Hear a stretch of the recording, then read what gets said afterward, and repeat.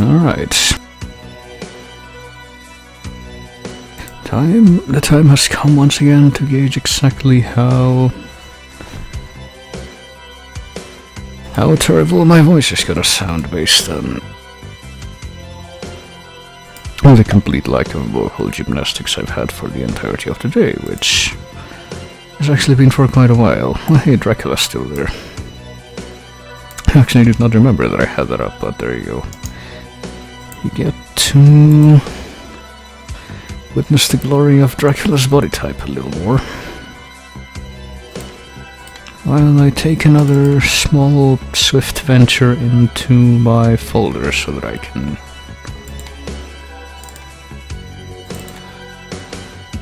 extract the appropriate logo for the occasion, which should be somewhere around here. I think this is it.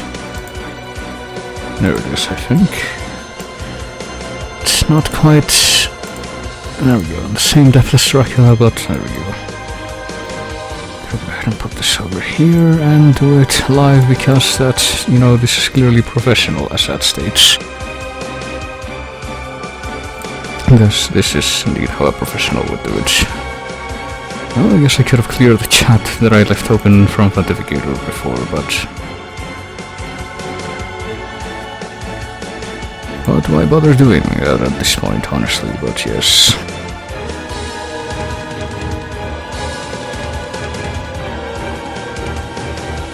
I will have been... well, that was an abrupt ending to that song, but... That's perfectly alright, because who needs it anymore, clearly, but... yeah. I feel like I should say something besides the obvious. Being, I'm going to be playing the video game today. It will be a very, very special video game. In the sense that it will be quite unlike any that I've dealt with as part of this marathon quite yet.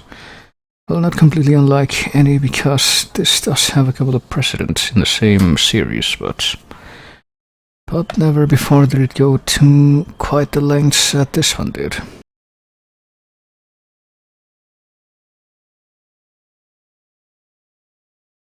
This one that I'm actually trying to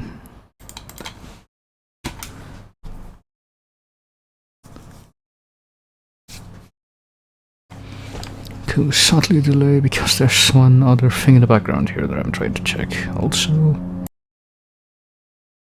I think Dracula's sending his fighter jet again to stop me from streaming this, so there it goes. Alright, I guess that was a false alarm, never mind.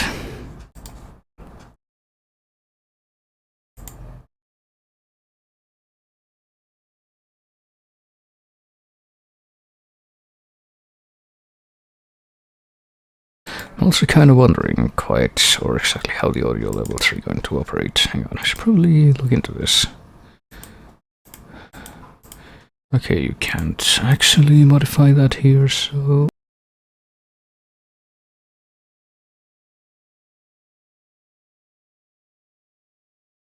So as with nearly every other one of these games that I've played, kind of have to assume that the sound is gonna be as loud as it can get, so there we go. Alright, I think I've delayed the inevitable long enough. It's time for me to, well, make a couple of, do a couple of things. First of all, to ensure that this is gonna work how it's supposed to. First, open that and then try to capture that. Oh yeah, baby, that sound. It's one of those things that tell you this thing is probably gonna be a thing that you will not regret having looked into, I believe. It's a good way to put it. But finally, the time has come to dive into Symphony of the Night, which is the sequel to the game I played yesterday, Rondo of Blood. As you can see, it's a game from 1997. Came out for the PlayStation, and there was a version, I believe, later that came out for the Sega Saturn, and many years later it was also released as part of a bonus in the Dracula X Chronicles, which was the remake of Rondo of Blood that they released overseas.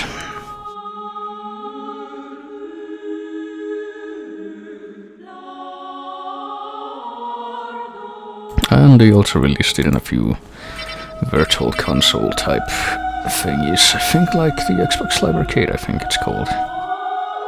But start off by being able to select our destiny here. Our destiny, which is entirely comprised of selecting or modifying a file or changing the name of a file, which I actually don't know if changes anything within the file once it's already been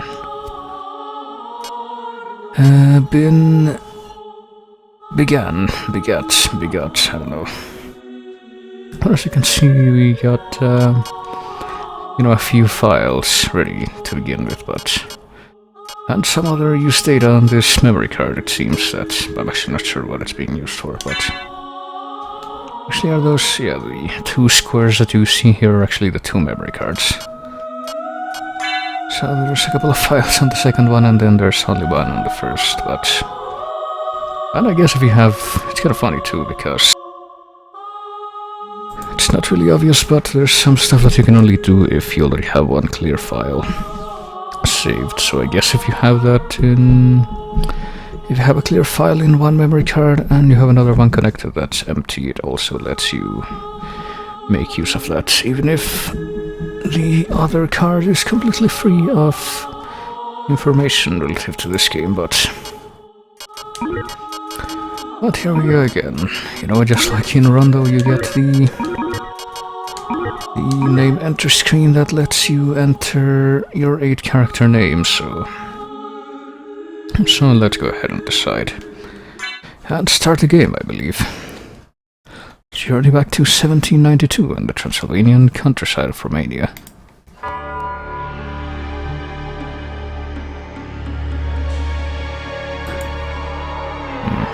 I think that's either mirrored or not rendered very well, the text in that map, but let us also witness this glorious early 90s CGI that is placed before us here. That, speaking of the CGI, if you recall the not Dracula X anything, just Castlevania Chronicles, which was the other Castlevania game for the PlayStation 1 that I already played, had like one CG cutscene that I think reused these assets for the 3D castle model.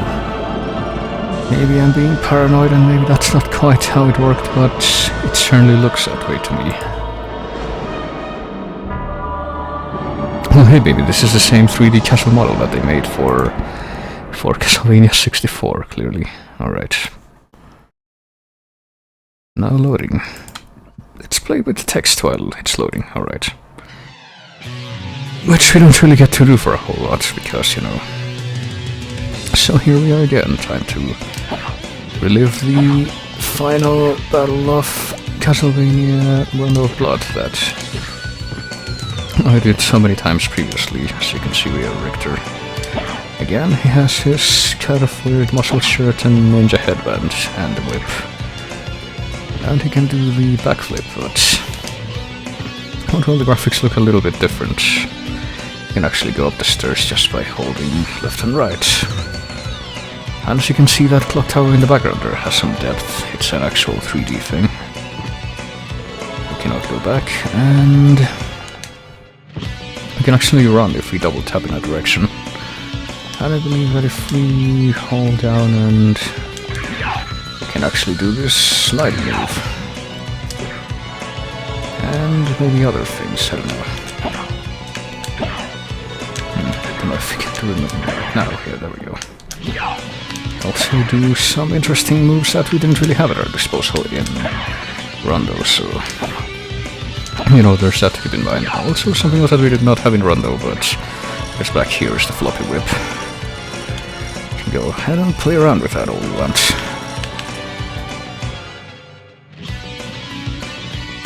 Also, notice that the music is just a little bit different. It's not quite the theme that played in before the final Dracula fight in Rondo of Blood, which was Poison Mind, or a remix thereof, but rather it's, you know, this kind of rocky music. And as you can see, we get a different version, I guess. This, you know, this precedent here, this is kind of a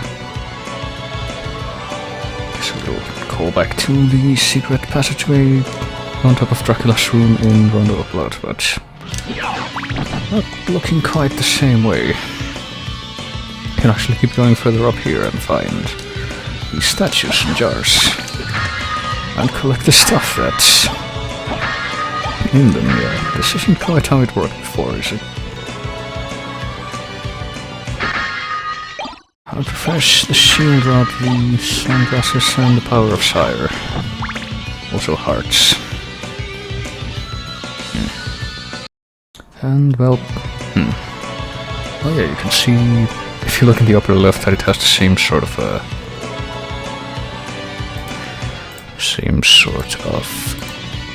live counter that it had in Rondo, even though typically you would have to pause the game to see that. But it's just kind of showing by default in this one. And if you do pause the game, then it actually interrupts the music, which it didn't do in Rondo, and then you see the push start message too on the pause. So I think we've delayed this enough. Let's go ahead and see. Let us replay, you know, that ever iconic confrontation that we've seen already before, and the very heartfelt message that came after the confrontation, or before in this version. Die, monster! You don't belong in this world! It was not by my hand that I'm once again given flesh. I was called here by humans who wish to pay me tribute. Tribute? You steal men's souls and make them your slaves. Perhaps the same could be said of all religions. Your words are as empty as your soul. Mankind ill needs a savior such as you. What is a man? A miserable little pile of secrets. But enough talk. Have at you! Alrighty then. So that's not quite how it happened before, or what was said. But I guess we must assume that's how it was, because, oh no. Because, you know, we just witnessed it right here. He saw it here first. And also you can see that Dracula has 2 health bars. Visible right from the beginning, which is also not quite how that worked before, but... But also the timing for trying to dodge the fireballs is actually kind of trickier. And before he didn't quite see anything while doing that meteor move.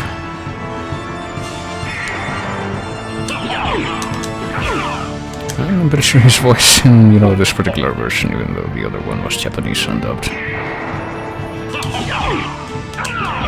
Kinda has that thing going where it's... Well, it doesn't really have that thing going anything, but it's just deeper. That's pretty much what you notice about it. And, well, he's still very, very jolly as to laughing heartily whenever he appears, but...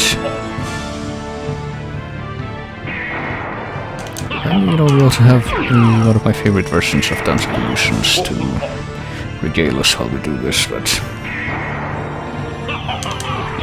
I don't think it went quite this slowly before.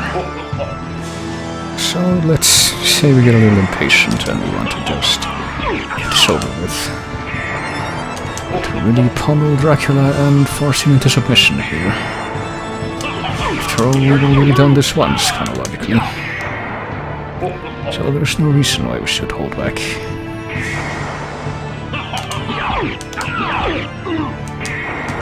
So we end up taking some hits as a result of that. Okay, this really tricky part. He's done with. Oh goodness. He's turn into the big demon form and oh goodness, but he also now takes damage in his shins, even though he only took damage in his head before. But it looks like he's got us on the ropes.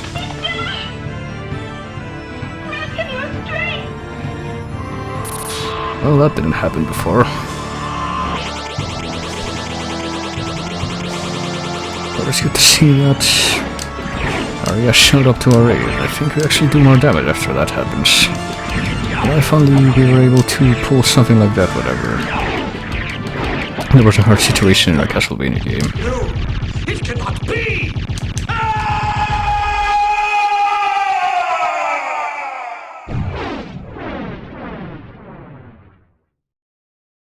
And then they walked away while the Saba played. That's how I remember the ending to that, but no. As it happens, it did not end there.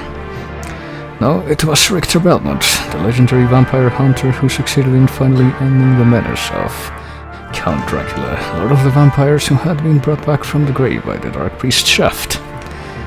You know, I hear some things about that guy. You might remember him, but one night 4 years later, under the glare of a full moon, Richter mysteriously vanished. With no idea where to begin her search, Maria Renard set out to look for him.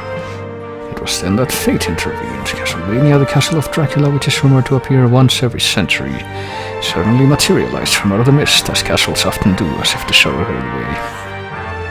Meanwhile, powerful forces were struggling for the soul of a man named Alucard, who we might remember from many games ago. The very same Alucard who had teamed up with Trevor Belmont to battle his immortal father, Count Vlad Tepes Dracula. In order to purge the world of his own cursed bloodline, he had submerged his vampiric powers and entered into what was supposed to be an eternal slumber, but now he woke up and aware of the evil. He is aware of the evil once again at work in his homeland, so the time has once again come for the forces of good and evil to engage in the ancient battle.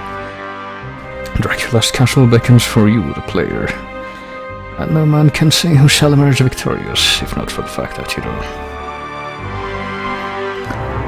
The only way to truly hollow is to put the controller down for good,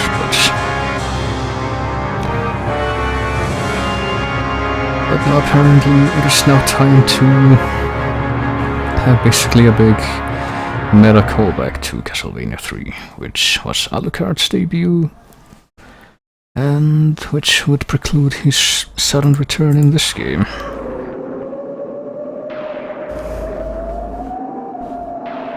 And sure enough, there he is. He can apparently run very quickly.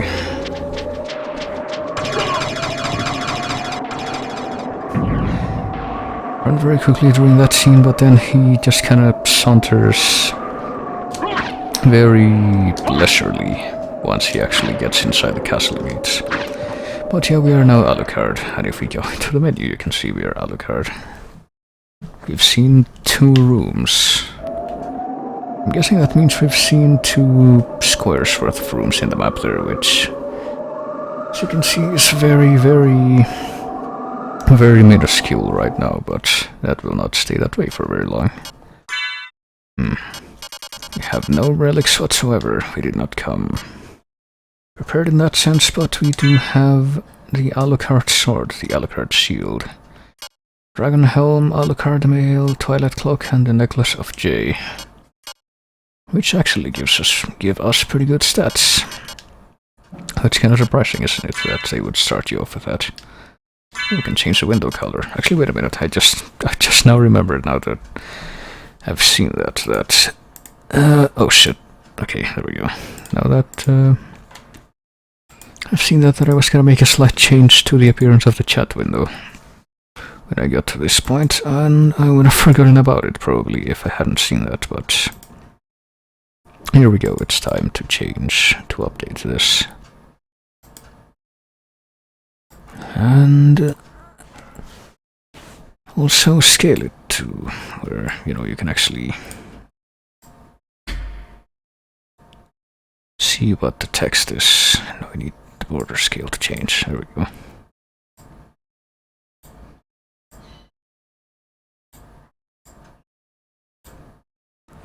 That should do it. I don't know, well, I do know what that border is supposed to be. It's from the main menu, but we can make it a little bit more red. Oh goodness. More green or more or less blue. Maybe I'll make it a little bit more kind of navy blue.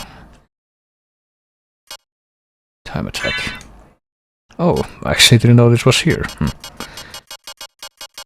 So you can track certain game events. I actually never found this, because I never actually went into the buttons or settings menu before, I don't think. Mono, no. Stereo, thank you very much. But yeah, we are all set to explore the castle now. As you can see, we got some warg wolves in the way, but at one swing from the sword that we brought with us, the Alucard sword, and they explode into a mess of fire.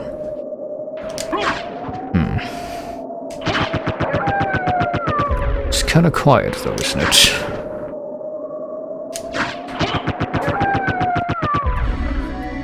Ah, that's more like it.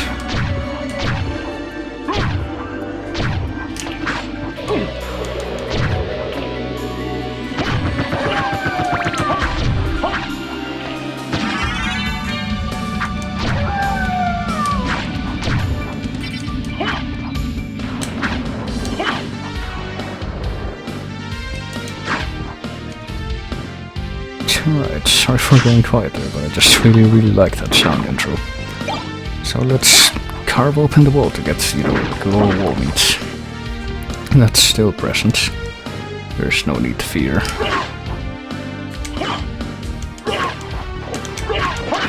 And I think this room right here is supposed to be like a little throwback to good old corridor that you see, I guess, part of level 1 in pretty much every Castlevania game that tries to follow the look of Castlevania 1, where you go down the stairs and you find this little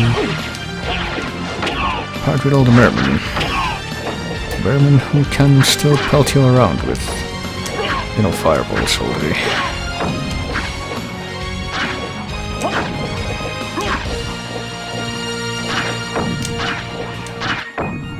And that will in fact keep coming infinitely, just like in the old version, but well, look out, because Alucard, being a vampire, is actually vulnerable to running water, and will actually take quite a beating if you fall in it. But that's quite alright, because, you know, Alucard, being a vampire, has a few tricks of his own as well. He can mimic his old man's moves, just like in that instance.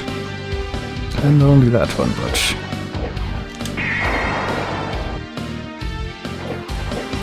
this one as well. Here's true power and whatnot. That's what you're supposed to shout when you use the Dark Meteor move.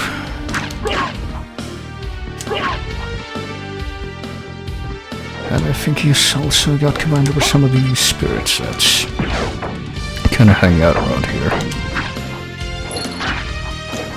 I think that when he's got this sword in hand, yeah, he can do this move that if you look at reviews for like, or I guess videos about continuity in the Netflix series, you will see the occasional reference to the fact that Alucard pretty much uses his teleportation move is supposed to be like this move.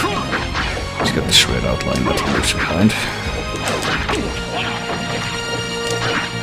So I think we've toyed around with the merman here long enough though. Let's keep going. Let me actually see how much MP I have, because that's important to keep track of. You know, we have magical powers, and the MP is actually represented by the blue bar up there in the top left. And when it fills up, you get this little blue outline around you that signifies that it's just filled up to max. So you know, everything's going just smoothly here. Just found a turkey in the wall. So clearly the rest of the castle will be no problem whatsoever.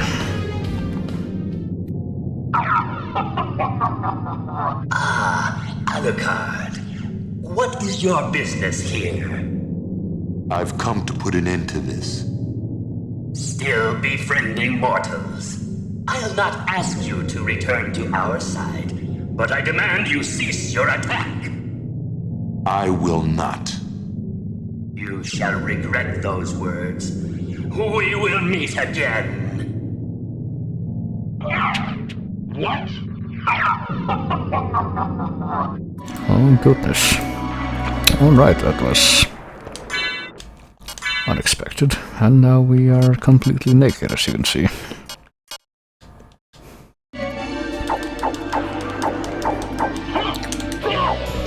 Now we can do these fancy punches and kicks, but don't know if it's quite gonna cut it.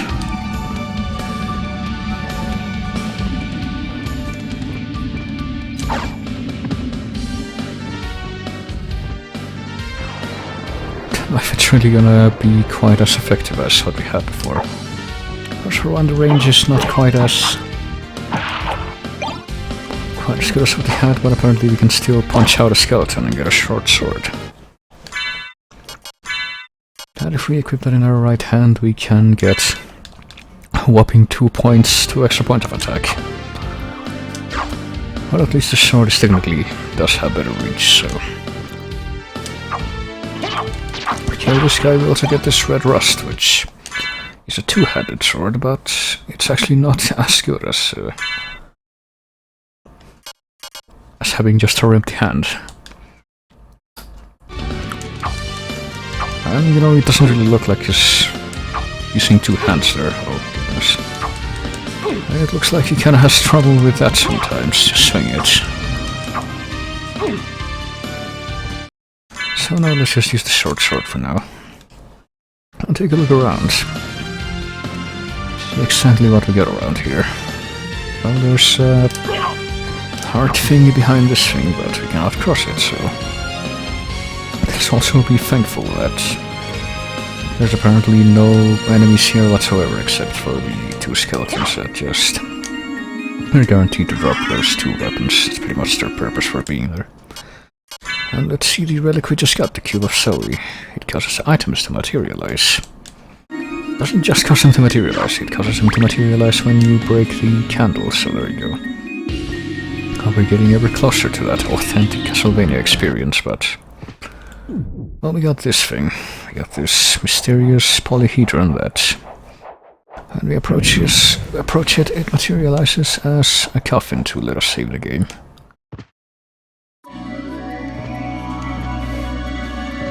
Also, it says we've been to... how many rooms? 34 here. So the rooms definitely refer to the... you know, the tiles on the map rather than the actual rooms. And here's a red door. I wonder where this could lead. It leads to a room telling you that it's gonna load from the CD pretty much, because actually heading off into an adventure in this new area, the Alchemy Laboratory. Which has a music that stuck with me as a kid, even though I didn't actually play this game until I was like in middle school. But when I was in primary school, I do remember that I watched my cousins play this. And this music kind of stuck with me. In a nostalgic way. And we know the switch made the spikes over there disappear. And it can make them appear again if you so like. So let's see this hide cuirass that we've just equipped. Increases our defense from nothing to something, isn't that great? Actually, well, let's say that maybe, just maybe, there's a ghost of a chance that we were able to... or might be able to recover something from that room where death just appeared and took all of our items away like a big meaty face. Also kinda noticed this, notice how when we attack these dudes, there's like a little blood splatter that happens. Or this little kind of squares of blood fly off their bodies.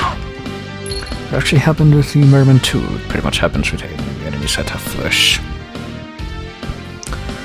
And we can actually use that to our advantage if we recall what Alucard's innate vampire powers are all about.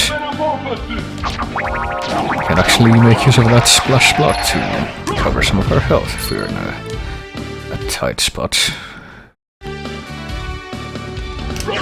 As also demonstrated by this red aura, which now surrounds Alucard.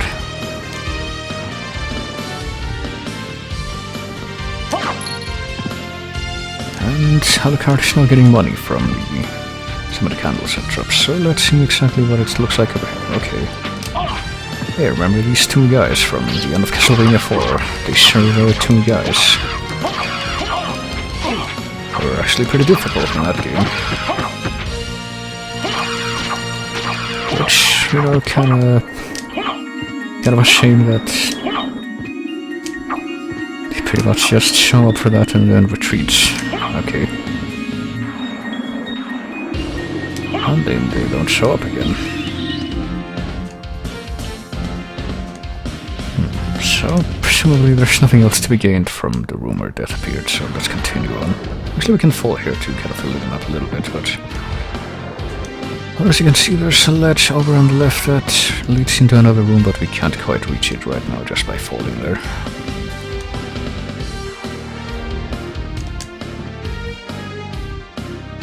So let's use our Dark Vampire Arts to gain some of the lost health that we got from that encounter. There we are. And by some I mean all of it, I guess. It sure is convenient. So let us strategically jump right under where the actual effective range for the enemy's swing weapon swing is. And notice too how the hearts that we're collecting actually fill up a separate heart counter thing. Even though we don't have anything that even closely resembles a sub-weapon quite yet.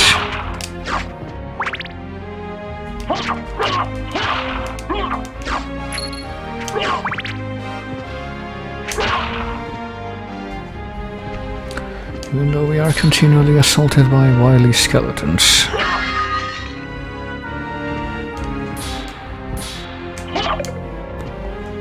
And these red skeletons that have their sprites reused from Castlevania Chronicles, and you know, all these other enemies that have their sprite reused from Rondo. And a leather shield. Let's put that to our left hand now. Which has low defense, but it does raise our defense at least. It does have that capacity. And there we go, let's raise our vitality, and then we will truly be able to tank this. Oh, there's a save room here. Actually, I forgot this was here. Actually, I should probably bring up the thing that I have. Help me keep track of all the items in that you can just pick up in the castle. Probably should have done this a while ago. It's kind of an oops moment that I did not remember to do that, even though it did cross my mind, but I just completely blanked on it until now. Here it is. Oops. Here. Open that in Paint, please. If you would even, you know, let me modify it at all. It's been about 10 seconds since I right-clicked on it, and the loading circle is still there. Windows, please.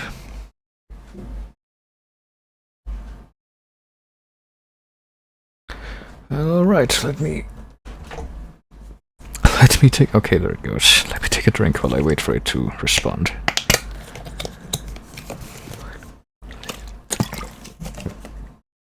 Alright, there we go. So here's the thing. And where am I? There I am. Maybe. No, I'm here. So, what did I get? Okay, here I am. I got the leather shield. Let me see. I guess I gotta use the roast, the brush. I got the pot roast. I got the turkey. I got the cube of soy. And I got the hide cuirass and the leather shield. There's a few more things we can find, but we'll keep it at that for now. So let us get back into the fray now.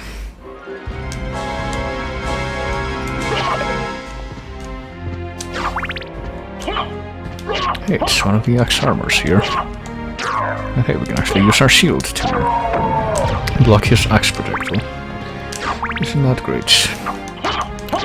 that's pretty much what the shields are mostly for in this game, the ones that are actually for protection at least.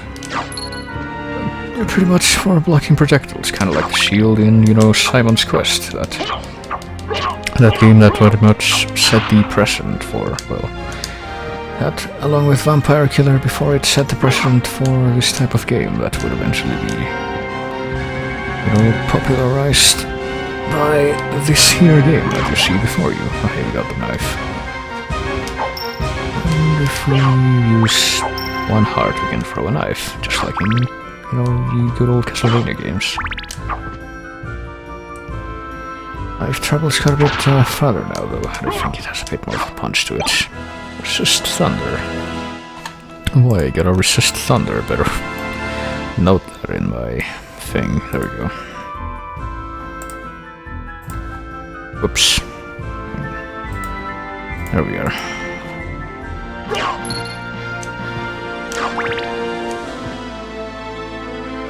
And, well, here's a new thing. It's called a spittle bone, if I recall. And you can see what it does. I think those drops that it drops actually poison you, so I sure don't want anything to do with that. So, how does it feel to know that you can't actually do anything to me, Mr. Axe Guy? Well, sucks, surely. As you can see, my stamina is unlimited. Shield has the greatest stability of all, you see. Oh no, he actually caught me in the jape. But not for long, as you saw. So let's be very, very wily and solve the puzzle here, where we raise the spikes that somehow raise the box above it. I guess it must be a light box. Or maybe they're just very sturdy spikes, but now we can get over here.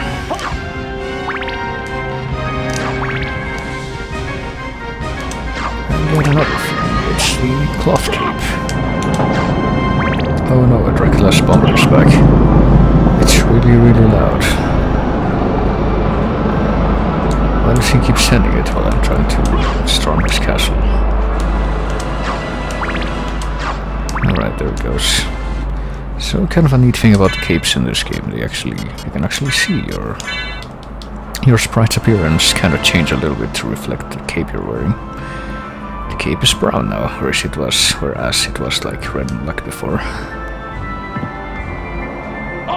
Oh.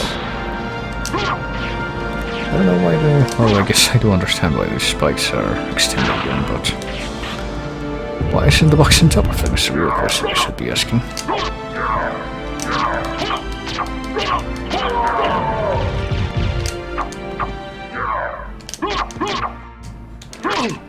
Oh goodness. Alright, there we go. Best in the horrifying challenge of the axe armors. And now we continue on along this corridor. Oh yeah. With the spittle bones that, you know, take more hits than I care for, so... Now let's get into this save room and save while I discreetly go over here to write down the fact that I got the cloth cape. Or note that fact at least, not really write it down, more like mark it.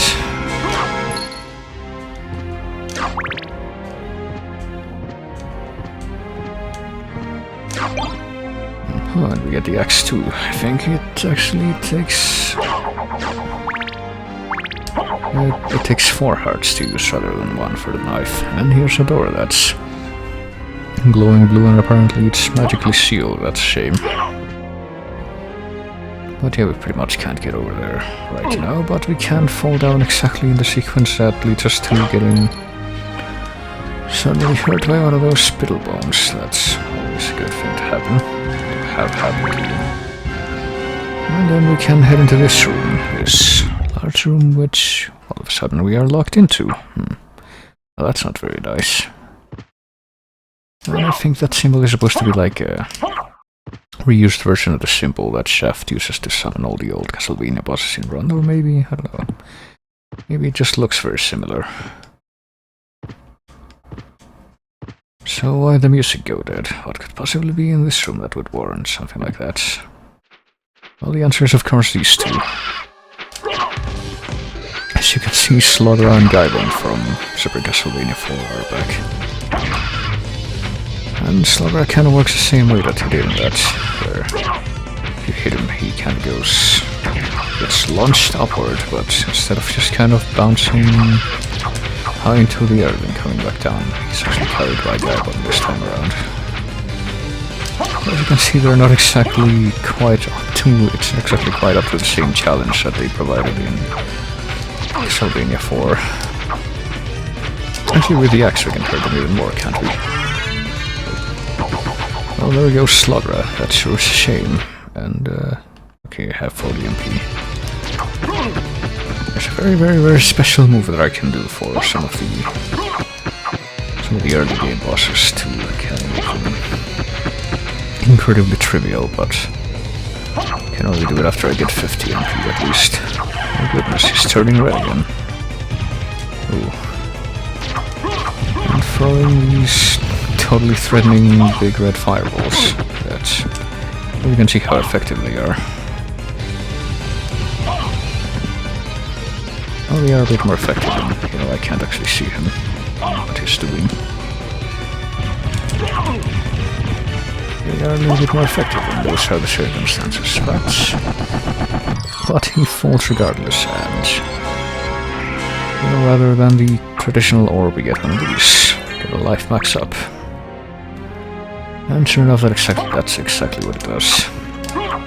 It raises our maximum HP by like 10 points or so, and we can continue on our merry way now. So let's show us challenge.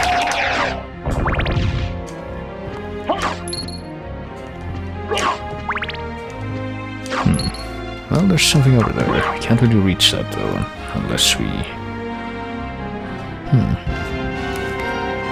Unless we're able to get high enough that we can reach the upper right corner of the room where the bosses were. Those were bosses. Surprisingly enough, I guess you could say.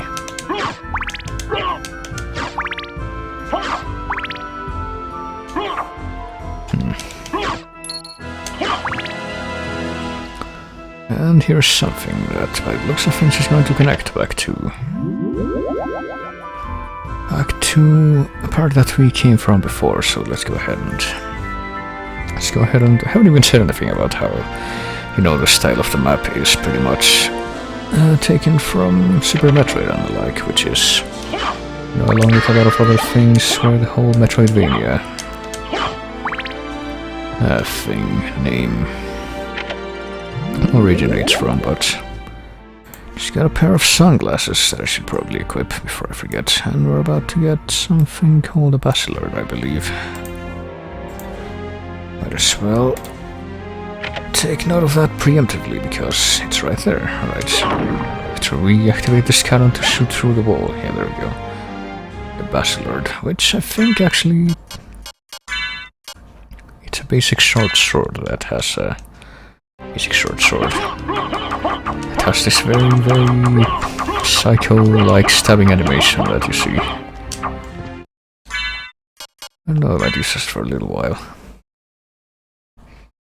Apparently the cool-looking sunglasses, they lower our intelligence by 1 point, but they do raise our defense, so I guess we can make that sacrifice for now.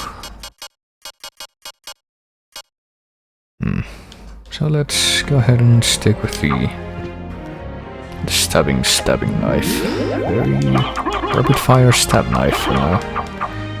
The description says it's a short sword, but I don't know about that. How short can a short sword be and still be a sword? Rather than a knife, I wondered.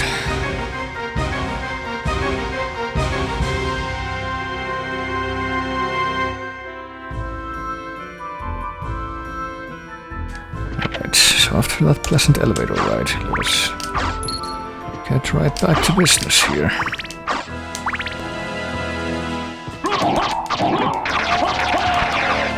Timing is pretty effective. Yeah, I think we'll go ahead and stick with that for now. And go ahead and save one more time.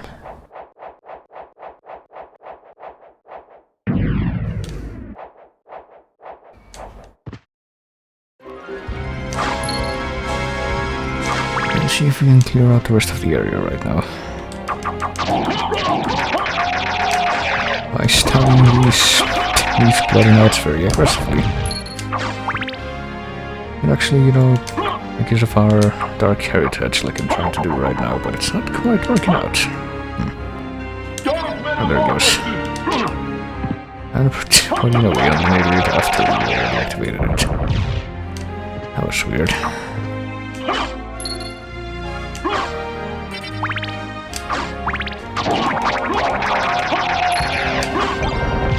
Here we got the Ricochet Rock. And you can see where it gets a name, but I don't know, I don't think it's quite as good as the... You know, some of the other sub-weapons in this game. I was gonna say the Axe, but pretty much one I have in mind that is gonna be an asset for some of these early parts of the game, so... Pretty much gonna trade out my Axe for it as soon as I find it, which should be very soon from what I recall. Now this, you know, this short sword, it's actually great. But we did just get a potion, I believe we're here. We are, in fact, there. Okay. Gotta make note of every single item that we captain, you know. We can also get salt, I think. It's pretty much the only game where you get salt as a salt weapon.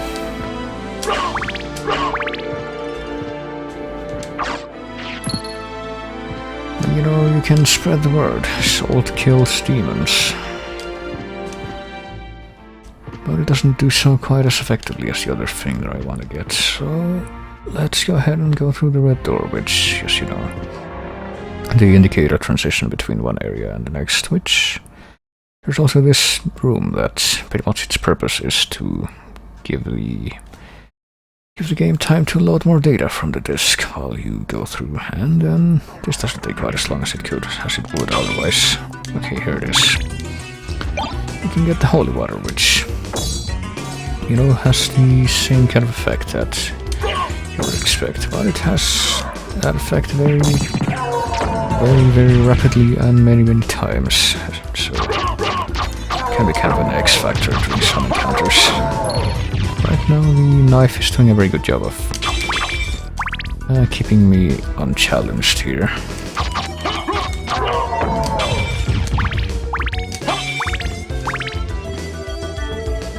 So let us continue through this marble gallery of pretty funky sounds.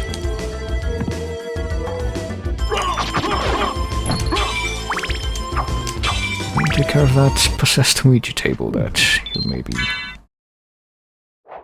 Well, I don't know if it's supposed to be a Ouija table. I think that's just like a... classed as a not doppelganger, poltergeist type enemy.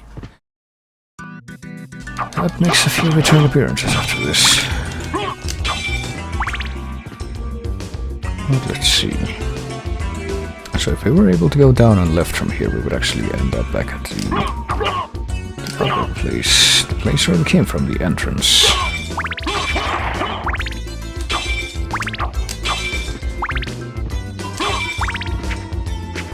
So let's try and deal with these skeletons out. As you can see, what they do is throw the ribs, and well, at least these only kind of travel in one direction in a straight line, and they don't rebound or anything. Which means that these are among the technically least annoying types of those enemies that we can encounter. We'll see much worse variations of these guys later on. But at least they are still good enough that we can level up on them.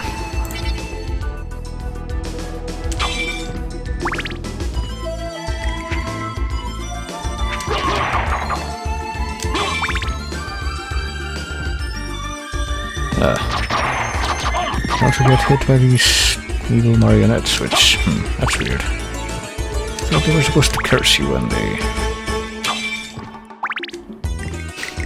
touch you. I guess they don't in this version, which is kind of weird because this is where they debut. What their debut is. You see them for the first time here, oh boy. And, you know, you can actually hear them laughing. I think there might actually be a reference to the dolls from the Tower of Dolls in Castlevania Chronicles, but I don't know. Oh, we got another relic down here, the Spirit Orb. Spirit Orb, which shows enemy damage, so actually gives you a number for how much damage you do to the enemies at a time, I guess, is what that is trying to say. I still don't have 50 MP. And I'm level 7.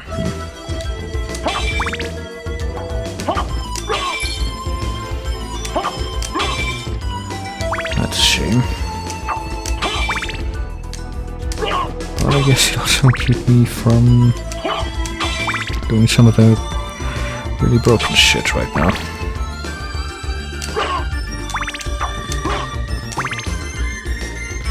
So we head down here where the fancy corridor is.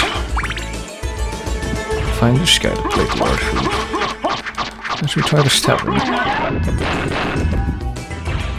don't quite manage to stab him fast enough or he actually dies before we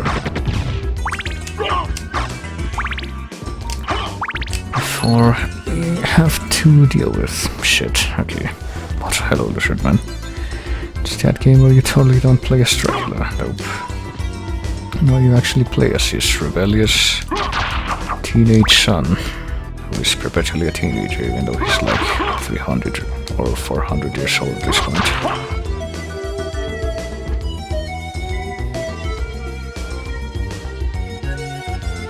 So hang on a minute, I need to click on stuff. There we go. Oh no. Let us fight the ghost here, which make that kind of dog whine, dog howl noise when they die, even though I don't know what they're even supposed to be based on the very little head and torso appearance that they have. And I think this is actually the only place in the game where the ghosts appear in this game. It's kind of weird. Now I want to keep my holy water, and I think you're about to see why. It's one of the best examples for why you want the holy water in the early game. Here's this guy. His name is Malachi, I think. And he basically has a lot of health, but you can do away with him very quickly if hit him with holy water. But he can pretty much fuck you up very, very fast if you are not careful around him. When you're only a puny level 8 Alucard as I am right now. There's still no... Okay, I have 50 MP now. I can use up all my MP doing a very, very special move now. But hey, this leads back to the entrance here, as you can see. We get a shield potion. Shield potion, there it is. And I believe we also get, well, we unlock that little shortcut, but if we only get in that room, we could get something else as well, but I don't know if we can do that right now. Something tells me that we cannot actually do that.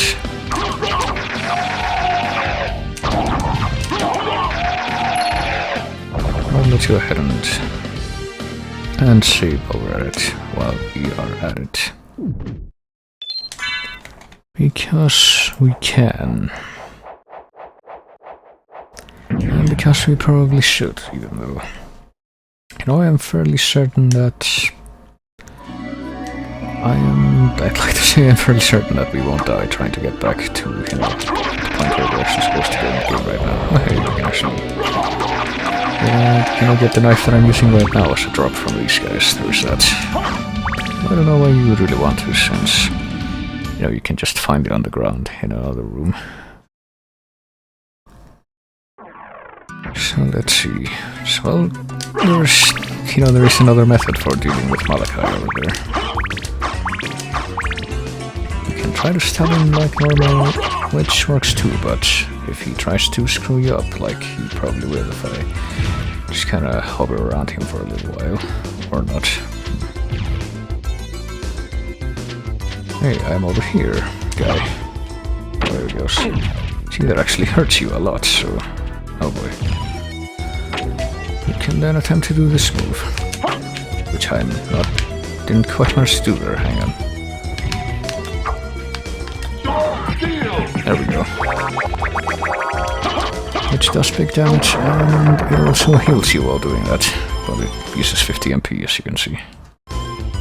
Which is why I couldn't really have done it before.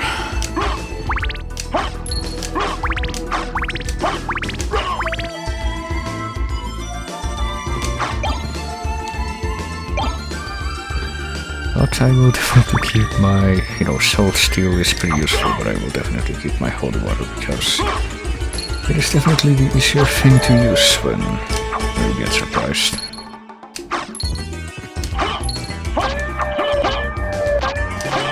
Let's keep stabbing these ghosts in the face to get them out of our way, and you'll wrap it up here as we... oh boy. Ow. We get assaulted by these horrible skeleton boomerangs, which are actually pretty terrible to deal with if you're not able to surprise them before they wake up. Kind of wake up, I don't know. Trying to do the Soul Steel thing again, but... thank you very much. There we go. See, the funny thing is, I wasn't even sure if I had enough MP to do that. Kinda wanna try the Hellfire move too. That takes 15 MP, alright, I do have enough for that. So we'll take care of this guy without... there we go. Putting myself at risk too much.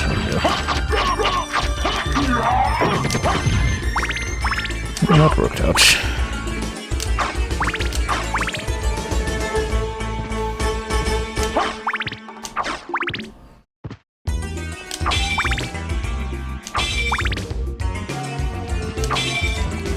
Funny thing about the spells here that you get in the game. It's pretty much, I think, the only Metroidvania where you get moves like this that you kind of have innately, like right from the start of the game, and that you can do as long as you have enough MP. But the game never actually tells you what the combinations are for doing those moves, except you can buy like hint cards at the library later that tell you what some of the combinations are. I don't know if it's partially or completely, but I don't know if that applies for every one of these moves. Once you do them successfully, at least once, they do get written down in your spells list here, but I think for some of them, you pretty much have to look it up in like a, cheats magazine or something. And there we go, I can do another one now called Treasure Spirit, which summons 4 of those little flying spirits at once instead of just one.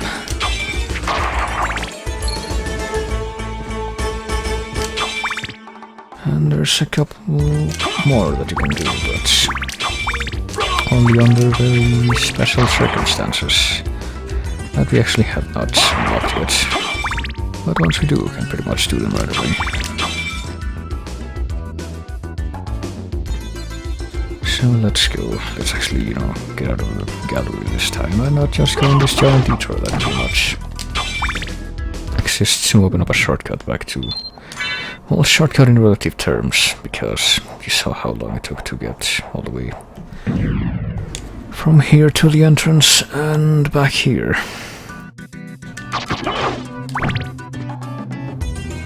So now let's actually get out of here now and to the next place where we're actually supposed to go. Boy, it's a Fleeman. Fleeman which at least are very easy to deal with now compared to pretty much every other Castlevania appearance that we've seen. Actually, I get a relic from the... hang on a minute. Got a relic from the place that I've just gone. Shield potion is there, I got the spirit orb, that was it. Might as well just note that while I'm at it, alright. And continue on, where I think we will have a special encounter here. Wait a moment. You seem human, and yet, what do you here? I've come to destroy this castle. Then we have the same purpose. I'll trust you for now. I'm Maria. Who are you? Alucard. Not the talkative type, I can see. Well, perhaps we'll meet again, if you live that long. Farewell. if you live that long. Oh hey, the thing actually disappeared. Instead of... Typically when you finish that conversation, I think it actually... gets in the way again instead of getting out of the way, but... Don't think you can even get up there yet, so it doesn't matter. So yeah, that was Maria. That was the lolly in the pink dress from the previous game. She's grown up. She looks like that now. Well, it has been like 5 years, so I guess I can't even remember how old she's supposed to be from one appearance to the other. But yeah, that's someone else that's here now.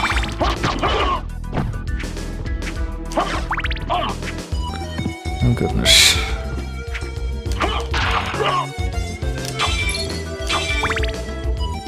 So I shouldn't wonder what all these other encounters we have will lead to in the end.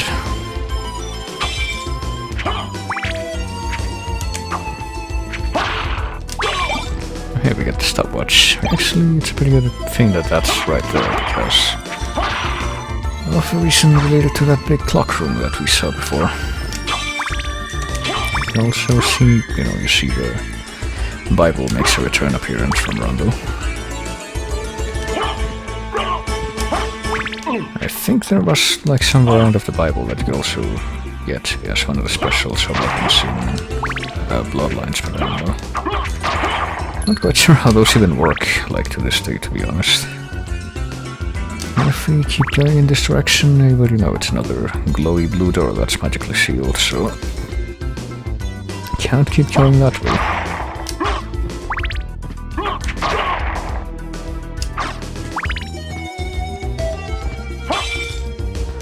Let's go down here instead, which is just a dead end with one of those poltergeist tables, and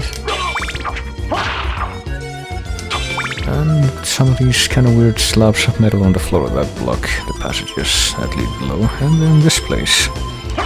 It's a very long marble corridor with that big eyeball staring at you from the outside in the distance there.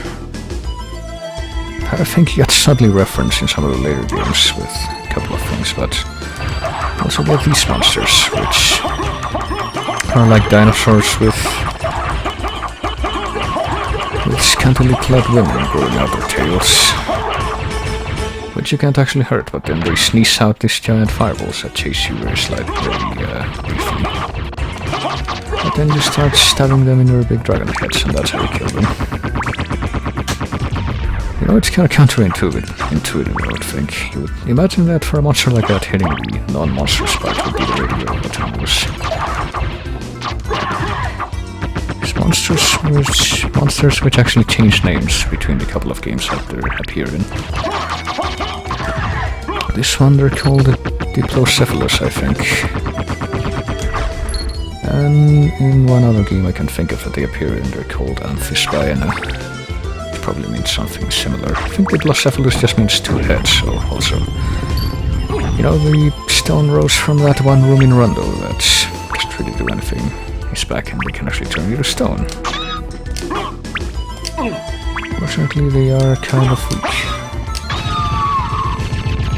They also do that weird kind of high-pitched wail when they get hurt. I don't know what's up with that.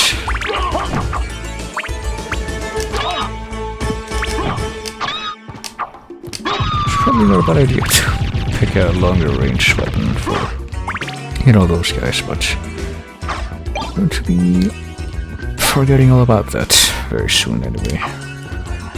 Because hey, we've reached the end of this area.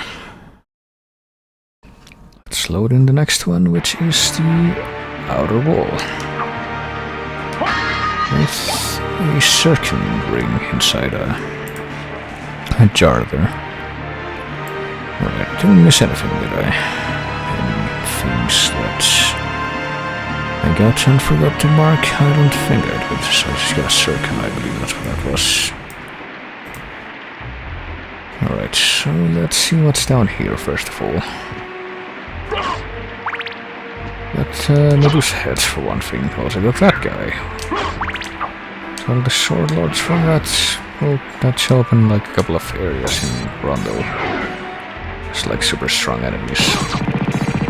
He kind of is too right now for the early game, but you know, if you use my favorite thing, the holy water, you can actually make short work of him regardless.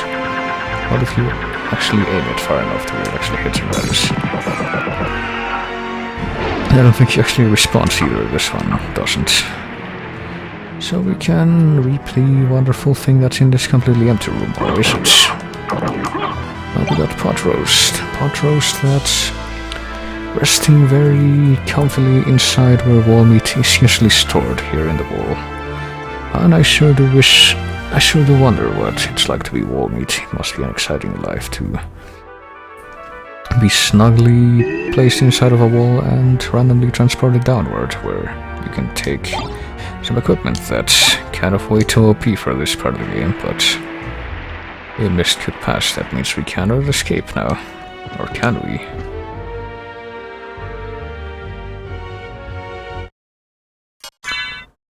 Well, let's see.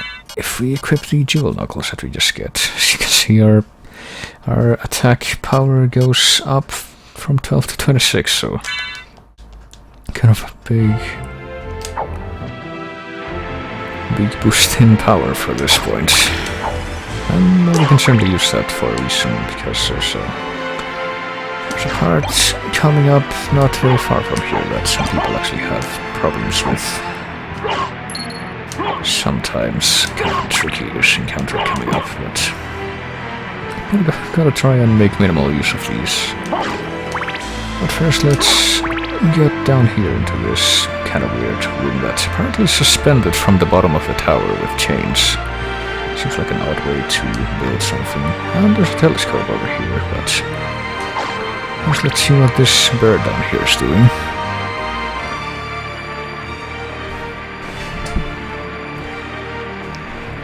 Just hanging out in the nest, but is he gonna keep doing that, or okay, no. Well, there he goes. Isn't that nice? So let's use the telescope here. Let's see what is going on all the way over there. Hey, it's a boatman from Runner of Blood. And apparently some very big fish that show up near him.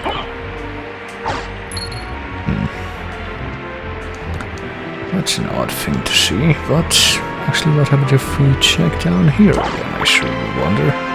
Hey, it's that bird again.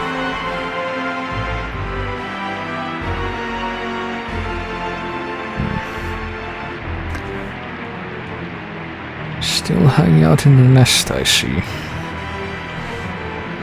Apparently not really doing much of anything else, but oh. Well, apparently it is different now, because it actually laid eggs this time. That was awfully quick. And now there's eggs in the nest. And the eggs are still in the nest there. And it's coming back. Oh boy. Well, I sure do wonder where this is going.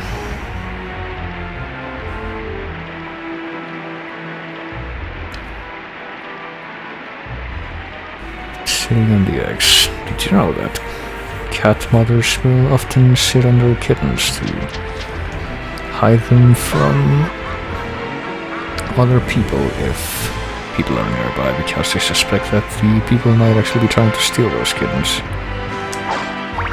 I wonder how similar that is to, you know, the birds sitting on their eggs, even though I think that's just to provide warmth to them, but I see we got hosted by Apesmeister. Thank you for that host, if you are there, which I assume you are.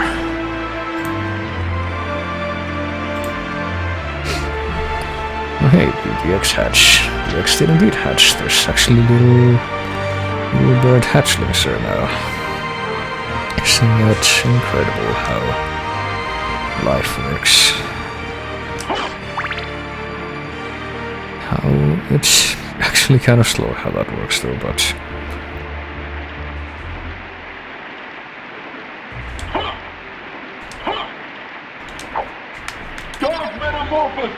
whoops. I wasn't trying to do that, though. I was trying to do the other thing. Just can't see how that would look. Okay, the birds have not really changed. But surely they will if we keep showering them with attention. Yeah, I did turn to a glow boy, but that's not what I was trying to do. I was trying to do that, which, okay, that doesn't do anything. I guess the birds are spared our wrath for now.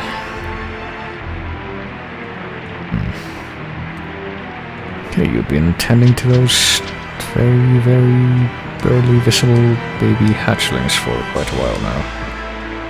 Wonder when that will change. Oh, hey, they're actually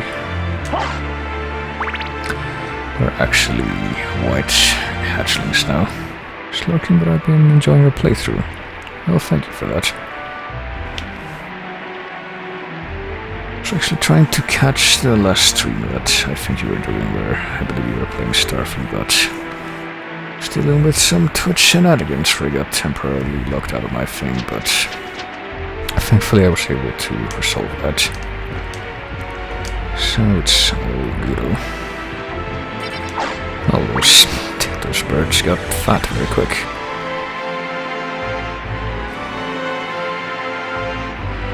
And the big mother bird didn't even step in the nest this time. And now oh hey, they're actually full-sized birds now. That was very quick. So we've gone through the entire cycle of the birds, and now they left the nest. I think the cycle of life is now complete. And another one of those birds is coming back, so now the cycle resets. So yeah, just seen the entire life cycle of the unspecified white bird for about 10 minutes. Apparently that's how long it takes to complete. That boatman is having a really hard time getting out of there. Alright, let's actually continue on now.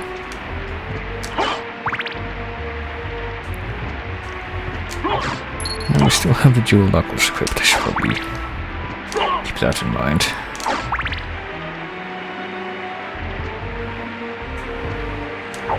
That's not the boatman anymore, it's boatman's son. Yeah, I guess it must be.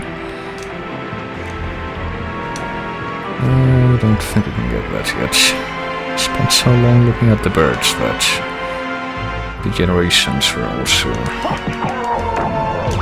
give it a chance to continue. Alright, so as you can see, we can punch very quickly with very high damage with the dual knuckles, which is well, they're kind of broken, but I'm going to go ahead and try and, you know, accept the challenge of doing this part without the...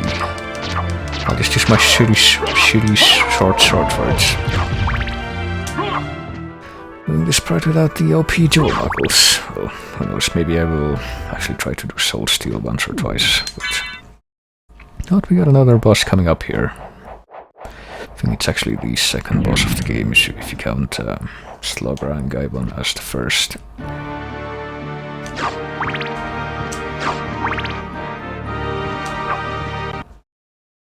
And much like before, we suddenly get locked into this room that we've just walked into. This room that has a weird kind of facsimile of the Aztec Sunstone.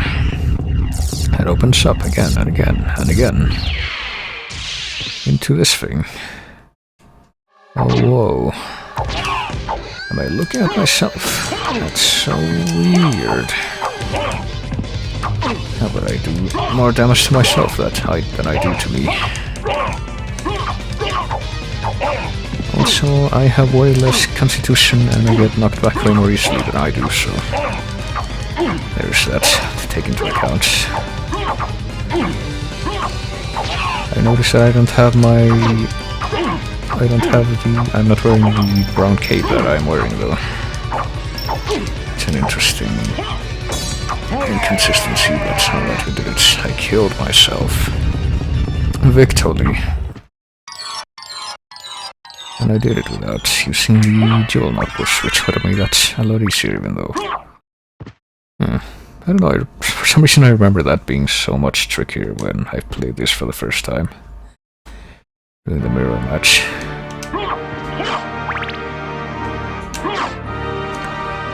Well, the doppelganger can bust out a few moves that are actually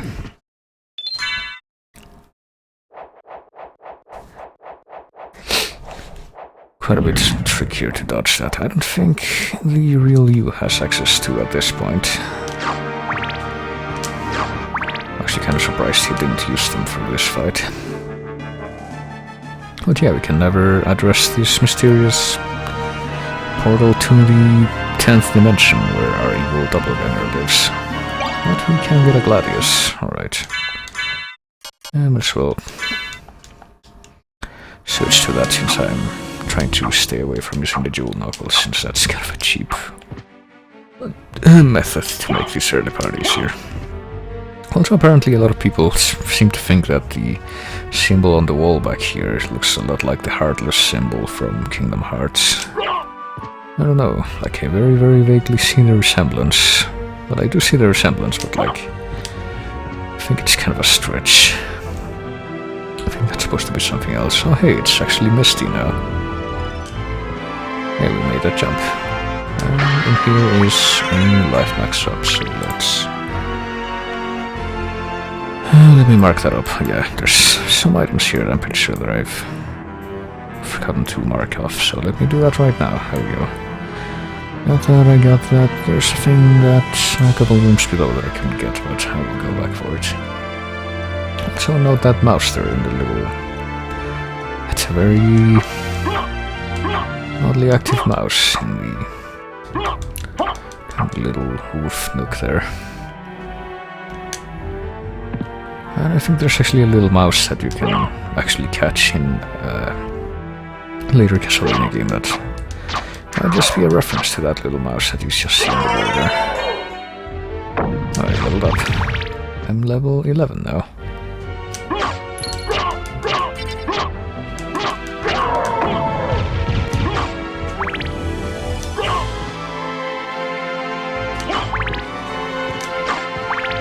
So, you know, the reason we have to deal with the doppelganger here is because we pretty much have to pass through these rooms to actually get higher up the tower, because we can't... Well, there is technically a way to circumvent that, but we can't think of that right now because we cannot fly or jump very high, so... Surely that will stay that way forever and ever. It's not like, you know, vampires are known for being able to make use of abilities like that or anything. Oh hey, it's the Donkey Kong skeleton again. And these fuckers, I still don't like them, even though they're a lot easier to deal with than they are in the, you know, the arcadey Richter games. And there's that skeleton, and here are the shooting skeletons from... Look at all these reused enemies from Rondo. Okay, and there's something that back there that we want, but as you can see, the gates to the elevator are closed right now, so what can we do about that? Oh boy, it's Golden Medusa heads, and it's another reused enemy from Rondo. It's the Victory Armor or Sword Lord or oh fuck. Apparently he refuses to turn around, so if we get stuck on this side, we're kinda screwed. Hang on. There might be hope. There we go. Yay, I was saved by that move. I actually forgot that that guy pretty much refuses to turn around. I thought he would. But we got this thing right here. This lever attached to this big kind of engine-looking thing, and if we fiddle with it enough, we can activate the elevator. And there is, however, this thing on the ledge that I don't think we can quite... Well, I think we should be able to reach that if we finagle the jump well enough, but there is an easier way that we can actually do right now. Now that we've actually activated the elevator, we can... well, okay, it does come up here. We can get through here and collect this thing. The Soul of the Wolf. So what does the Soul of the Wolf do exactly? You can transform into the wolf. You know, if you've read Bram Stoker's famous novel Dracula, you'll know that vampires are traditionally known to have 3 alternative forms other than humanoid. They can turn into mist, a bat, or a wolf. So you might be wondering about that mist could pass message from the building earlier, but right now we can turn into the wolf by pressing R2.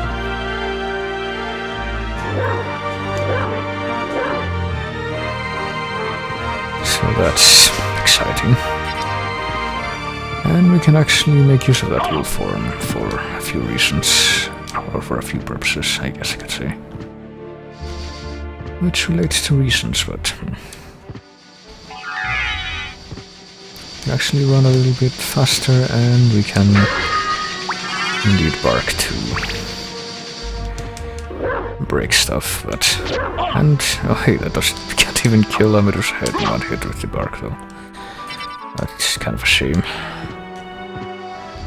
If we double tap with the wolf, we can also run fast, which is how we can get into that little nook over there more easily then.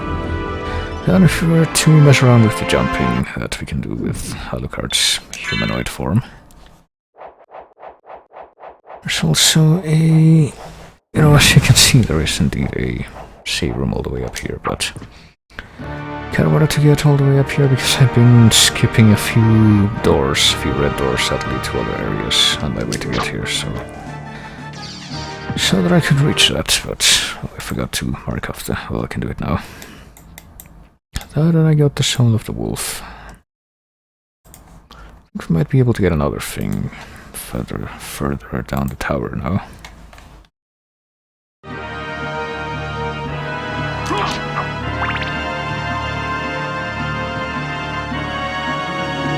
First, I think we want to go into this door over here, which is the middle one, which leads to this strange-looking room with the weird statues with the scorpion at the top, and the statues are actually completely naked there. And it leads to one with a horse head instead. And if we get out here... the place we end up is actually this place in the entrance. Now we can get another heart max up and hit the switch to lower this thing, which as you can see doesn't quite have the hit detection you could have expected. So let me go ahead and mark out the fact that I got this.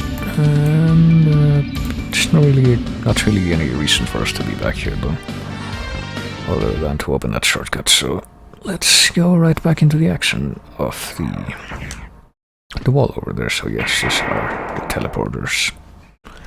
Teleporters, which I think is pretty much something that this game introduced for Metroidvania-style games. Because I don't think you get any teleporters in, like, Metroid, for example. You pretty much only get shortcuts and such. But not really any sort of designated fast travel system, so... well, now that we've discovered that, let's go this way. Go into this door down here. Actually, let's use the wolf form, because there's another little special move that you can do with the wolf. That I'm failing to do right now, apparently. Can you do it right now, or do you need something else? I guess maybe you can't. Never mind. And here's the long library, which has one of the best musical scores in the game, called Wood Carving Partita. Sounds very, very Baroque, as you can see. One of the most Bach-like pieces in the whole series, I would say. Much harpsichord. I'll get a hide caress as I drop from one of those Delahans, I think. Delahans that are pretty much... you might recall seeing them in the final level of Super Castlevania 4. It's pretty much this sprite is pretty much a reworked version of that sprite, which was also a reworked version of a sprite from Castlevania 3, I think. Come to think of it. They showed up in the Haunted Ship level, I think. Everything is connected, basically. There's a bronze cuirass here. Is that better than the hide cuirass that I had equipped? Probably is. Oh, we can also get the mirror cuirass, which makes us immune to... I guess we'll use that. Makes us immune to getting petrified. It also equips Circon, which is a sparkling ring that's saleable. Not sellable, it's saleable. Doesn't really do anything for us, though. And I think that's pretty much her. Good loadout for now. Oh.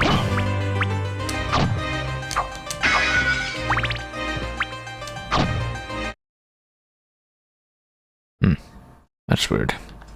For a minute there, I could have sworn I heard some obnoxious, loud party sounds outside. Why would anyone dare to interrupt this beautiful music with that racket? I have to wonder.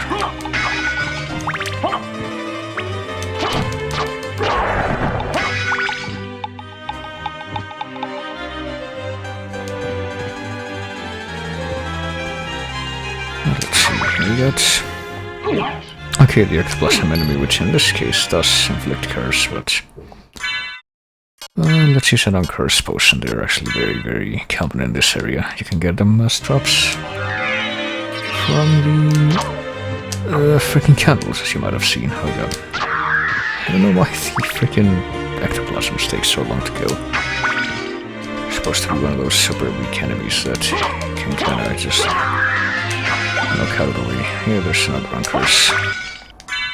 Let's equip the shield again. Probably a good idea to do that right now. Something that's very unfortunate about this game, though, is that you'll probably notice if you play it for long enough, is that it doesn't really have any proper inventory sorting system. Everything just kind of gets jumbled up in there, but... Oh no, the bugs are attacking us now.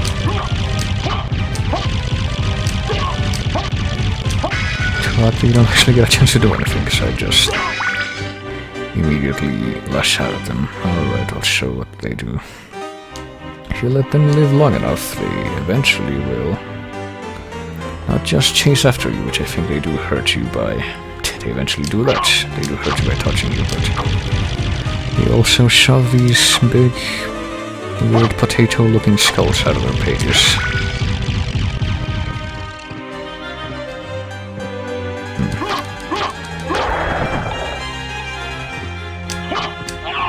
Okay, they barely do any damage if they do touch you, though. They just touch you. So that's good, at least.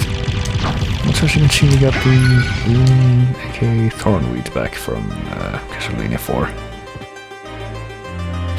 I don't think they were in Rondo, though, come to think of it, but they're pretty much a mainstay in a lot of the Metroidvanias, but I get more books here that actually do more damage. These are actually weapon stones. Tome of Arms, I think they're called. But the reason they're all clustered up in here is because they're guarding this. The Fairy Scroll. The Fairy Scroll, which we can turn on at will. It's actually... Actually, never mind. Displays enemy's name.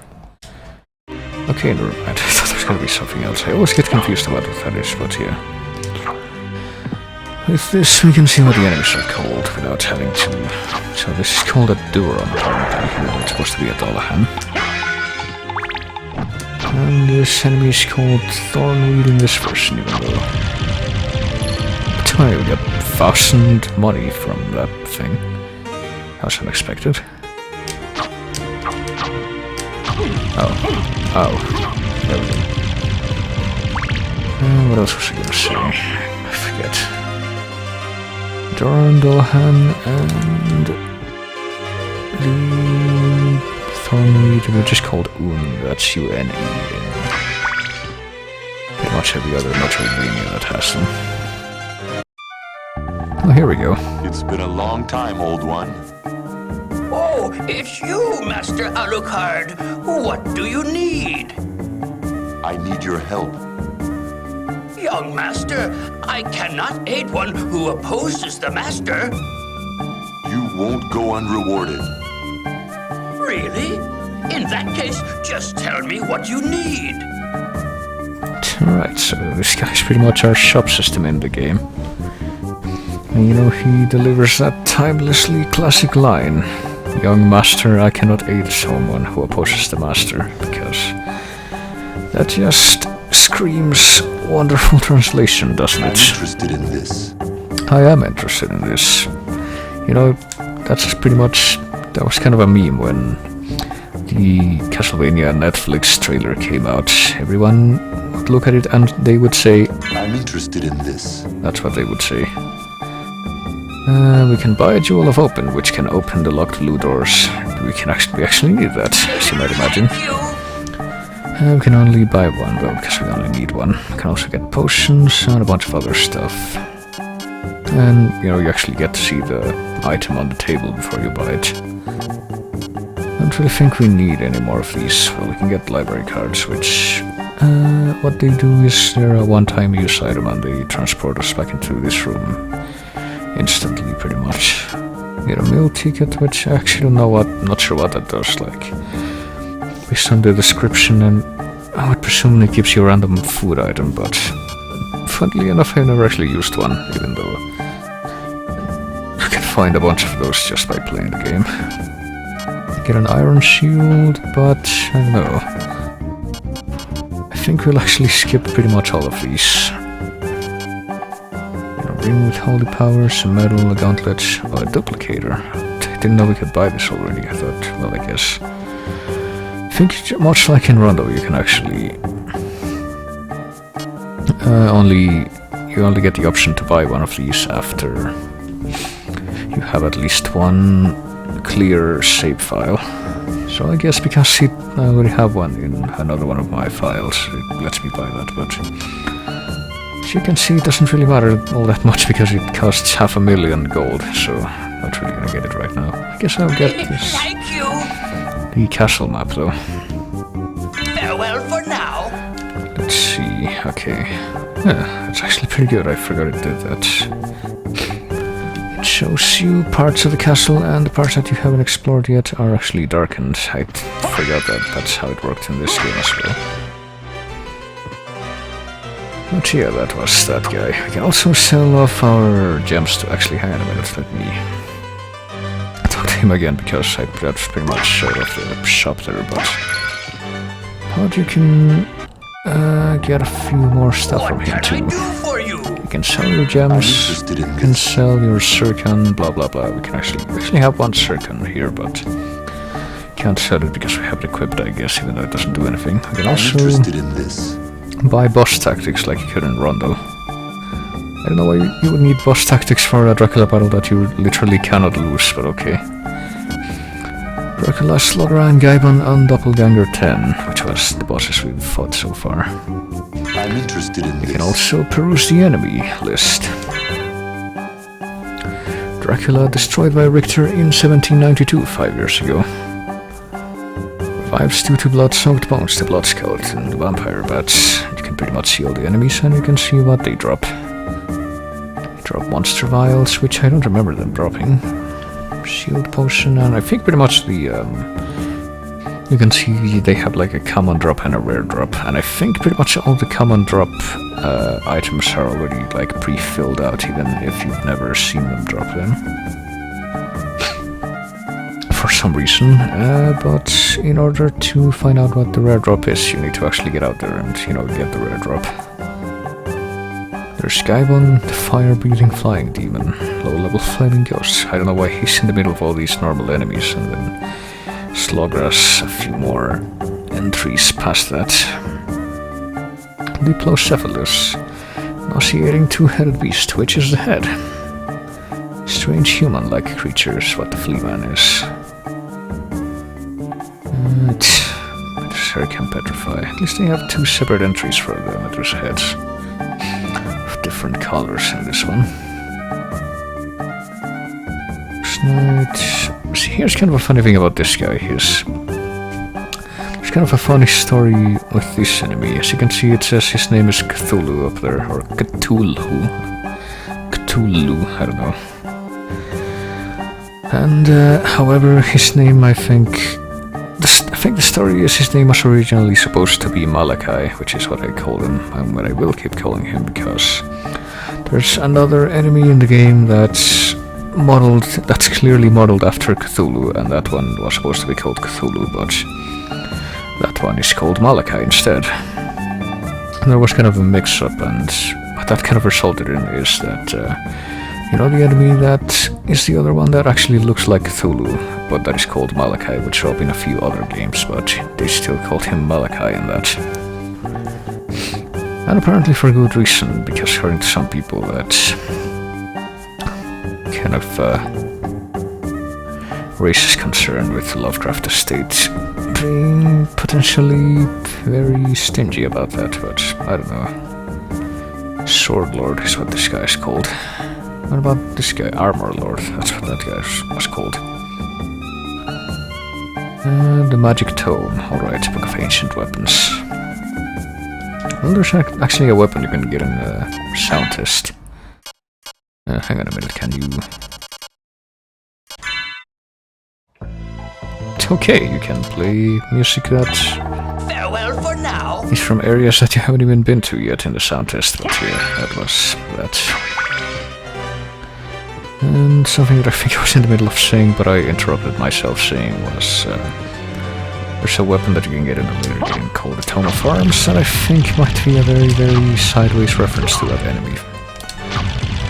You know, the enemy where you actually... Oh.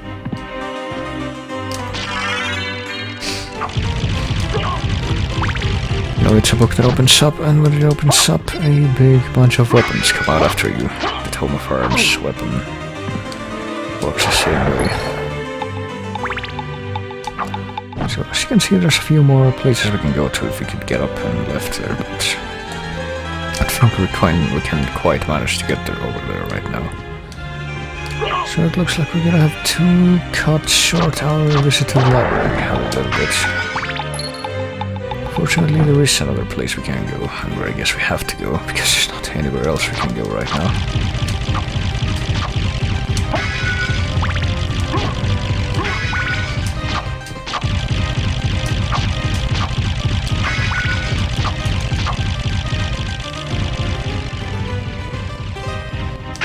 So let's see if we can get past the Pentablossoms without getting cursed, because, you know, as you can see, cursed, what the curse status effect does in this game, it pretty much stops you from attacking. I think you might still be able to use magic though, I don't know. Yeah, there we go.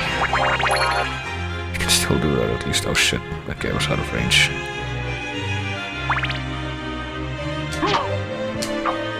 I'll just leave him alone. So I didn't even find a saber or anything in here, even though there is supposed to be at least one, from what I remember.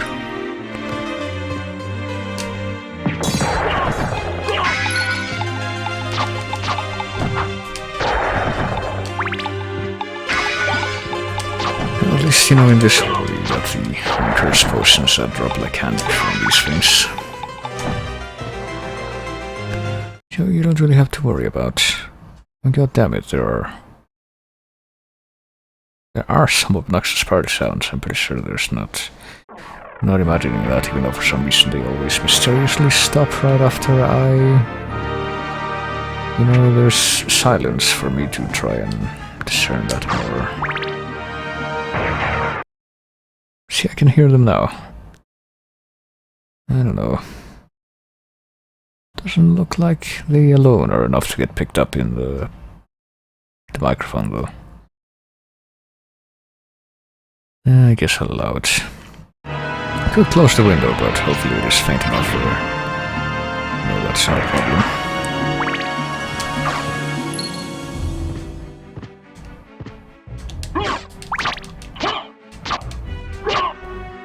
You know, let's play a game. Let's try and figure out how many times I have to hit this guy with a sword to kill him. Oh, there we go. That was actually less than I was expecting, to be quite frank with you.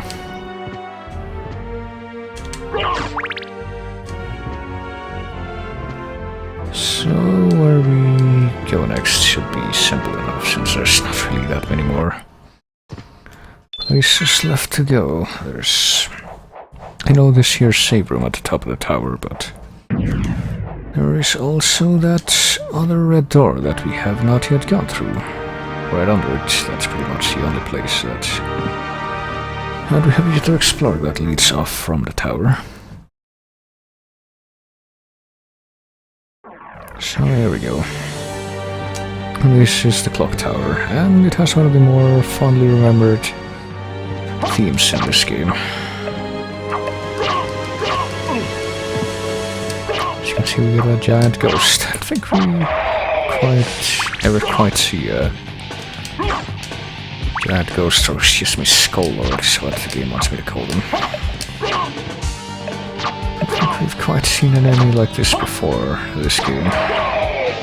It's just a giant orb. Well, I guess we get the giant ghost from Rondo, but that guy works completely differently from how these guys are. You know, whereas these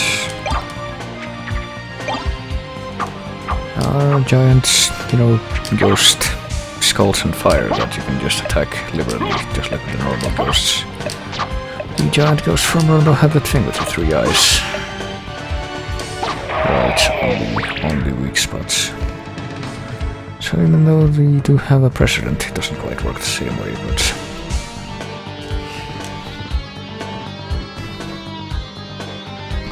let's actually go the way we're supposed to go into. The direction we're supposed to go in, that is.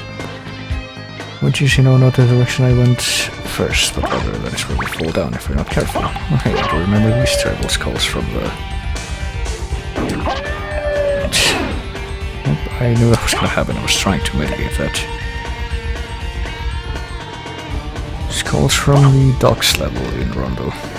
Does that at least stay falling? Yes, it does. Oh, shit, can we even get there right now? Oh wait, no, I think I know where I have to go, I forget about that. Actually, I'm supposed to go here yet. To go to a couple of other places first. Now that I think about it.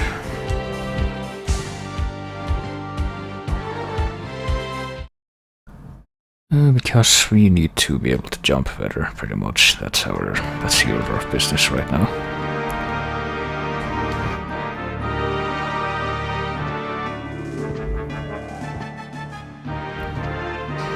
And technically there is one other avenue that we have to explore.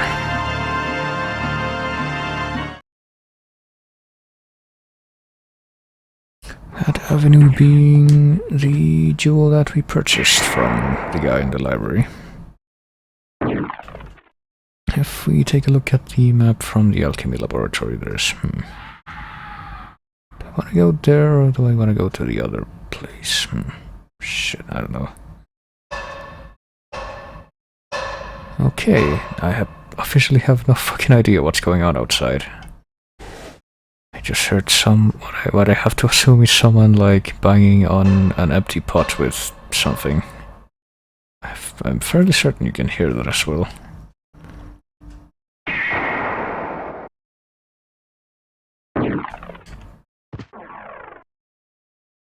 Forget it, I will go this way first because I am...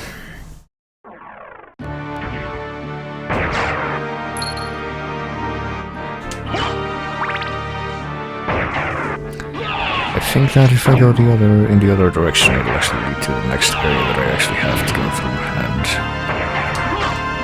I'm very, very paranoid about leaving stuff unfinished that I can technically access right now. Yep, those are very violent elevators. Alright, let's become the doggo and see if we... No, can't get over there. Damn it. Need to jump better. Alright, let's head right back into the marble gallery. Let's fight the dinosaur women again. Oh.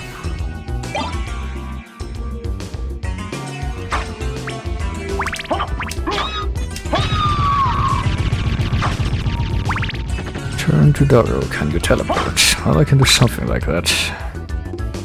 I can do the good old Dracula move. That's actually completely useless for this enemy because its vulnerable point is not in range of it.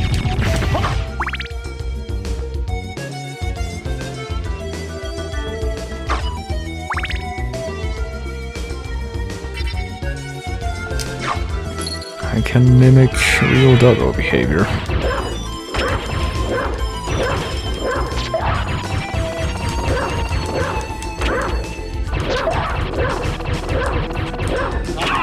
Okay. Let's not do that this time.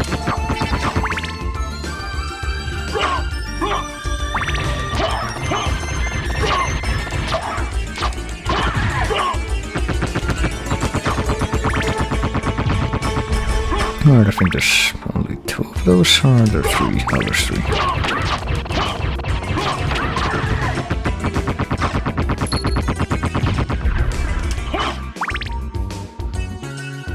So let's see, if we go up and right from here, I should be able to open up the blue door that was there.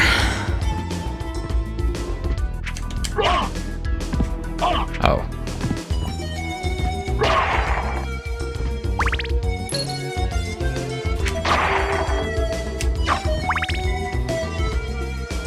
I know that it's still there, so I'd like it went anywhere. And here's this mysterious slab of raised platform.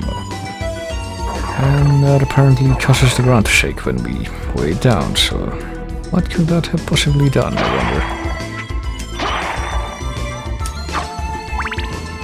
Well, perhaps if we go down here again, we'll actually now see that these things are now open. And down here is a library card and an attack potion. Actually, let me mark this off, because I've been neglecting to mark stuff off for a while now, and I have the feeling though that these particular pieces I am definitely gonna forget if I don't do this right now. Now let's look at the other ones. Okay, I got the fairy card, an anti-venom and a potion. Actually, where is the fairy card? Wait, no, hang on. I got the fairy scroll, not the fairy card. It's a different thing. Let's get on curses, I guess. Those weren't necessarily... No, I could have sworn that those are definitely...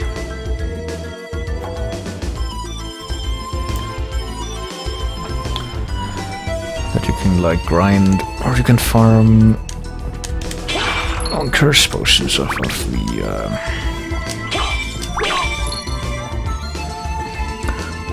candles in the library. Maybe I was just imagining that.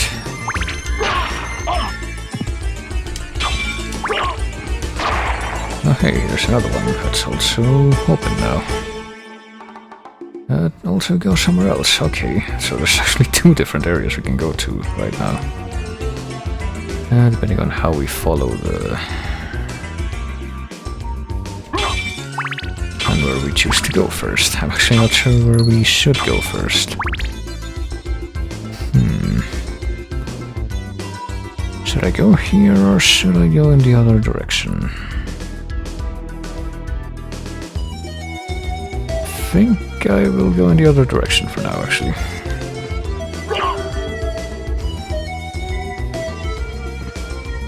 No, in before I can't actually go in the other direction, had I learned that only after going on this giant roundabout, just to end up figuring that out.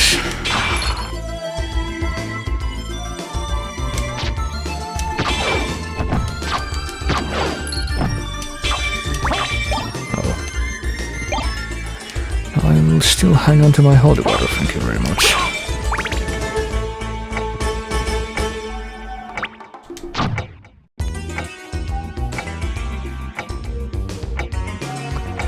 And here's the room with the big clock. Which I don't think is accurate to, like, my system clock. It's 7:07 right now. Cheese. Okay, cheese as a drop from the Fleeman. Isn't that nice? Actually, yeah, can I even get over there from here? Oh, I can't, can I? Oh well. Not unless I go all the way around, I guess. Or at least that solves my dilemma for me. I can't actually get to the alchemy laboratory from here, so with my current abilities, so I will have to go in the other direction for now.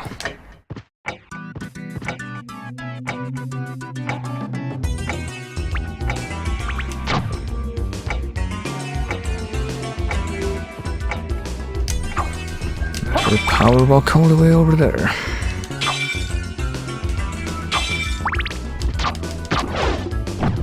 Well, it's called a Ouija table, but... oh goodness.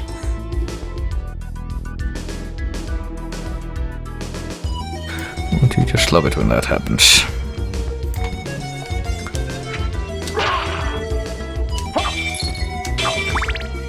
I'm pretty sure that the versions of that enemy that show up in later games are just called poltergeist. You know, I say later games, but much like with a lot of these examples, I say I can only pretty much only think of one game where they actually come back. Well, I don't know. You know, I've been able to gain a lot more trivia knowledge of this series just by playing these games over and time and time again. Just as part of the marathon. So here we are in the underground caverns, which is where the crystal teardrops the game plays. And where these fuckers about.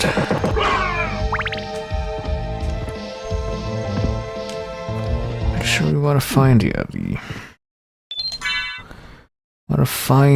the save room that should be nearby, and indeed it was.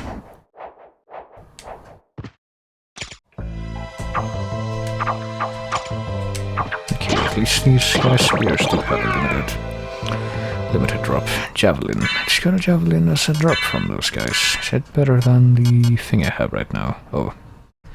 Well, it is, but it's a one-time use item, as you can see. You just throw it once and then it's gone forever. That's pretty much what that means. There's a whole bunch of these, but I am loath to use them because I'm very, very paranoid about using any consumable items in this. Well, let's take a look at what's over here. Got a heart max up and a very suspicious looking wall on the left, which of course you can break, and you can find a bandana. So what does that do? You can wear the bandana on our head instead of the sunglasses, and it protects sensitive head parts, and it's pretty much better in every way, so why not?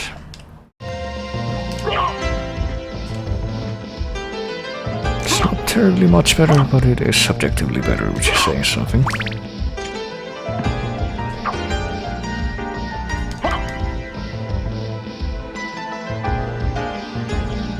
Oh boy, we got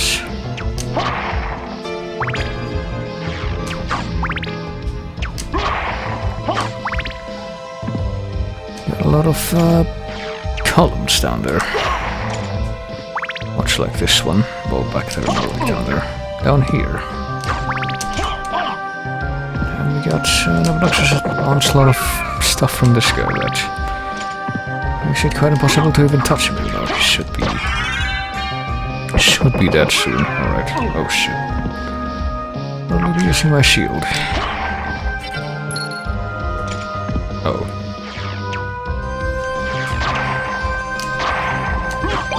Oh shit. Okay, there we go. Sure wouldn't wanna lose my wonderful holy water. Chad didn't die. Yeah, isn't that great? I guess that's what doggos do.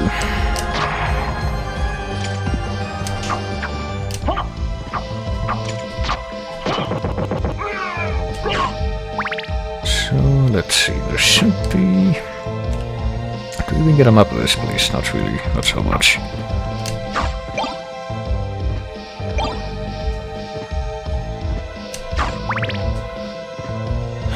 Let's see what's over here. Let's step on this drawer that exists only to be used as a platform, I guess, and get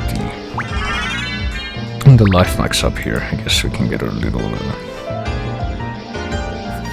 health refill that way. Okay, we got that, we got the bandana, and should be a save room not very far from here, actually.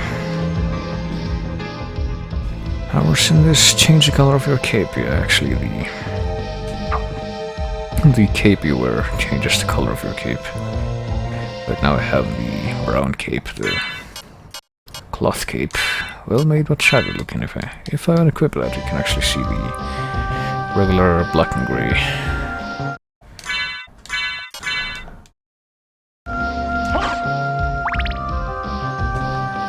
And it actually has another effect. There's another graphic that changes depending on what the color of your cape is.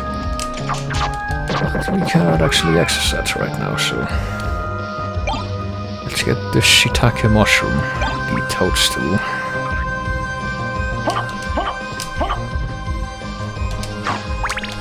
Oh shit, okay. Actually gotta be careful down here, cause I'm pretty sure we got another confrontation coming up here.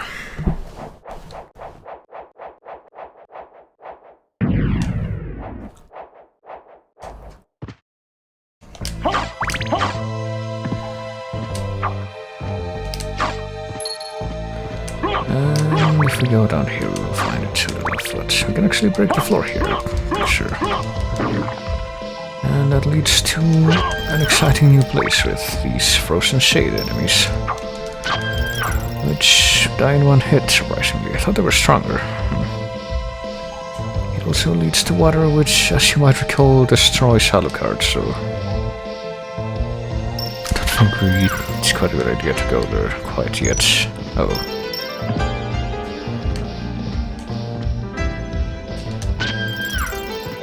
So now let's not explore this shiny new passageway just yet. Let's instead go right into this cave, in which we get locked in and attacked by this worm, Sheila worm. It doesn't really do much, does it? Just kind of lodges at you, and then it loses its head. Yeah, let's not actually go any further in that direction, because there's a trick to this, you see.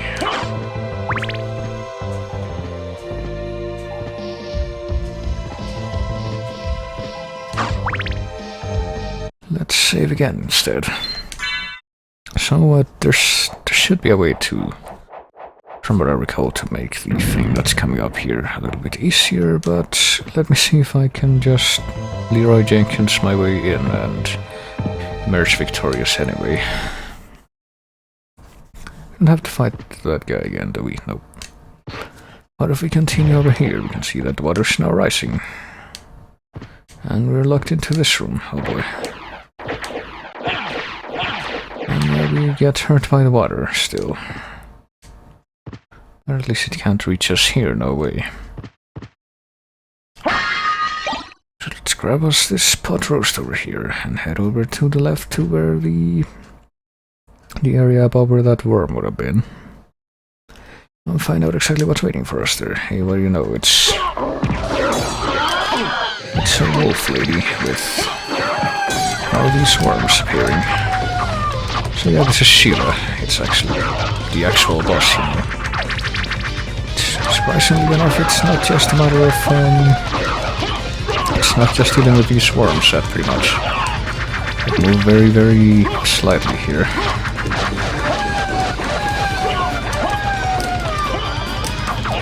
And she launches these water skulls at you.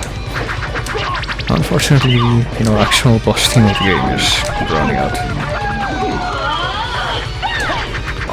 Turning out the JoJo theme. Pretty sure I could just use the soul steel and do that in like less than 30 seconds, but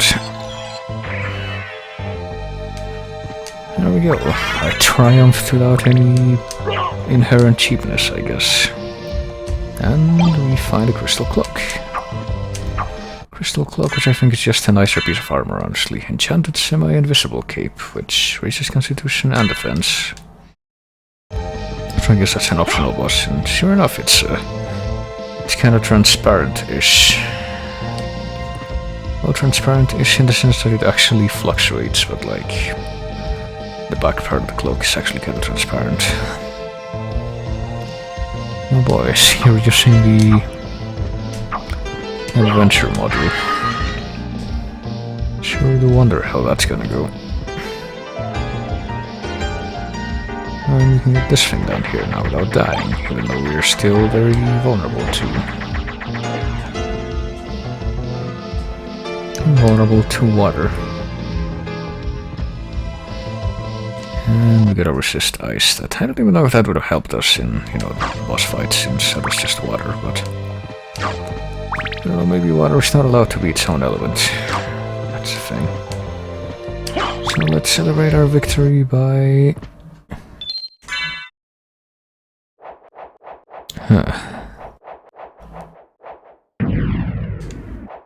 Yeah, I don't know why it's just this one player.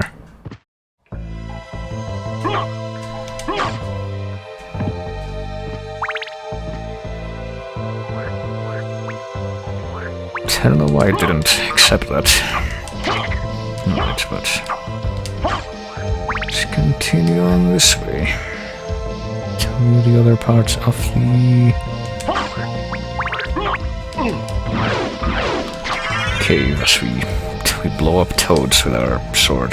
Oh yeah, check out this sweet jape that we're about to do on these guys here. As you can see, there's a slight problem with trying to go over in this part.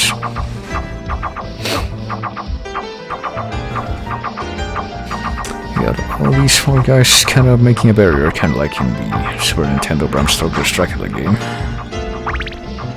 And we don't really have any ways of circumventing that, or do we? So we can plug in this little water hole here and... oh goodness. We can laugh at their misery from a safe distance. Alright, so I'm pretty sure that I want to explore these caves more until I find a very, very, very special item. Oh.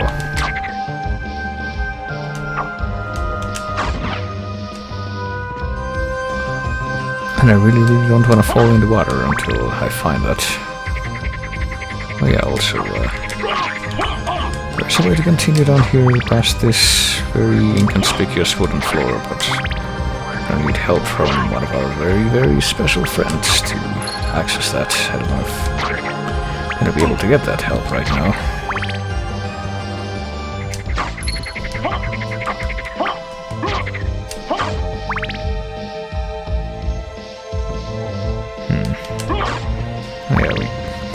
You know, better not be tempted to get that thing, because there's actually a current there, despite the fact that it doesn't necessarily make sense. Now instead go down the waterfall here. Oh, I just missed that item. And I missed that one as well. Watch out for the waterfall, it'll kill you dead. I don't know why the adventure's not working for you.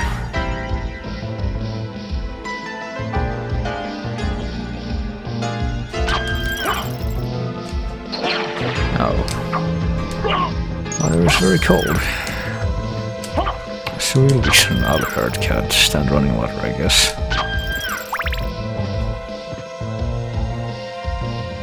And hey, here's this guy. I'll take you to a place which might be interesting for you. Well, that is hilarious. Thank you for that input.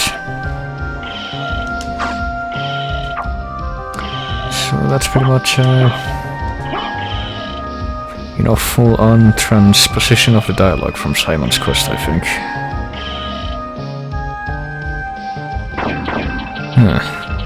I don't know why it's not working. So I could try fiddling with the control panel, see if I can do it from there, but...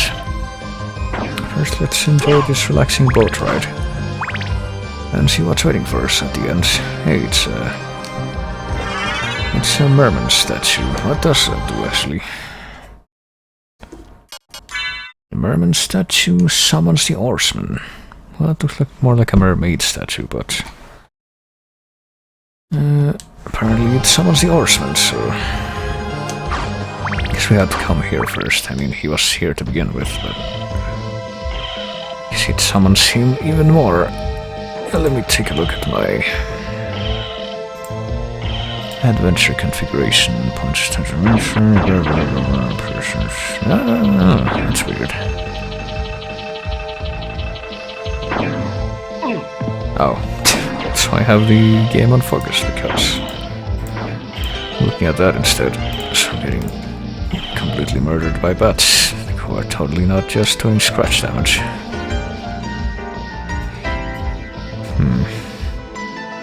And it doesn't look like the control panel thing lets you like start an adventure with a specific user either, so I don't think I can really help from here. Also, I guess we have to exit the caves from this path because if we try to go down the other path, I think we'll just run into the waterfall and just end up not being able to go anywhere, so hang on a minute. Alright, got resist ice. I missed a weapon apparently that I've gotten from Sheila's room. I got the crystal cloak though. I got the shiitake, I think. Yeah, I did get that. And the toadstool. I think I did get another shiitake from there. I also got the merman statue. Where's that? There it is. Got another one of those mushrooms, but I missed a couple of the mushrooms in the waterfall room. I got this. I have not gotten the others yet, though, I don't think. Alright, I'm done marking stuff up in the map, so let's go. The entrance where all the mermen are. I'm not bemused by my offering of the merman statue that I just collected from the depths there.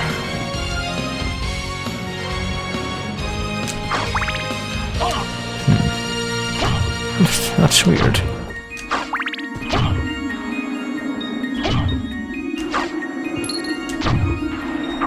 No idea why.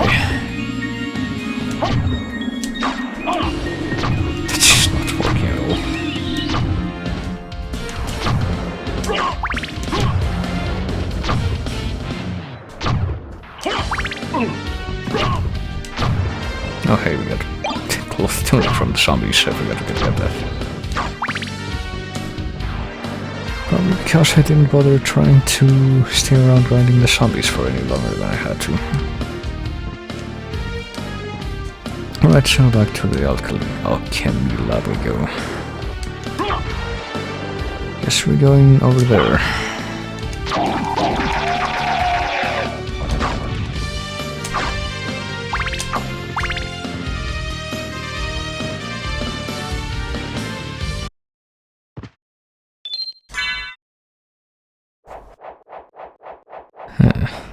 Oh, there we go.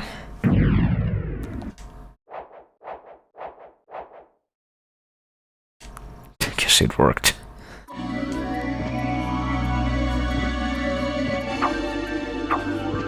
I can barely pay attention anymore,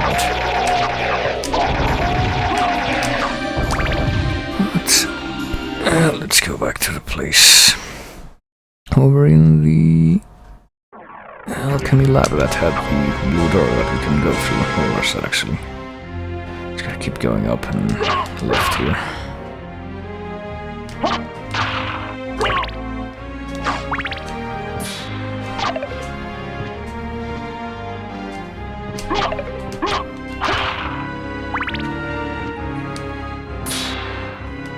Putting all the crap in this area and... Oh shit.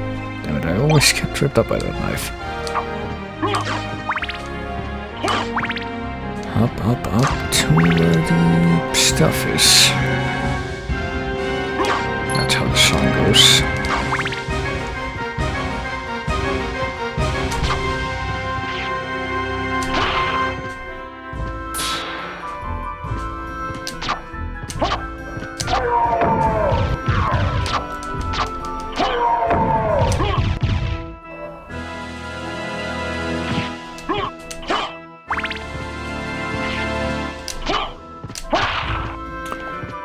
it should be somewhere. Well, here's the... Okay, here's the save room. I'll go ahead and stop here. Oh yeah, is there a maximum wager? I don't know if I have that. Oh, there we go. I just now realized that. Apparently I have the maximum bet to start an adventure as 1000. Actually had not realized that's what that setting was. That's probably why it didn't allow anything else. Probably because I never expected anyone to actually use the souls for anything. I mean, it's not like you can use them for anything other than just fuck around with the bot commands.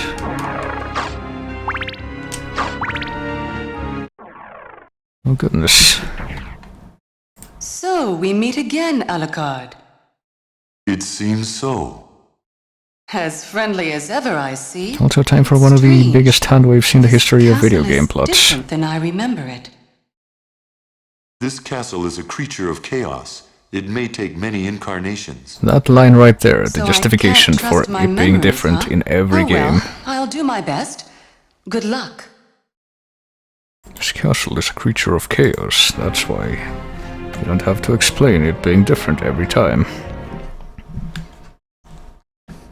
Yeah, the castle's alive apparently. And we made it to the ever-present chapel that Dracula has for some reason, even though he's like... I would imagine Dracula's not a big fan of Jesus, but he still has a place like this almost every time. Somewhere in the castle.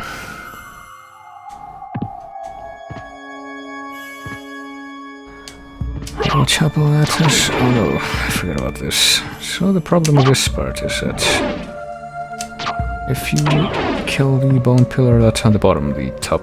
Well, might as well show it off, hang on. The head that's on the top keeps rolling down until it gets to the bottom, and as you might imagine, that hits you if you're in the way. And here are the hill guards that only exist in this room, I think. They're only good for stairs combat, I guess. How else would you even enunciate that? There's also a grinding experience trick you can do here, I think, if you know, use the wily knowledge of how the castle works, like I did and got the jewel knuckles way earlier than you should have.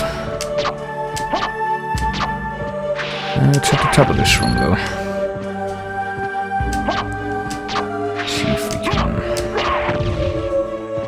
Get there. So you see this thing with the spiky ball on top of it. You can actually kill that spiky ball. But it has stupidly high defense. But if you do manage to kill it, it actually gives you a lot of experience. So what you can do is... let me see. Equip the jewel knuckles. And then you have to manipulate the game's wonky hit detection system to basically get you hitting it a whole bunch of times by holding the button when you're not actually doing anything. And eventually... There you go. I'll go ahead and equip the Gladius again though, because fuck it. I still don't feel like using the jewel knuckles to cheap everything out even more. Oh, and there's the ruler's sword, oh boy. Or puppet sword, I guess, is what they call it in this version. Which is pretty much the king of swords, I guess. Control sword, all these other possessed swords that fly around it are apparently not quite as easy to kill off as I thought they would be. At least it doesn't continually spawn more of them like it does in some of the other versions of this enemy. Ow.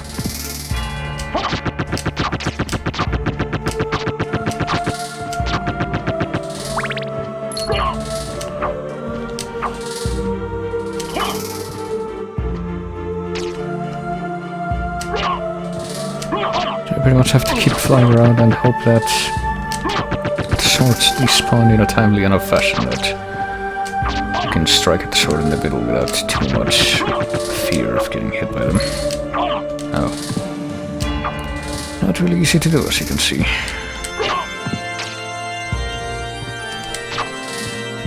At least it's one of those examples where Castlevania birds... It's kind of like a Castlevania bird, I guess you could say.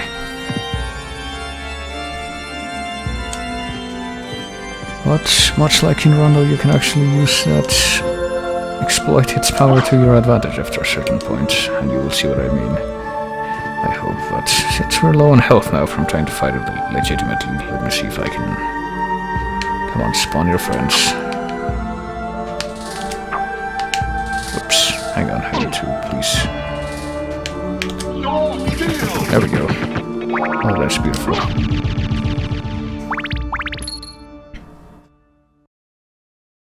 And apparently the exit of this place is right over there, but I don't know if you want to go there, like where does that even go? Actually, where does that go? Does it go a place that I'm not supposed to be able to access yet? I thought... Oh no, okay, yeah it does. We can get the Knight Shield, which I guess is a better shield. That's all we can do here right now. So we have more defense. We have a more fancy looking shield now than the cobbled together leather shield that we had before. We still have it, but don't really have to use it or anything. Oh yeah, which of you guys like Easter eggs? Because you get this confessional booth where you can sit down and have the priest come in and try to fucking stab you through the booth wall. And then you sit on the priest's spot instead, and you get a woman who tries to stab you also, a woman ghost. I don't think this really serves any purpose other than that. Like, I think there's a way... Okay, he has blue clothes now, and... You know, there's a way to tell, depending on his clothes, he can actually... just play out the confessional thing, I guess. Or he stabs you. That the color of his clothes is how you tell what they're gonna do. And her dress is red now, so... I can actually just listen to her now.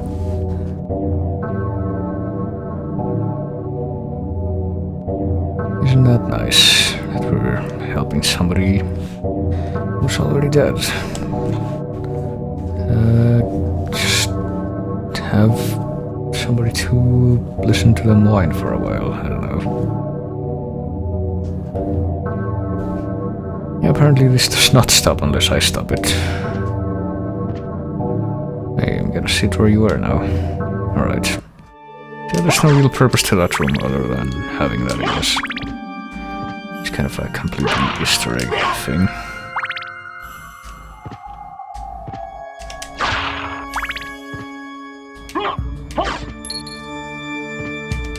Okay.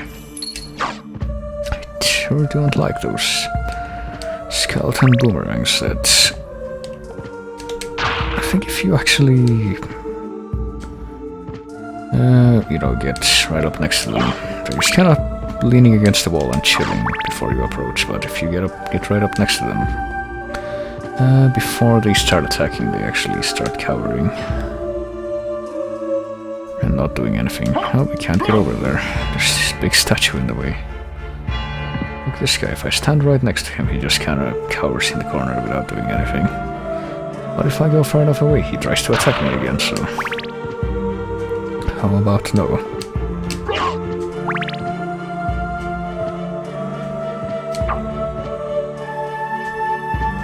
They're actually really terrible to deal with if, you know, they're actually trying to attack you from a distance. Oh boy. Flying skeletons from Castlevania 3 are back yet again. Oh. And we also got Castlevania birds to make this experience even better.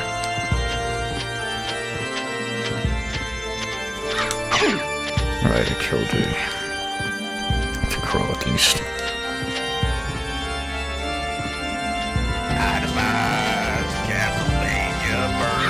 Castlevania birds, they're my darkest nightmare. Well, you can see why, at least. Can't really see them coming or anything, but I guess you can stab them even when they're behind you, I suppose. You can also find these ghost swords that are apparently possessed by the hunting girl spirit, and they pretty much try to attack you.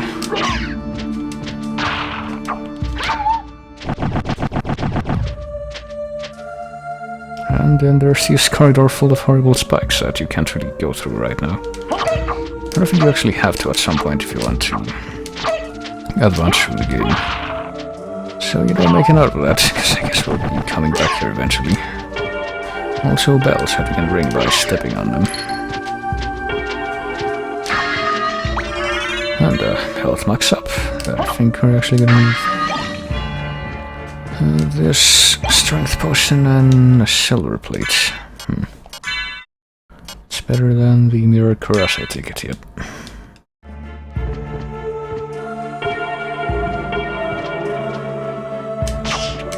And bone halberds, which try to hit you with their halberds.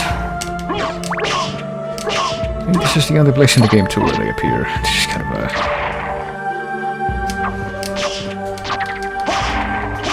a trivia variation of skeleton.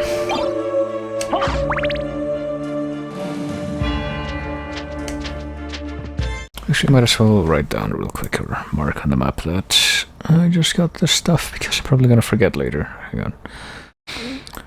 I got that, and I got the thing. Okay. Probably got some other stuff that I forgot to mark, but... do I want the salt? No, I think I still want this. See, the salt is pretty much a less effective version of the holy water in this.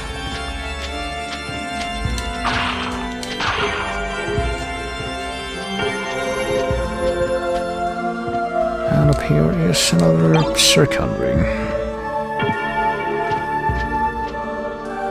And more of these bone halberds.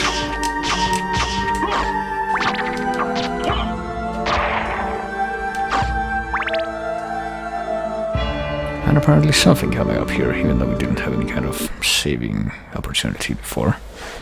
But it's a boss.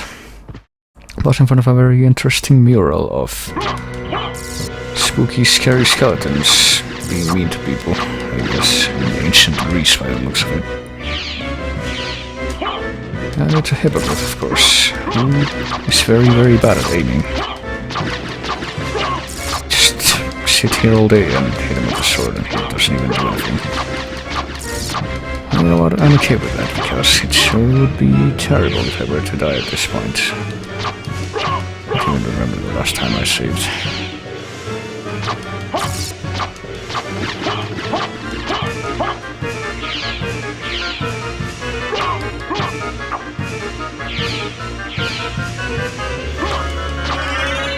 And there we go, we leveled up.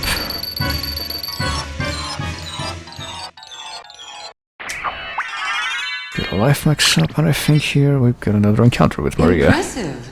You're very strong. What is it you want? You didn't come here to tell me that. You're right. Do you know the name Richter Belmont? You know this guy. Of the Belmont clan? Of course, but... You know this guy who I fought with like 8 games ago or something. And I'm sure he's here. If you see him, please let me know. As you wish, my lady. Thank you. So, you do know how to be a gentleman. Let me just tip my bandana at you. I think that's what I'm wearing right now. Yes, it is. So it's kind of funny, I thought, that they have that thought bubble with the 8-bit sprite of Trevor from Castlevania 3. Apparently, Alucard has not met Richter at all, though. Hasn't been keeping up with what? Hasn't been keeping up with the Belmont, I guess you could say. Okay, this should be a save room, I think. Which, of course, you know, they give you the save room after you already beat the boss. Not that it was particularly difficult, but it's kind of a weird way to go about it still. Oh.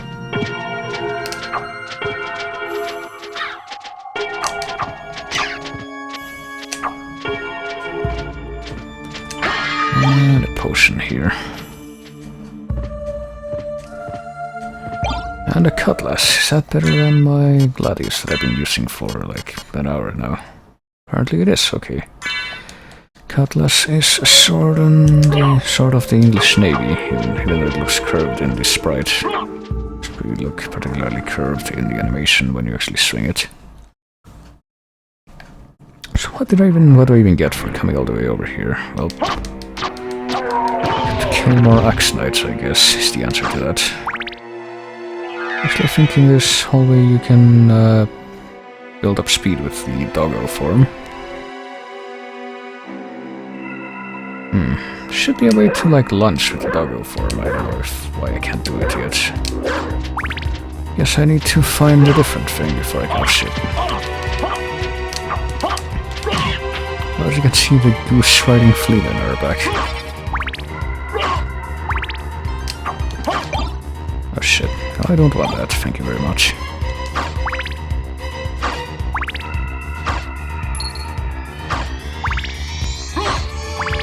Well,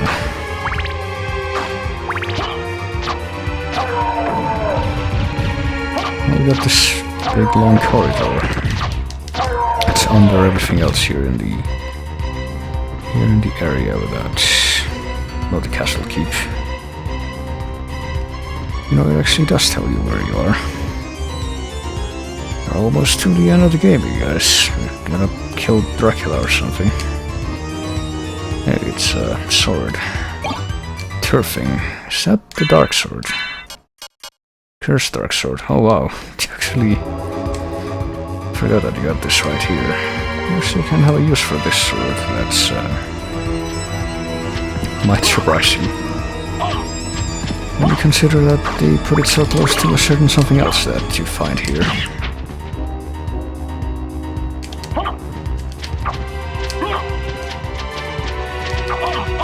Okay, I'm still not amused by these things. A few drivers, I guess.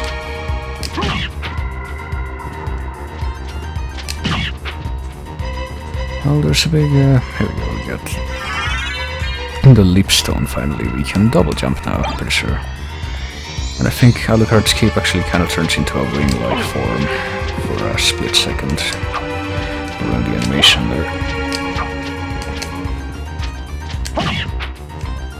And if we go into the relics, it should tell you Lipstone where I can do double jump. Well, we're in this giant room, as you can see though, that has a lot more tiles to fill out. But we can only double jump, we can only get up so high with this. So perhaps not quite the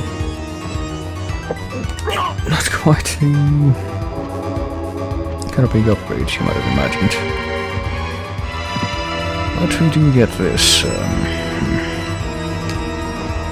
this thing on the right here, which I think, if I am not mistaken, is going to be another warp room. Yes, it has a lion head. So let's go to the one with the scorpion, because that's the one that's actually close to the...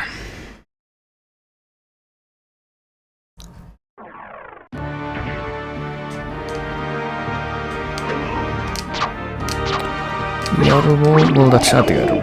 That's close to the places we have to go next. We could go up and save, but...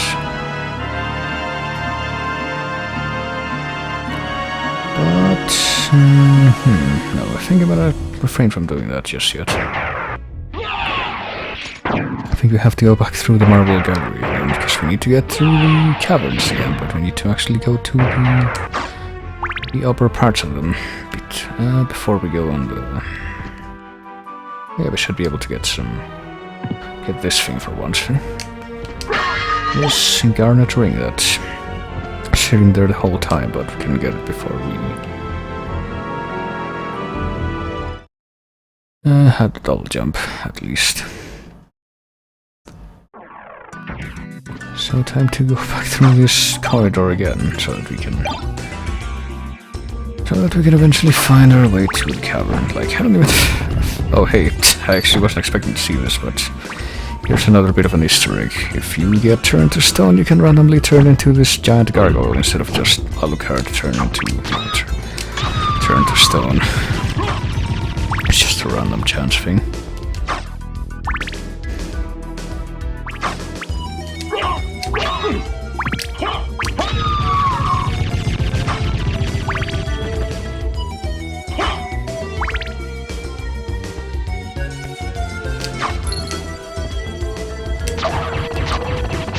Let's defeat the dinosaur woman for the third time today.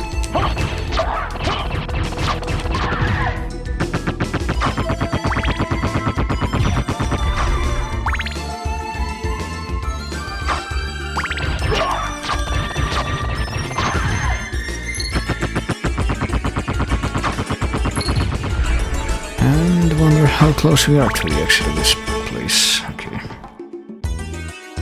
And the passageway that leads down to where I want to go is not quite this one. I just fell in the hole. Okay.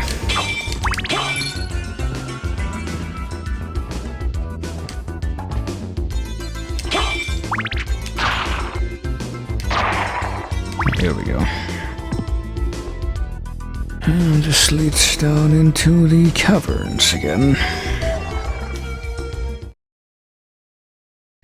Probably fill out the other part of the map that I didn't before. Maybe we can get this thing up here now. It's another circuit ring, which are kind of useless because they're like the least valuable gem that you can sell to the librarian guy. Got an iron cuirass. Oh boy. Well, we have an iron cuirass already. I thought, no, we have something better. So, you know, same difference. So let us save and let us go down this room instead of going over to the left first. I think we might actually want to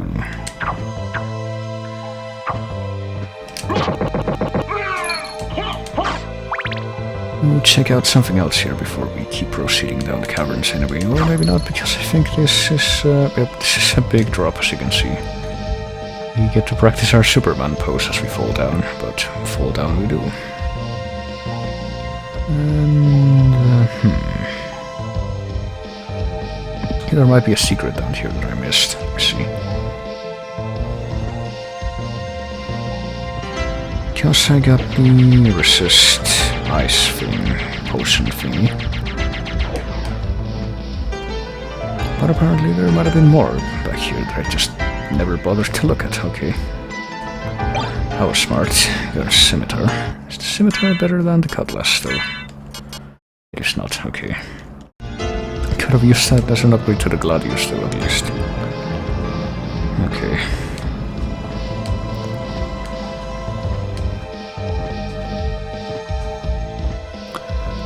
And we now have the merman statue to summon the oarsman, so let's go down here again. I think this room should go. This place was empty before, but now here he is.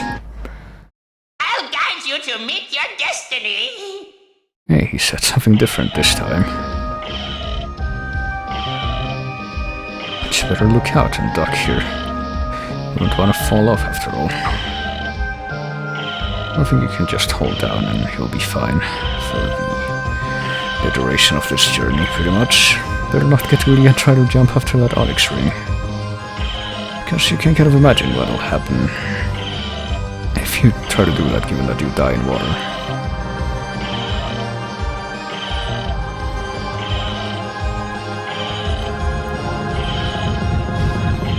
And apparently you need the oarsman. Even if you somehow make it all the way over here and survive, you still can't make it past that barrier if he's not carrying you, I guess. So let us collect the thing at the end of this very long passageway, which is a snorkel.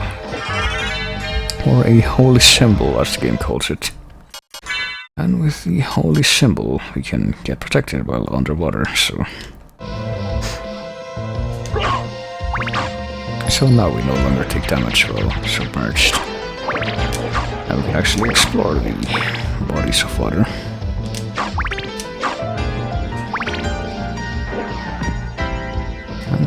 all sorts of strange things down here, like the elixir.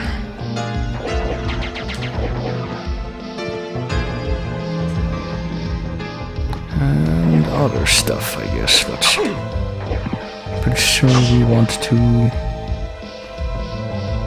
get the boatman to take us back one more time, because we really want that onyx ring. It's actually one of the more valuable jewels from what I recall.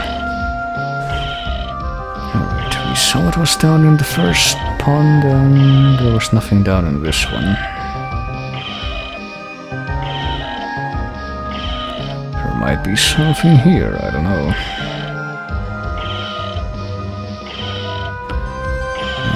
There might be something here, but the shredder ring is, so it doesn't matter. Here we go, onyx.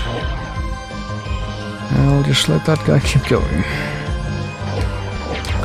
Take a look at what's down here, if anything. I thought we at least get to, fill out the map. That helps too. Okay, there's nothing here either.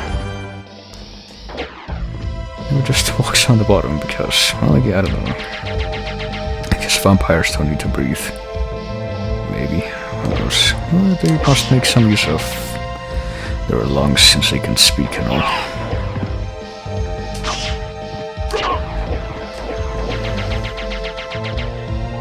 Here we go. Little life max up here.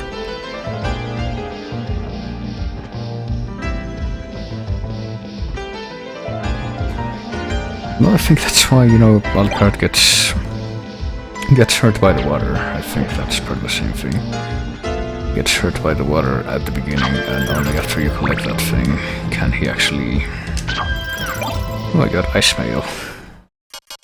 Can he actually go down there safely? Ice mail is strong versus ice-based attacks. Yeah, I guess. But imagine that he would get hurt by holy water too if it wasn't in the convenient bottle that it always comes in. Tried walking on the bottom of the pool before. Well, I actually got in one of the pools at the hotel I was staying at, and pretty much all I did was get underwater and force all the air out of my lungs so that I could just kind of sit on the bottom for a little bit. Before inevitably being forced back to the surface, because I am not terribly great at holding my breath for long periods of time. Yeah, we can go down here now and meet the fish heads, which are just dragon heads in the water, pretty much.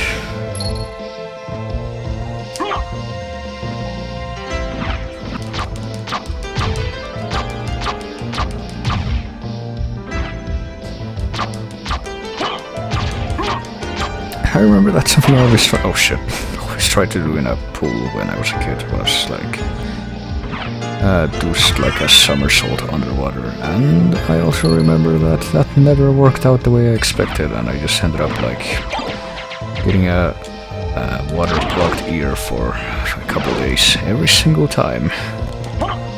So that was fun. Oh boy. Alright, resist ice. Now we got a drop from the fish heads at least. And also, got to fill out this part of the map, so that's cool.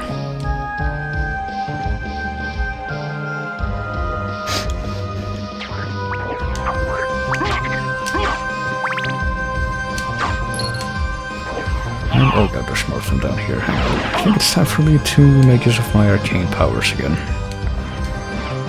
My powers that refuse to work, because I guess getting them to work is actually very difficult.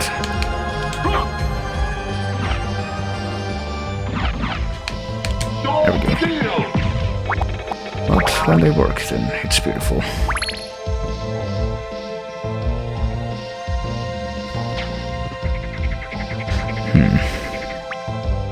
Ah, shit. I was trying to read the chat, but then this frog rudely interrupts me. That's why I hate the frogs in these games.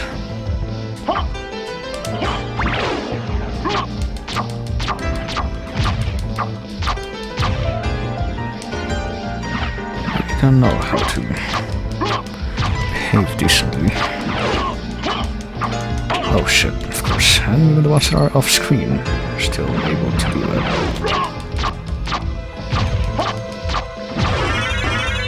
Or at least they give good experience, I guess. I have to admit. Can you actually, like, attack them with holy water, even though... Oh god, you can.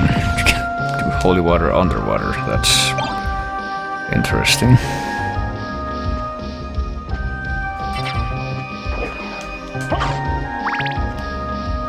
Yeah, there we go. And, I don't know, I feel like there should be something...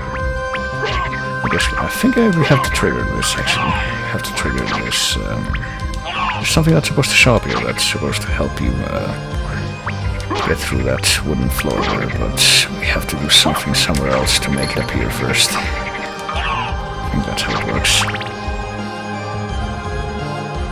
So yeah, we can now run against the current here, which is why we couldn't have just gone in real quick and gotten this pentagram before.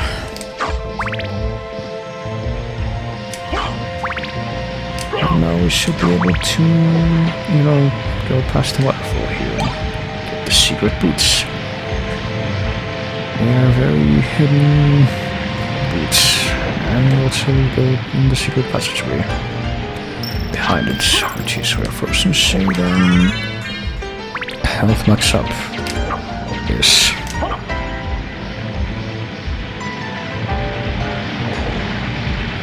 Still can't get those mushrooms though, I guess. Okay, no, we can get that one, but the other one's still missing. So I think we're pretty much done down here in the caverns for now. Like, I don't know, we could also... Well, I guess we could also fill up part of the map in the other room that the boatman was in. It's probably still there.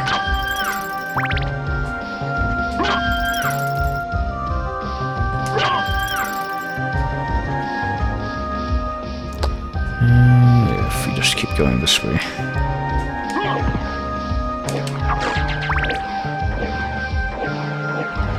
And just mock all the bats who can't follow me into the water, I guess. Well, we can activate these mysterious elevators even if we are not on the water.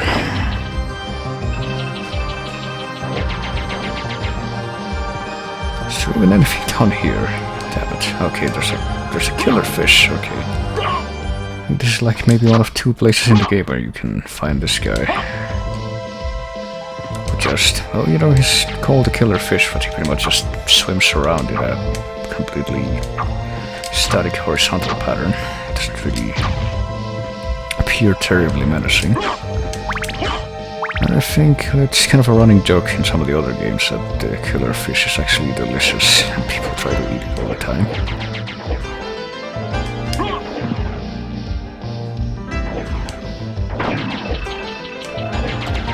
So let's get out of here, because now that we have the double jump we should actually be able to get through the clock tower, so I kind of have to assume that's really... Actually we can go somewhere else, I just remembered. Oh, bye. We can go somewhere else, which I think is where we have to go to continue the game, but let's do the clock tower first. I really found it before. Just couldn't actually explore it because... You know, it was... can we go up here first, or yet? You know, you might have noticed that there's an exit in the upper left part. Yeah, we can't go up that hole yet.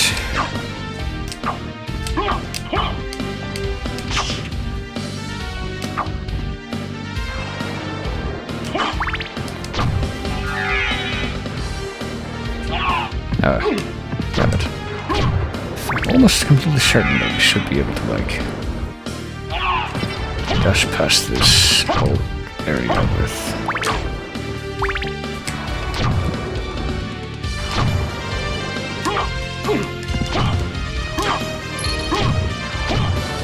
with the wolf, but apparently I'm just not able to do that yet.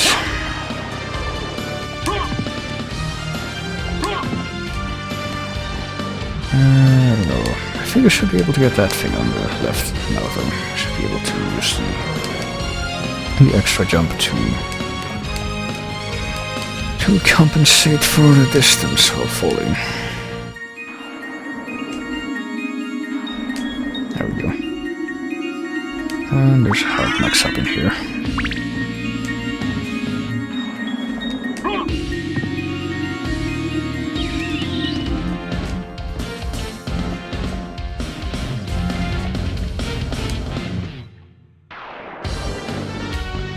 That lightning in the background was pretty well timed. So let's drink some blood, I guess. Jesus. And where are we going? Oh yeah, we're going to going up to the clock tower, so let's take the teleporter here. To the scorpion room.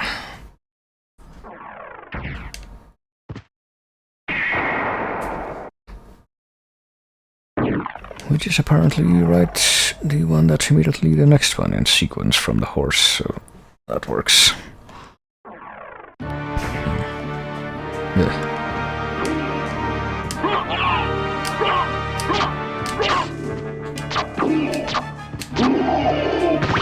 Still get really tripped up by those Medusa heads. It's because they have at least 2 frames of animation, as opposed to just being mostly static. Like they actually change their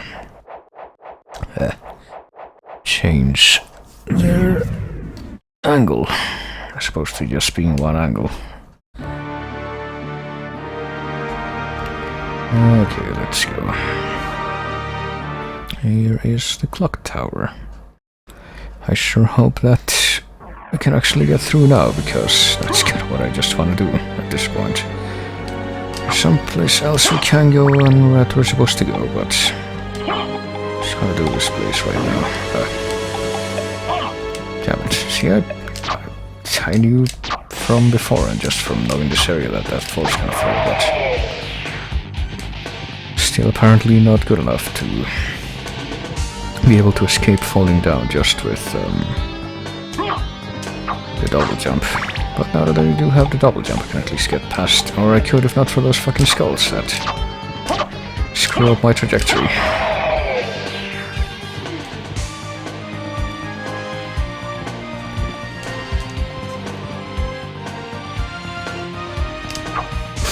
Okay, guess I'm gonna very, very patiently wait for these fuckers to approach so that I can kill them.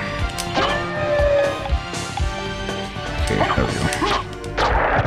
And the flail guards. Well, I guess this part is kind of supposed to be a little throwback to the stage 5 from Round of Blood, where you get these skulls and the flail skeletons, like, both in one place. Pretty much mess you up and cause you to fall down to your horrible death, except you can't actually fall to your death in this one.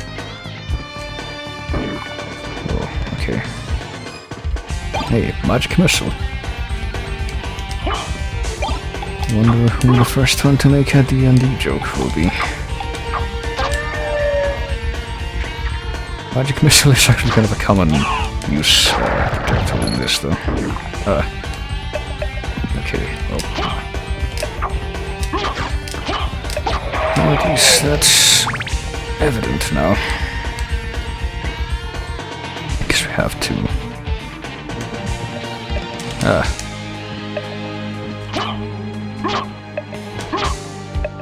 Well, obviously I'm gonna have to go all the way back there, but I guess the game does expect you to fall down every single time that you see one of those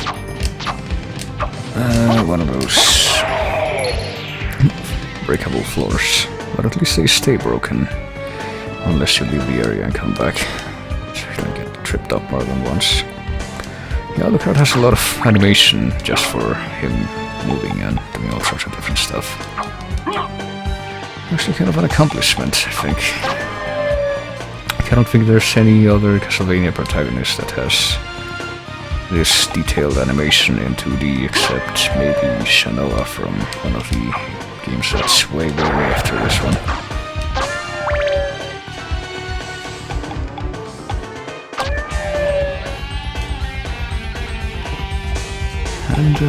think part of the reason why they designed, like, graphically, like, color-wise, the way they design some of the Castlevania characters the way they do is so that, like, they're more visible on certain displays. Because that was kind of a problem they had with some of the Game Boy Advance games that came out after this. The first one that they released, which is the next one on the list that I have to play after this, had a problem when it first came out where, you know, the original Game Boy Advance didn't have a backlight or anything, so it was actually really hard to see the character against the screen, because the colors didn't contrast very well. And what they addressed in the next, how they addressed that in the next one they made is basically they gave the protagonist a very bright outline to surround him. And I don't know, I feel like that's kind of similar to what they do with Alucard's sprite in this. Oh god. Well, sprites, harpies aren't quite as deadly as they were in Rondo, but even though this is, you know, literally just we used sprites from Rondo. Oh no, okay. See, here's the problem. It's actually a problem when you get turned to stone on this level, because... Okay, by the way, you gotta spin those gears until you hear a clicking sound. Well, you don't have to actually, it's for an optional thing, but I do want to get it. But if you get turned to stone on the gears here, you eventually get moved to a place where you fall right into the spikes, which hurt a lot more than everything else. There we go.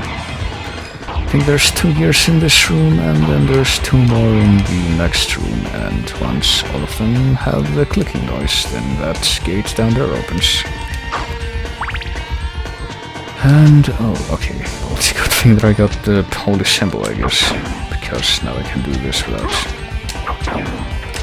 fear of getting killed by the water.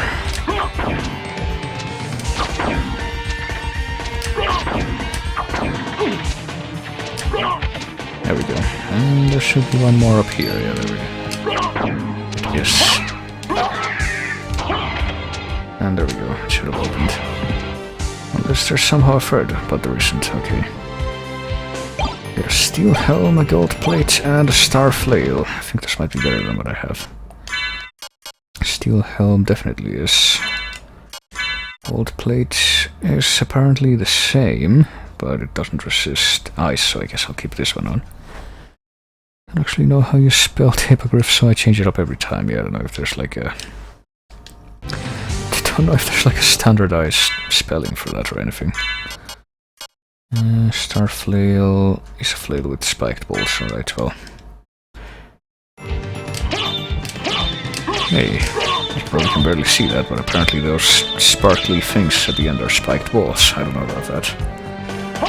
Yeah, they are magic spiked balls, but yeah, this has higher attack power, and unlike the dual knuckles, you don't have to do something extremely cheap and cryptic to get it, so, well, I mean, you kind of do, but it's at least kind of intuitive as opposed to the secret elevator in the room where I get the dual knuckles from, so I will definitely use this weapon. I will not refrain from using it as I have the dual knuckles. Also, better not miss this breakable wall here. Which leads to a hidden area in the clock tower with fucking armored fleemen. And possibly death. If you're not very conservative with your health.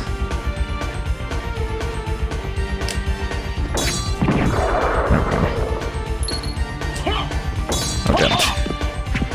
I evaded my wily trap.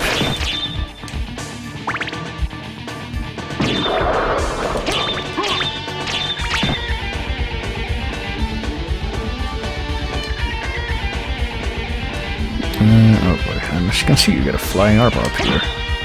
Or Cloak Knight, as they call him in this, I guess. You know, he's called Flying Armor in pretty much every other incarnation, of which I can think of, once again, only, well, 2.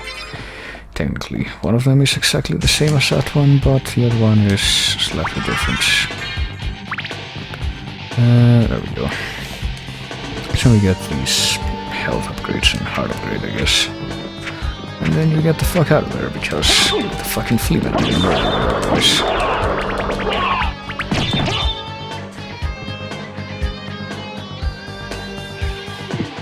Do you like the sick guitar axe soundtrack that this place has, though? Makes the trek that much easier to deal with through the terrible clock tower level, that, you know, obligatory Castlevania signature thing.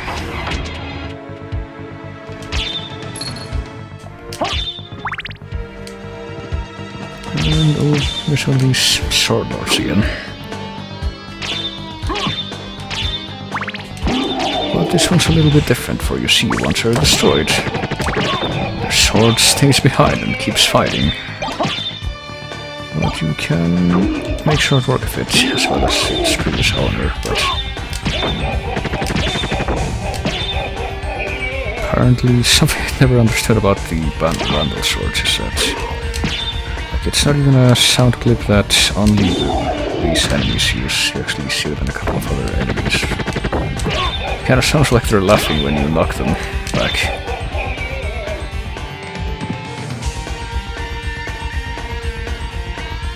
Well, it doesn't really thrust it for the most part. He kind of swings it overhead most of the time. Thrusting is supposed to be the less common move that he does. Also note the statues here in the background. I think this might be another little nod to a room from Rondo, where you get statues just like this that kind of point you in where you have to go to get to the end of the stage. I think it's in stage 7 actually, the one where you fight the shaft seals at the end.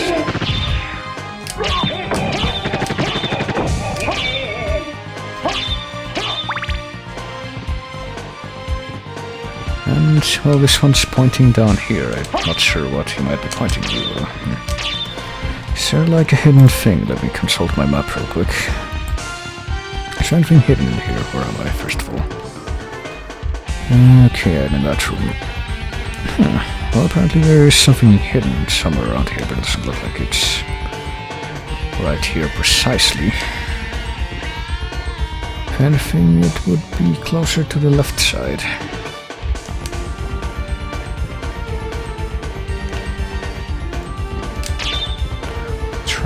Suspiciously checking every wall around here.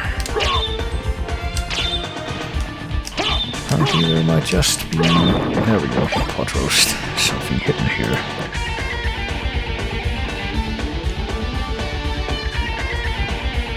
The glyphs aren't from Greek myth, mixed up with the Pegasus. I don't know. Hippogriff sounds like a vaguely Greek-derived name to me.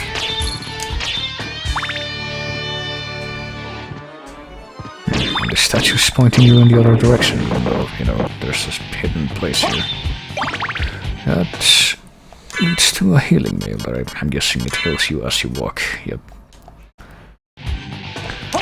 Shows up in a couple of other games too, if I recall. I need to actually be walking, and it restores, like... restores HP very, very slowly, pretty much. As you might expect. And you don't have great defense to make up for that. Boy, the pendulums sure have changed. Oh, there's something. I actually wasn't even sure there was anything here, but... TNT, and a Bwaka knife. And whatever that is. Shuriken. I guess these ones are... well, this looks just like a room from Rondo, actually. Like the area that's leading up to the boss in stage 7, you see all these different blocks that can only be broken with certain sub-weapons. Except that doesn't really apply here, but they're in this same kind of configuration. So we made it to the boss, and you know, that level was so hard that this guy will really be the hardest boss ever. Without any question about it. He's so difficult to fight, based on what we've seen so far. This is Karasuman, which I think pretty much just means Crowman in Japanese.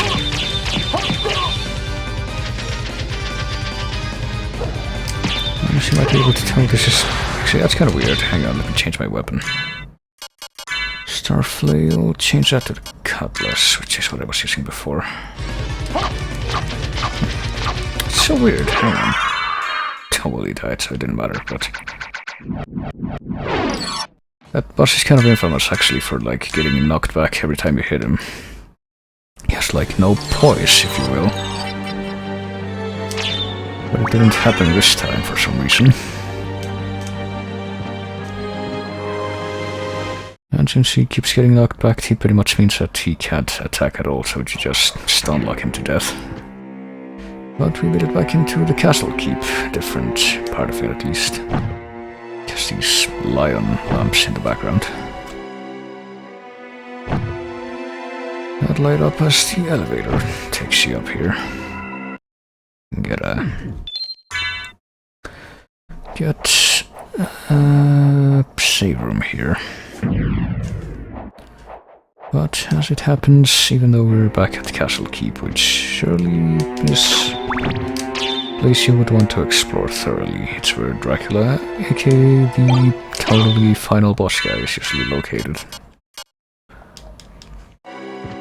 And where he was located in the previous game. But, well, what do you know, the stairs are broken now. I can't get up there the same way that we usually do. And the clock tower that we came from is in the background, I guess. It looks kind of weird depth-wise, but I guess that's kind of to be expected. Alright, so...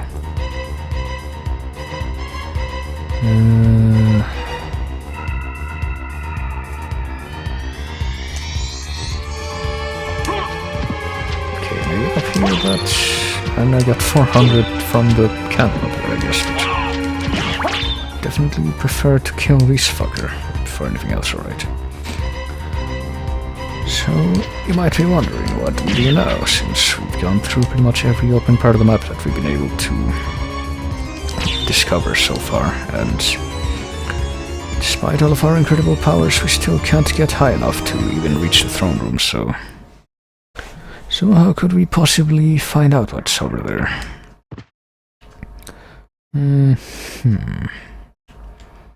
Well, let's head back to the horse portal, I think. The one that's near the entrance. I think that might actually be a good starting point for the next trick we have to go to. We actually have to, now that we have the double jump, we have to make use of something we saw before that was very vaguely hinted at when we saw it during a cutscene.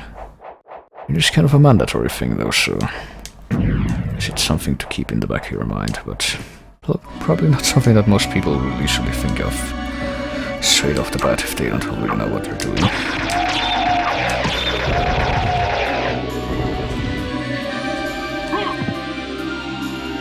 Here we go. There's another life mix-up that we couldn't have gotten before, but we can now.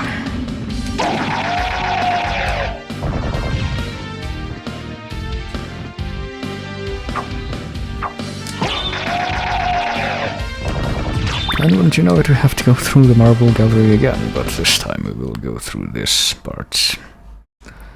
The part that has the Malachi enemy in it. Because apparently that might lead to... Oh, that would lead to... Oh, it says it's Cthulhu, but... It already explains, you know. This guy was supposed to be called Malachi, and the enemy that you fight later in the game that actually looks like Cthulhu was supposed to be called Cthulhu, but they mixed it up for whatever reason, and they kept the Malachi Cthulhu enemy later. Oh, the Night Lizard man.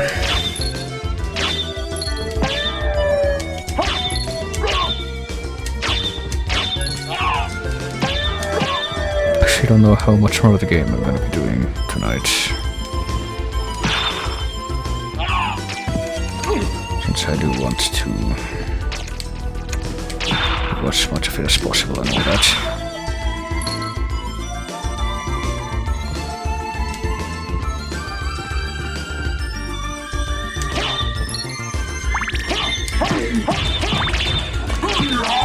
now that we have an improved weaponry, we can take off these enemies here so much easier than before.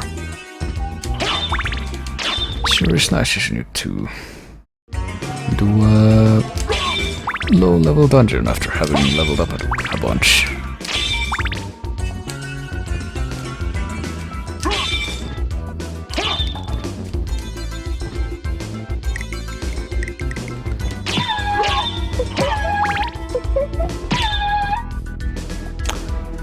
So, you might notice too that there's an item up there, but we can't really get it yet.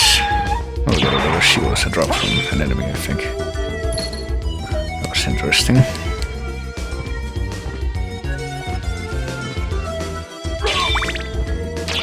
And there's some ledges above some of these platforms that we can't really get to yet, because we still can't jump high enough to get there or anything.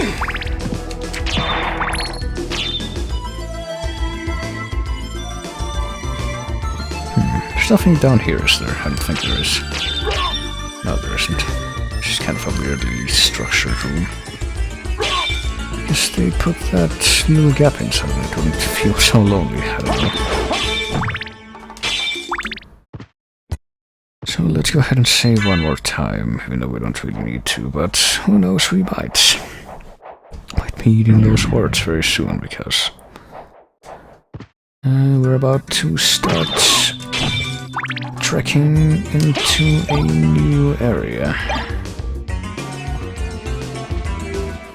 Go right over here to the castle center.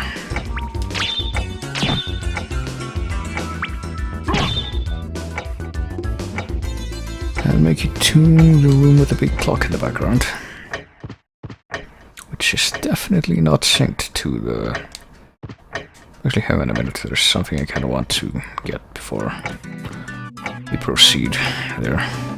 It's definitely not synced to any kind of real time, because it's going a lot faster than real time, I'm pretty certain. Or I've had a chance to observe. If we keep going over here. If we keep heading down this path, we should eventually find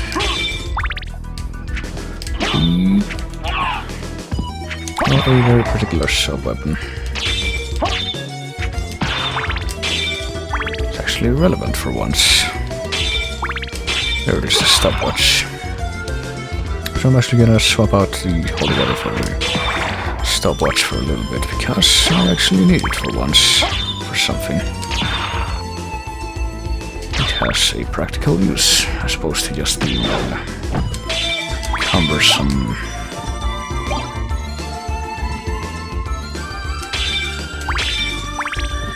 Cumbersome thing that doesn't really fare that much better than most of the other sub-weapons, which is which is the case most of the time. But as it happens, if you use the stopwatch in this room, you can open up this passageway, and it's actually the only way you can do that.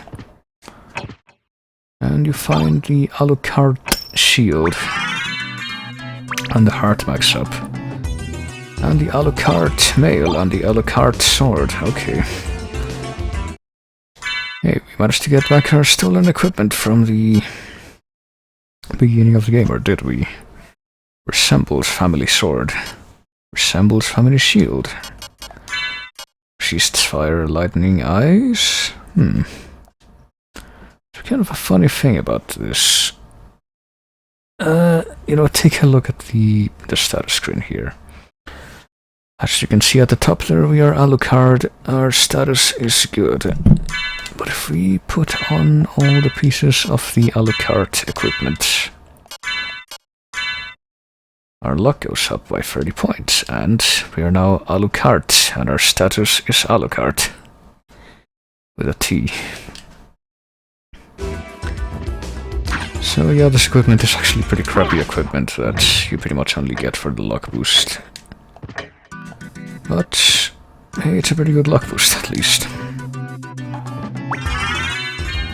Get another life max up. I don't think we really need the luck boost right now, but I might as well try it out for a little while before I switch back. First, let's go into Ulrox's quarters, where another one of the Musics of this game exists. Yeah.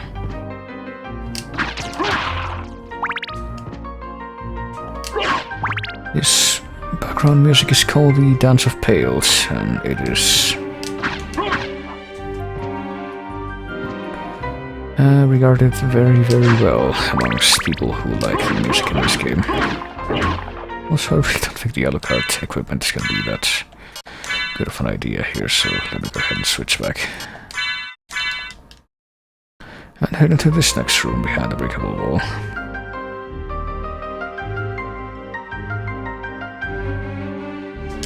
With some items: cheese, onyx, and the broadsword. Is the broadsword better than the starflame? It probably isn't. Nope, it's a simple mercenary sword, and it's actually not quite as good as this thing, so let us keep using that instead. Let me see. Actually, let me try and use the stopwatch again for... Oh god. Alright, apparently the spectral sword doesn't quite stop with the stopwatch, it just slows down. As you might have seen there, the spectral sword is another variation of the ruler's sword where summons a whole bunch of weapons to attack you. And you have to chip away at them so that you can destroy the sword in the center, which is controlling all the others. Actually, there is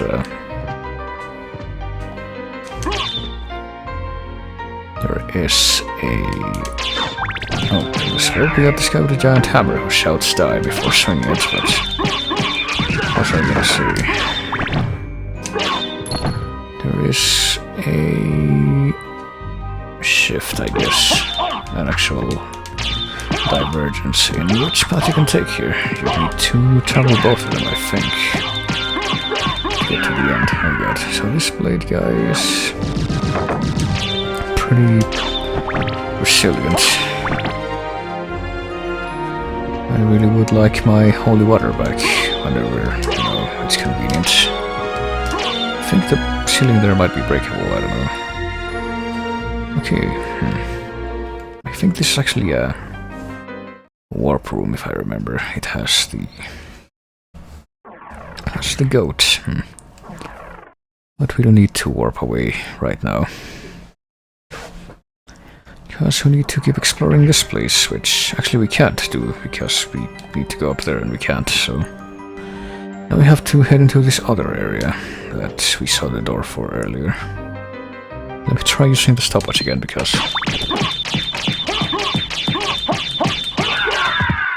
Apparently the stopwatch doesn't even stop the enemies, it just slows them down. Okay, so I guess once he starts swinging, you can't actually interrupt that, but you can't stagger him if he hasn't started that animation yet. Just try to shuffle past the ruler's sword here without aggroing it, I guess, or without it becoming aggroed to the extent that it will actually manage to hurt us before we leave. And go into the next area, Colosseum. It has another unique track that only ever plays here. It has kind of a bit of a more upbeat, funkier style. Hey, there's something there, and mist could pass. I wonder if these two things could be related. Well, as you can tell, this has kind of a funkier, jazzier style, more upbeat melody compared to most of the other tracks in the game. About the Blade Masters, which do not die in one hit anymore, as they did in Rondo, when it makes them a lot more annoying to deal with, because they just hop and jump all over the place, and they slide and do all sorts of horrible things that mean that I can't just kill them. I sure don't like that, let me tell you.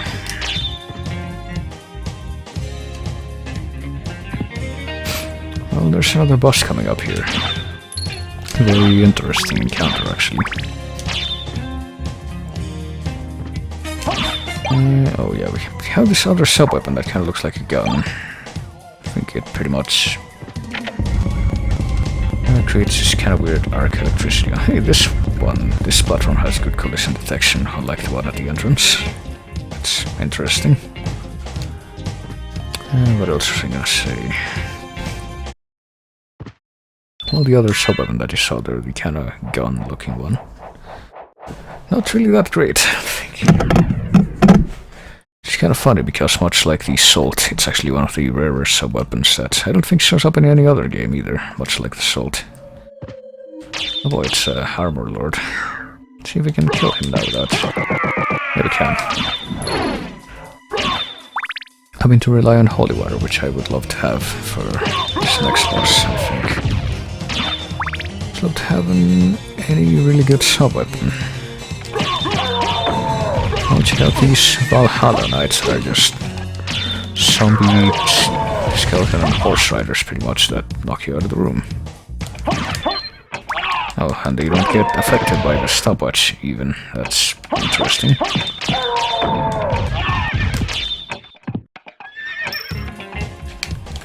Okay, and my wily tactic of trying to use... There we go. This move only worked after failing once. Come on. It's pretty much the only reliable way of hurting them without, them killing you. So what's at the end of this room? Oh, nothing. It's just a passage. Okay. Passage with a red elevator that I think... I'm pretty sure this elevator gets referenced in a later game. Okay. It's not working right now though by the looks of it.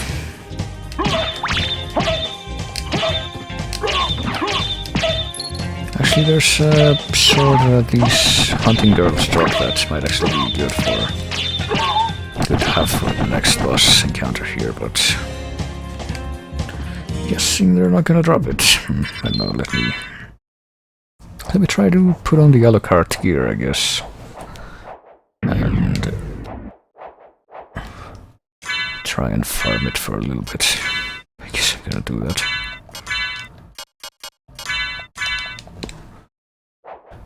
Because I'm actually kind of curious as to how this next boss will function if I have that particular sword equipped.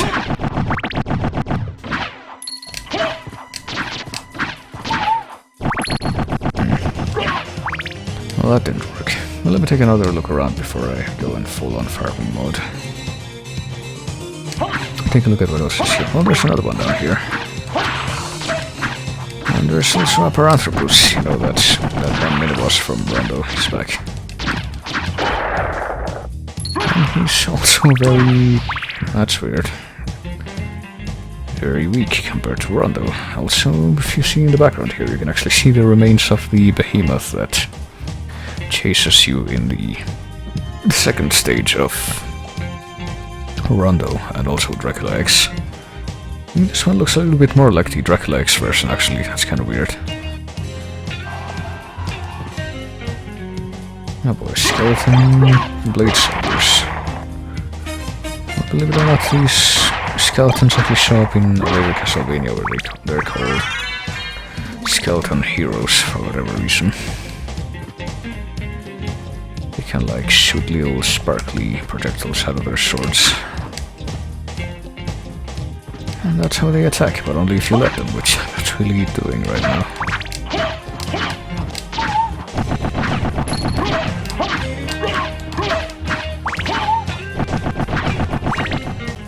Alrighty. Really don't think that's gonna drop, but I might as well try. Keep trying. Oh, hey, there's a bloody slab of beef here with a blood cloak. Blood cloak, which, let's see, the blood cloak is... it converts damage into hearts. I guess that would be the reason to want to equip it, but I'm not really interested. Don't really use hearts to that extent. Well, at least I got my holy water back. Actually, the Paranthropus here drops a very, very good ring that I think has a very, very low drop rate, so I sure would have loved it if I had dropped one for me there, but alas, it was not to be, I guess. I think too that's like the only Paranthropus in the game that you can... in the game? I think just in the game, period. So if you want to grind that ring, you just gotta keep killing that guy over and over again. Oh, for fuck's sake, come on. Okay. use my other wily trick too. Does this even work? Like... Okay, at least the other card shield can actually block the access. It is good for something. It is at least as good as the leather shield in that regard, I suppose.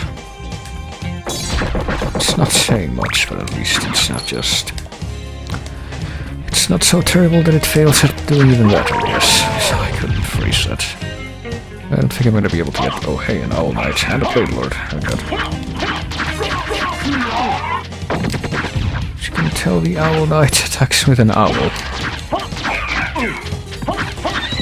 And the owl is actually pretty weak compared to the... Oh, God. Compared to the knight itself, and... The knight cries when the owl dies, and actually becomes a lot more aggressive after that.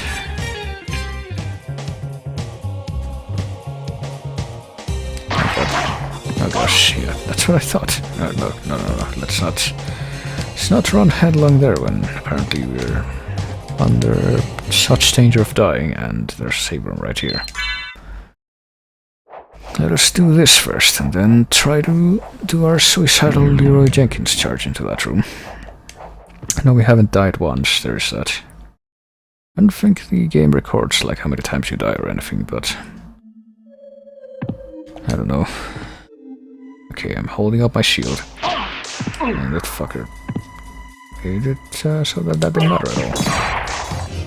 Okay, just not fun. Carry this guy with the... oh, for fuck's sake, come on. Question how that worked. I also question how that worked. I question how that worked. Thrice over.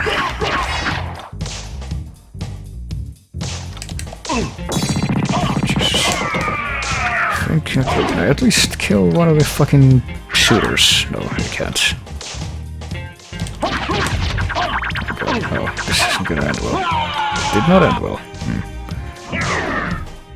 At least you get to see how the death thing looks like. Let's go out this evening for pleasure. The night is still young.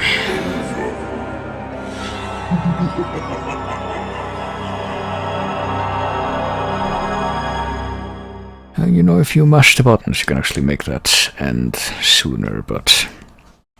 Still gotta deal with the loading time every time you die. It's kind of a shame about this. This is one of the complaints that the Angry Video Game Nerd had about this in his review. And in that instance, I guess I have to agree. Also, I'm pretty sure that... okay. This isn't the slot that I used for this save when I, you know, picked the new game, so I guess the memory card just kind of accommodates them however it wants. Okay, I'm gonna try a different strategy this time. Hey, it worked.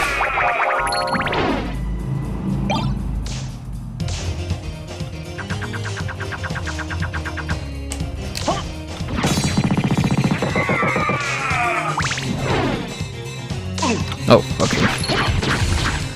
Well, oh, I didn't know. They're regarding something very precious, actually. They're regarding the shield rod. Shield rod, which is extra effective with shield. Hang on a minute. Let me get the fuck out of this stupid a la carte gear. Put on the night shield. Put on the ice mail again. And... is the rapier better than the star flail? No, it is not. The shield rod, however, this is better than the star flail. And it is extra effective with shield, and what that means pretty much is that if you use it in conjunction with a shield,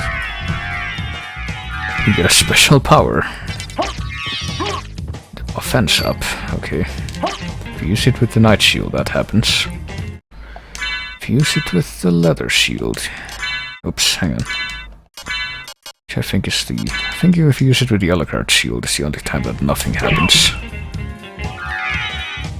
It's kind of like trying to use the key item crash in Rondo.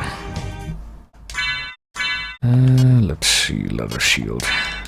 Crappiest shield in the game, except... well, except potentially for Alucard shield, again, you get a cow. Okay. And that raises your defense. Let me get a better look at that, actually. Okay. Raises your defense, and the Knight Shield raises your offense. Guess I'm gonna go with that. So let's save again, because we're actually gonna fight the boss finally. Gonna stop fucking around and actually get into the boss encounter. In which a shocking revelation will be made as to what's going on in the story of this game. You might notice, yeah, there's actually, hang on a minute, there's one last thing, I lied, there's one last thing I gotta do before I go there.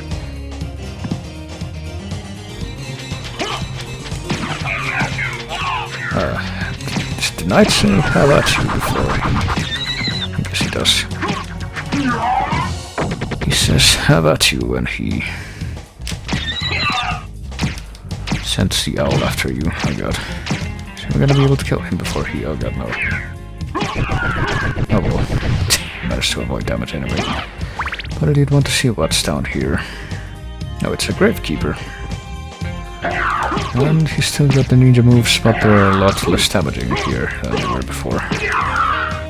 He still explodes into blood when he dies. And apparently he was enjoying some green tea here. Okay. This is another room. I think there's a later game I'm thinking of that I think references this area extensively. There's a room that's just like this one, and there's a part that looks just like the red elevator from, you know, earlier. Haven't been able to use yet. Oh yeah, there's that. Hang on.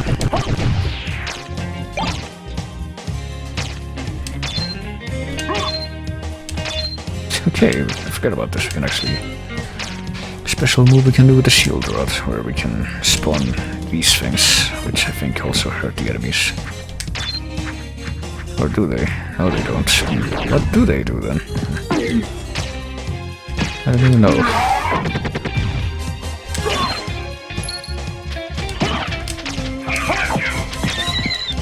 Oh shit. Oh.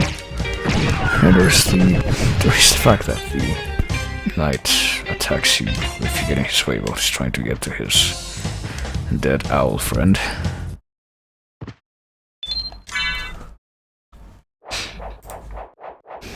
And there we have it.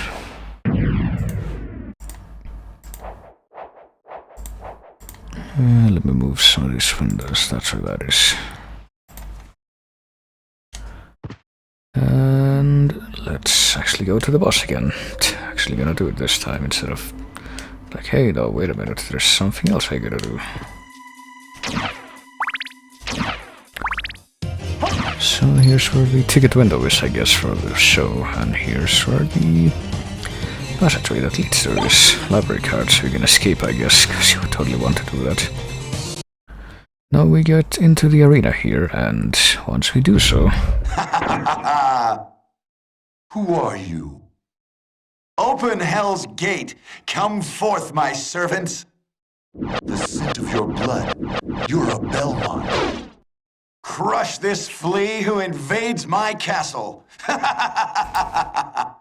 Oh my goodness, what could this mean? Apparently Richter's evil now, even though he was the hero of the previous game. Also, check out this incredible teamwork in this boss fight between Minotaur and Werewolf. It is actually pretty bad for you, because, you know, they kill you dead if you're not careful.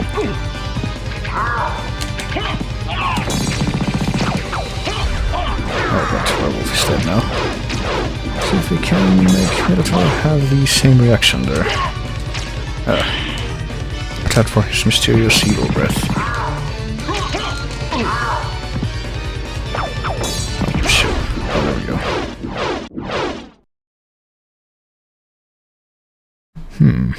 I'm certain that was a Belmont. So he says he's the lord of this castle. That's so weird, isn't it? Wonder if there could be shenanigans afoot.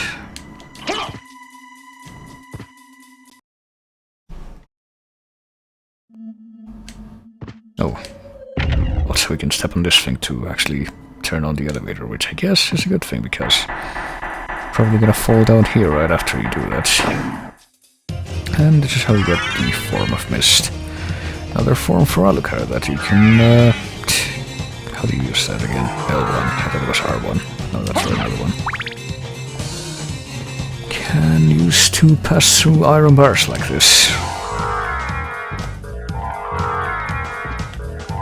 And kind of float around and reach new places that were out of reach before. You know, you can do that too. Oh, we leveled up on the fucking skeleton after we beat the boss. Isn't that great? What level are we right now anyway? Level 22. Pretty good level, I think, from this point. So let's save again.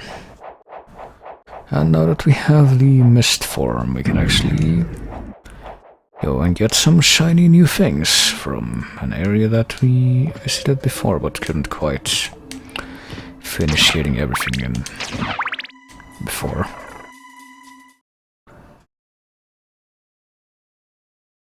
And I guess that's where we'll be going next. Heading right back over to the... hang on a minute. Heading right back over to the warp room so that we can get there faster.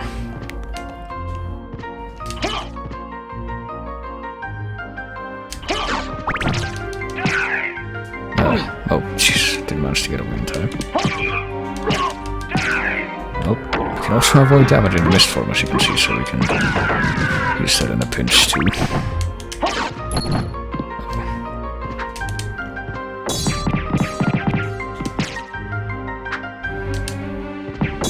Shit. Just to outrun my wily damage dispenser.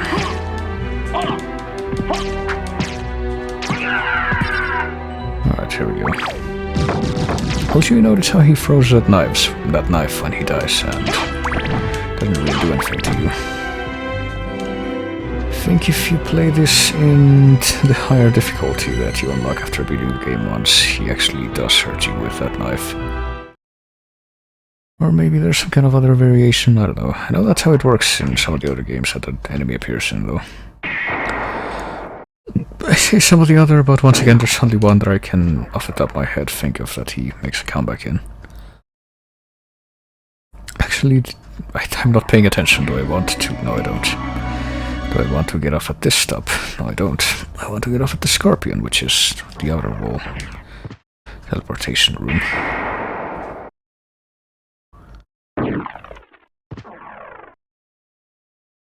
Want to head down to the library again, because there's some stuff from there that we need, and that we can only get after we get the mist form.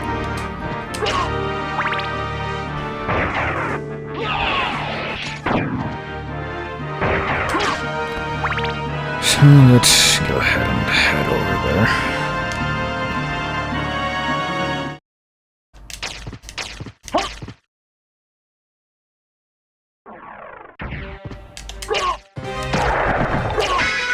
Back to yet another area where we can... Okay, you can keep getting on cursed in this from this one lamp, I guess. You can just do that forever. Sure, it's nice to go back to an area where you can kill all the enemies with one hit. Actually kill the ectoplasms in one go, which is how it should have been to begin with, I say. These enemies are a bit too annoying for it to not be that way. And we got the beautiful music too. Always a good thing to have when we come back to this place.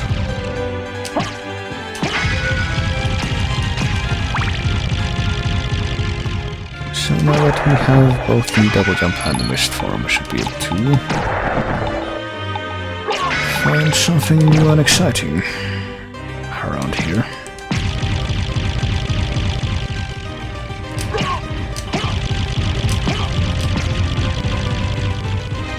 If we jump up to this platform and find the corpse suite, which, well, that's apparently even weaker than I suspected. Actually, hang on a minute. I think you're supposed to go this way first, but can you get up there now with the combination of the double jump and the mist form? Let's see. Because you can you can stay in the mist form, I thought. If you... no? I thought you could. As long as you have enough magic, but maybe not. Okay, never mind. I guess we can't get up there quite yet. Well, maybe I need to power up the mist form a little bit before I'm able to do that, because I'm pretty sure that, you know, you get to a point where you can just stay in that form for a while.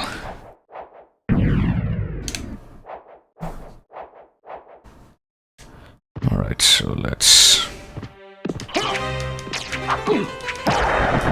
We'll try to actually hit the enemies when we swing the weapon. It's probably a good start. Fucking fleeing armors.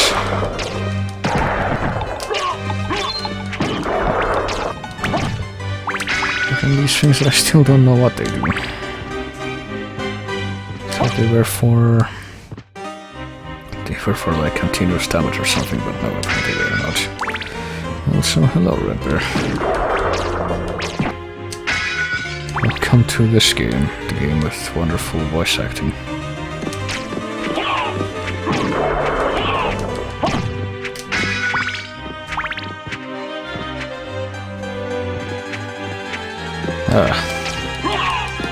At least the fleeing armor will do 1 point of damage now. I'm sure they did more than that when I saw them for the first time in the clock tower.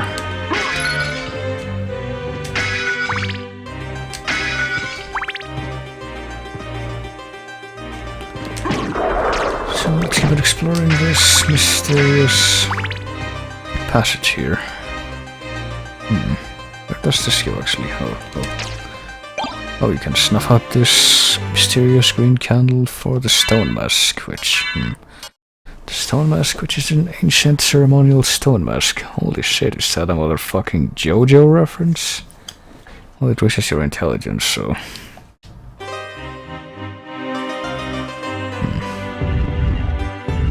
And you can push this thing out of the way to find the Topaz Circlet and the Holy Rod. Certainly better than the Shield Rod, though, is it? Nope. What is the Topaz Circlet? What does that do? Restores HP by poison damage. And... oh, it lowers defense, though. So, yeah. Actually, JoJo references will be plentiful. Secret boots discreetly increases height. I forgot to show this off. And yeah, they do. Very, very slightly.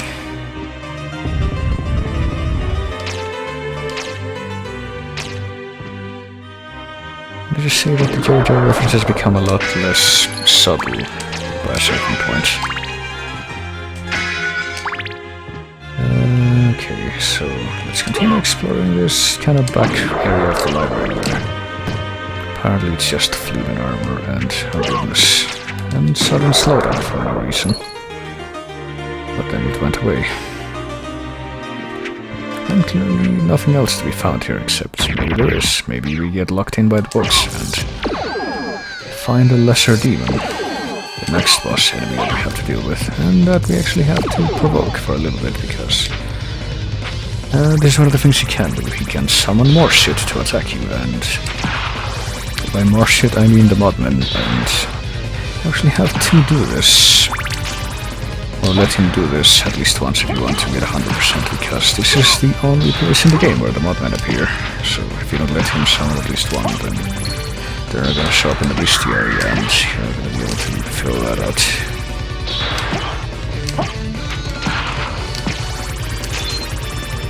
Still don't know what those little orbs do. I guess they maybe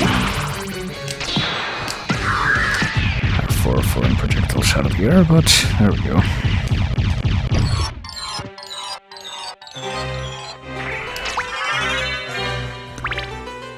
That's another boss beaten, and what could the reward for that be? Well, if you don't have the form of mist, the answer is absolutely nothing, because as you will see... we find this passageway down here that leads to... well, absolutely nothing except these things, I guess. Takemitsu, Onyx, and a Frankfurter, which looks like a corn dog. Let me see. It looks like a corn dog. I don't know. And then you find this great mist could pass. Hey, what do you know? And by using the mist form to get here, you get the final form, which is the bat form. And now we can fly all over the place, which means we can reach all sorts of new heights and pretty much just go everywhere in the castle now. This is the point at which everything becomes open to you, pretty much. So you need to go to the Colosseum first, so that you can have that encounter with Evil Richter and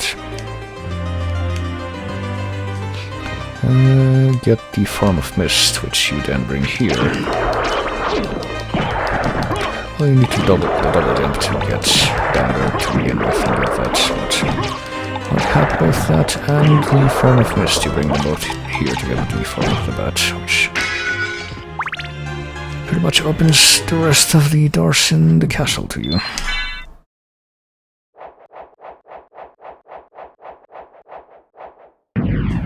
So let's save our successful reaping there, and actually we need to explore the rest of these hidden corners of the library before we leave, because there's something very special that we need to get from up here. I think it's in this corner. We get an antivenom, a potion, and a fairy card, which does nothing too evident, but if we go to the relics we can turn on the fairy card, which summons a fairy familiar. So yeah, we get our first familiar of the game.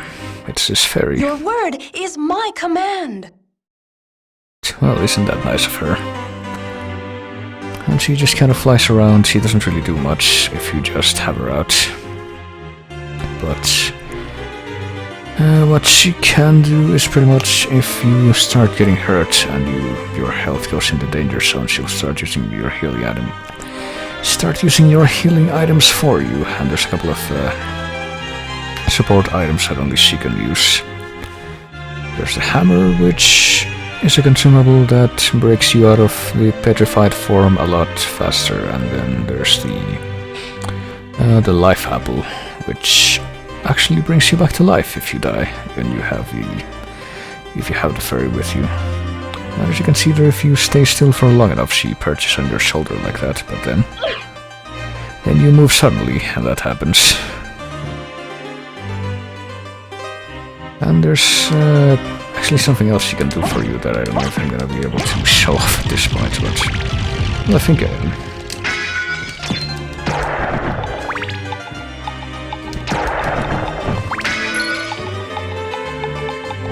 But overall, I don't think she's one of the more kind of commodity familiars that you get in this game. I think the best familiar is either the sword familiar or the bat familiar, if you were to ask me. But we'll be getting those in due time.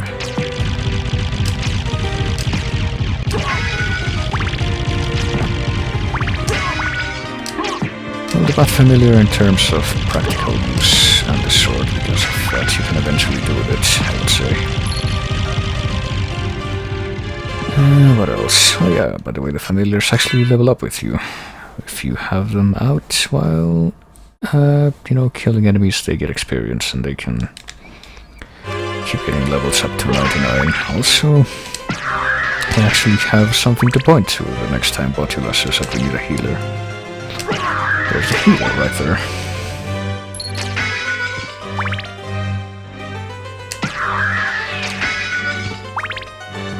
But I think that's pretty much all that we can find in the... Oh no, listen, hang on. I forgot to fill in one square of the map in this room.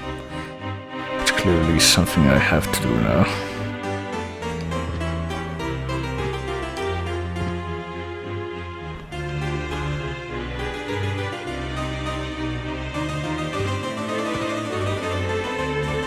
Is it up here? Yep, I can just double jump there and done it, but...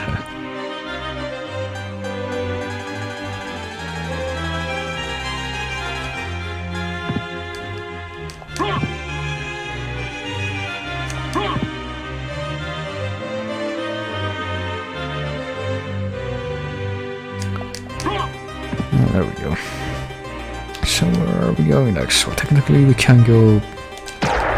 We can totally go beat the game now, you guys. So let's go ahead and do exactly that. Let's go to the castle keep and challenge the lord of this castle.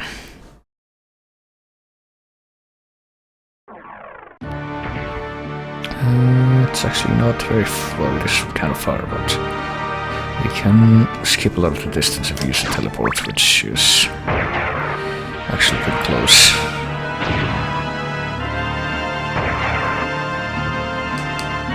It's right here, as a matter of fact.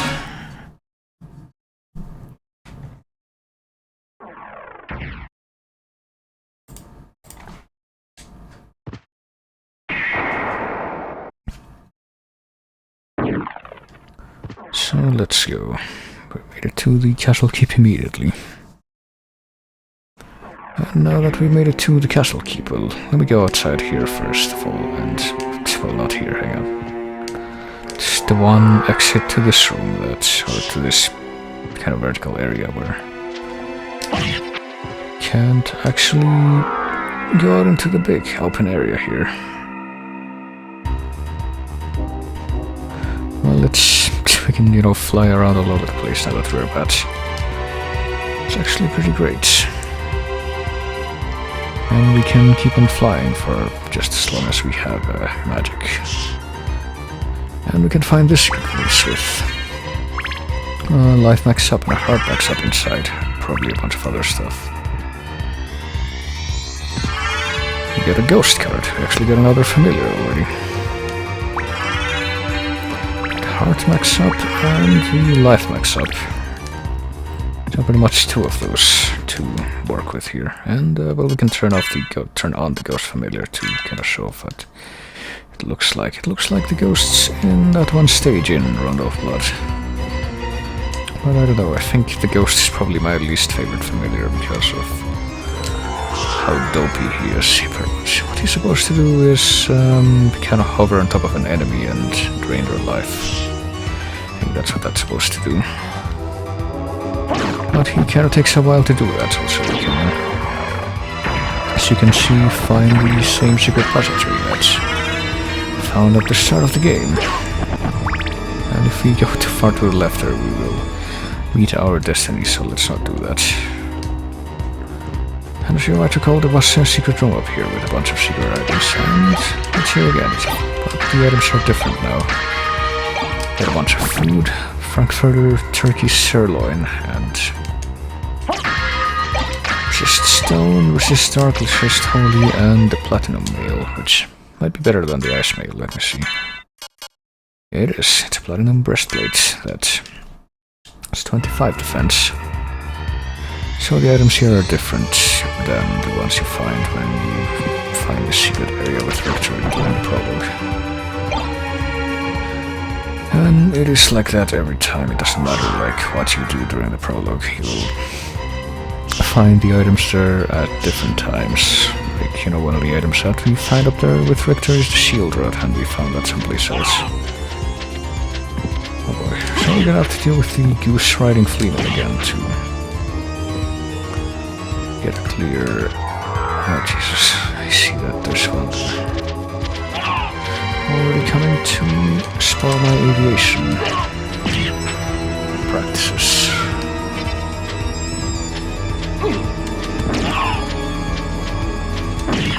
Oh, wait a minute. So there's a breakable thing behind me. Hang on a minute. Let me see if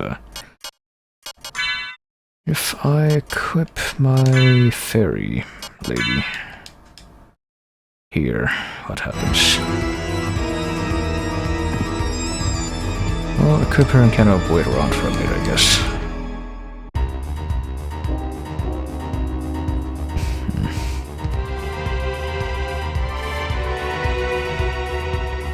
Guess none of the other Goose riding fleamen are gonna show up. She's not gonna point that out, is she? I guess because it's already chipped away.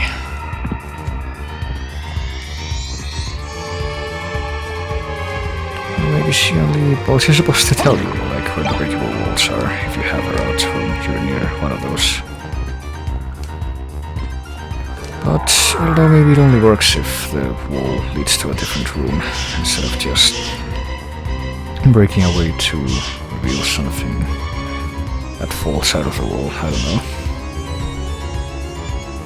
I have no idea if that's how that works, but hey, we got the power of mist. We get a power up for our mist form. What does it do exactly? It extends... oh, there we go. Extends the mist transformation time, so now we can actually fly around with this. As long as we want, as long as magic supplies last, I guess. But that uses up magic more rapidly than the bat form does, so... better be careful and whatnot.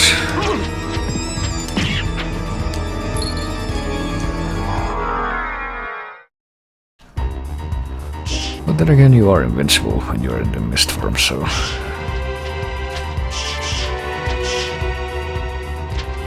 Alright, so... pretty much finished exploring this big room outside of the throne chamber.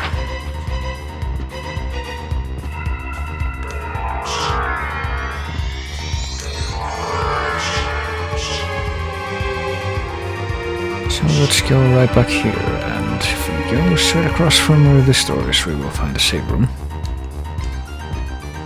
So let's find that save room, and let me, hang on a minute, let me change my weapons actually. Let me change the weapon from this to the turfing, which I should have somewhere back here. There it is. Cursed Dark Sword. And hopefully the rest of my equipment is adequate enough.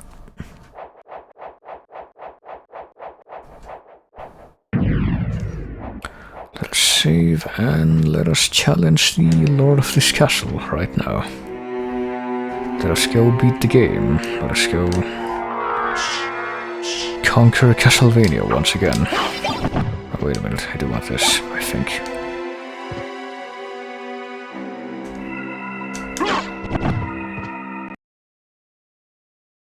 And here we are. I've been waiting for you. So it is you. But why is a Belmont planning the resurrection of Count Dracula? Count Dracula rises but once every century, and my role is over. If I can resurrect him, then the battle will last for eternity. Okay, that's not really an explanation, but oh god. But yeah, we can kill Richter Belmont. He was apparently evil now. And he certainly is doing evil things. And apparently too, we're not hurting him, which is really strange. It glitched out or something, or is there just something that prevents me from hurting him at all, because that would be strange. What if we use the rapier, for example? No, that hurts him, so that he's actually invincible to the Dark Sword. That's kind of counterintuitive, don't you think? There we go. That's how the fairy works. She uses your healing items for you. Alright, hang on. Let me change back to the shield rod, I guess. Or maybe the star flail. No, I think the shield rod is better than the star flail, so... Hit him with the shield rod. Time I guess. How many potions do I have? Oh goodness. Magnificent! But now feel my unbridled wrath. Alrighty then. Oh shit. I can't really do anything when this happens, now can I? Well, thankfully I got my healer to help me through this, kind of. Oh, but I died anyway. Oh no. I didn't know she failed. Alright, let's try to skip this, which should be possible. There we go. So I kinda screwed up there just by... Well, maybe if I use my different strategy that I can use for the bosses.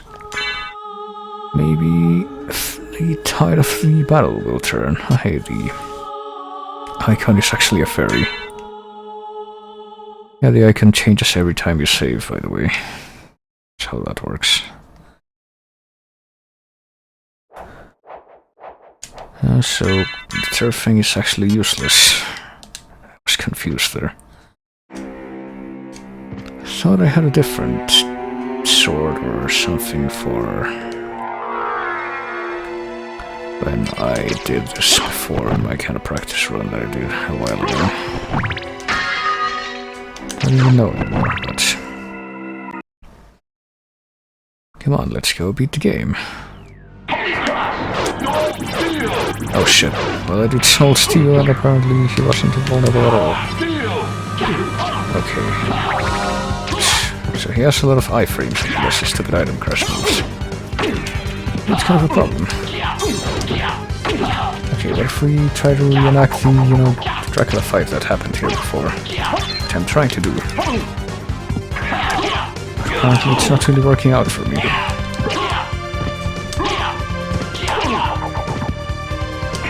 There we go. Hey, take this. It's my patented Dracula move that you completely dodged. God damn it. Magnificent! But now feel my unbridled wrath. Yeah, whatever you say. Hang on. 30 MP, fuck. Okay, I guess you can have iframes too if you use that move strategically. I guess what the fuck, we'll just use the shield rod, see. Potion, thank you. Okay, apparently the whip doesn't do shit, just the sub-weapons that I gotta worry about.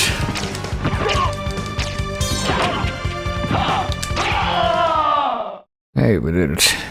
Beat the game. It's over, Belmont. So the war between humans and vampires finally ends here. What need for the shepherd when the wolves have all gone? My time on this world has come to an end. I mean, you still need somebody to shear the wool off the sheep. Oh gracious. Here's that good old early CG. Again.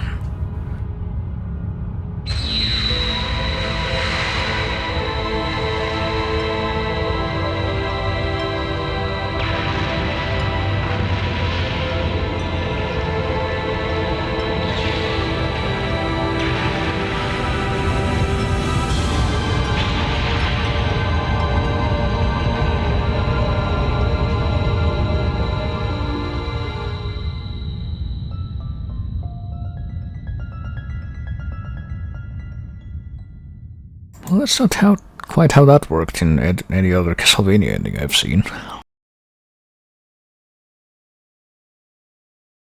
Mankind continues to fight, but it is a desperate fight to stay alive. I suppose that he chose a life of warfare, since that was the only way he knew. Like you, Father, he chose a path of destruction. Farewell, land of my birth. Never again will these eyes gaze upon your beauty. Oh well, at least we managed to save everyone. So that was totally Castlevania. That was, surprisingly short for a game of this caliber. Oh, what do you know, I tripped and fell on the reset button.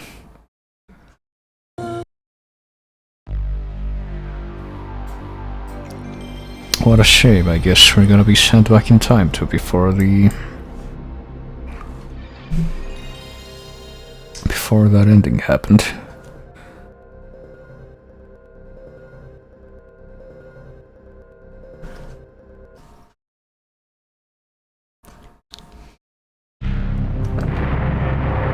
this Konami logo that unfortunately speaks of glory days that I don't think we will ever see again, but yes. Yes, let us load back into our save. Should still have the fairy symbol, I think, yep.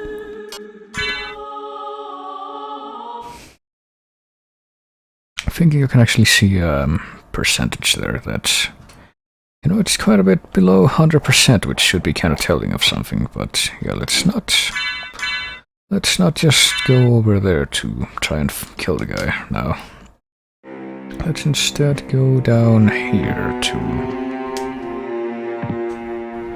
where the teleporter is and check out an area that we actually didn't manage to completely explore in the past.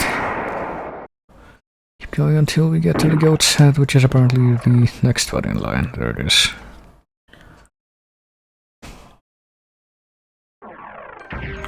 And now that we have the platform, we can actually go up here at our leisure. Find a mana prison.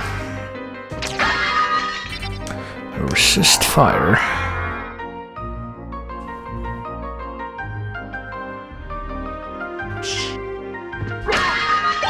A luck potion. Hey, it's one of those things that the bot keeps trying to tell me to use whenever I roll the dice. And it's one of those bloody nights. And there's also imprisoned zombies in the back here by the looks of things.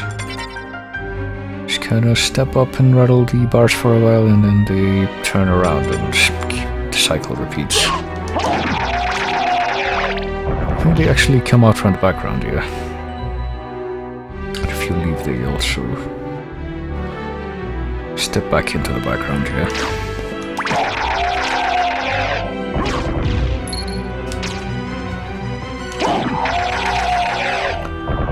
It's kind of funny that the bloody zombies here, which are the, you know,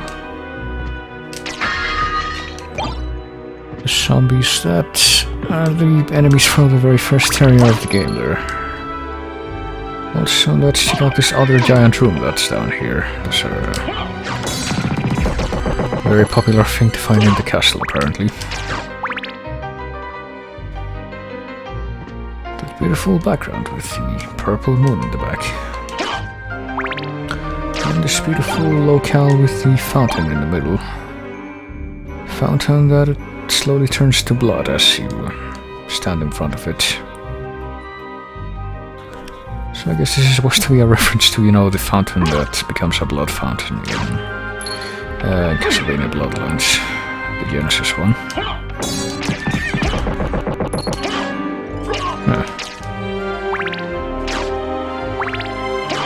Guessing there's gonna be at least a few breakable walls here. Hang on, let me look at the map. I really want the fairy to at least show off the... Where am I right now, actually? Okay, I've already opened that. There's another one that's close by. Hang on, that I actually need to go to get another familiar.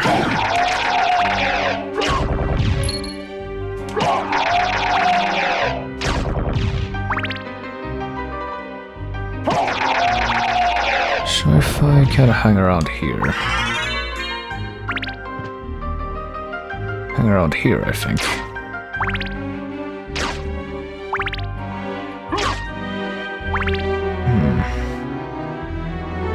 And just kinda linger around for a while, and maybe jump around a bit. I don't know, maybe that's what you need to do.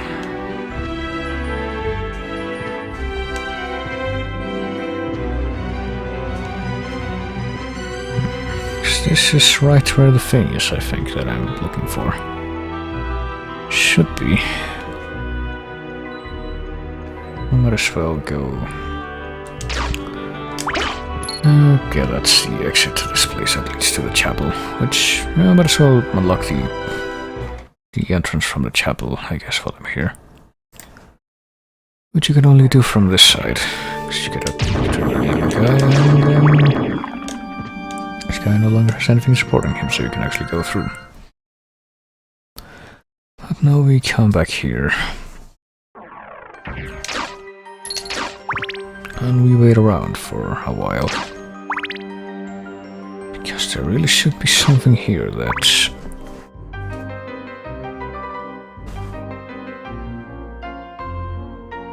the fairy should be itching to point out for me, so I don't know why she's not... she hasn't hurried up and done that already.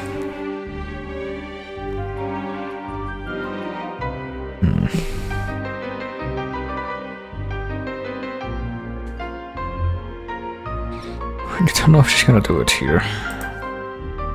Just the wall, the breakable wall here is above me, not below or to the side. Okay, well, I guess it didn't matter anyway. Well, there's one more I have in mind, that is a breakable wall off to the side that we haven't encountered yet. So, also we just got the sword card which summons the sword familiar, so... So let's go ahead and summon that guy. Because we actually should be very, very interested in leveling up this guy as much as possible. As you can see, the sword familiar is just a big floating sword. And he should react in a specific way when he detects enemies nearby. There you go. Actually does pretty decent damage if you can level him up. So he has very iffy hit detection, or AI, as you can see. Sometimes he just kind of flies off in a direction that doesn't have any enemies nearby and just kind of gravitates there for a while. But there's some very, very interesting things that happen with this familiar when you level it up a whole bunch. So I'm probably gonna have him out for quite a while.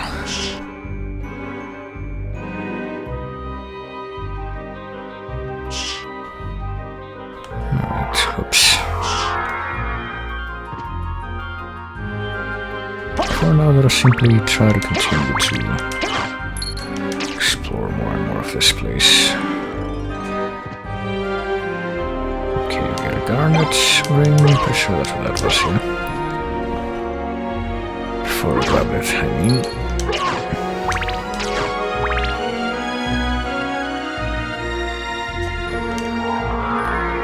And should have... okay, let's check out the top part of this room, I guess. Haven't really done that with a lot of detail quite yet.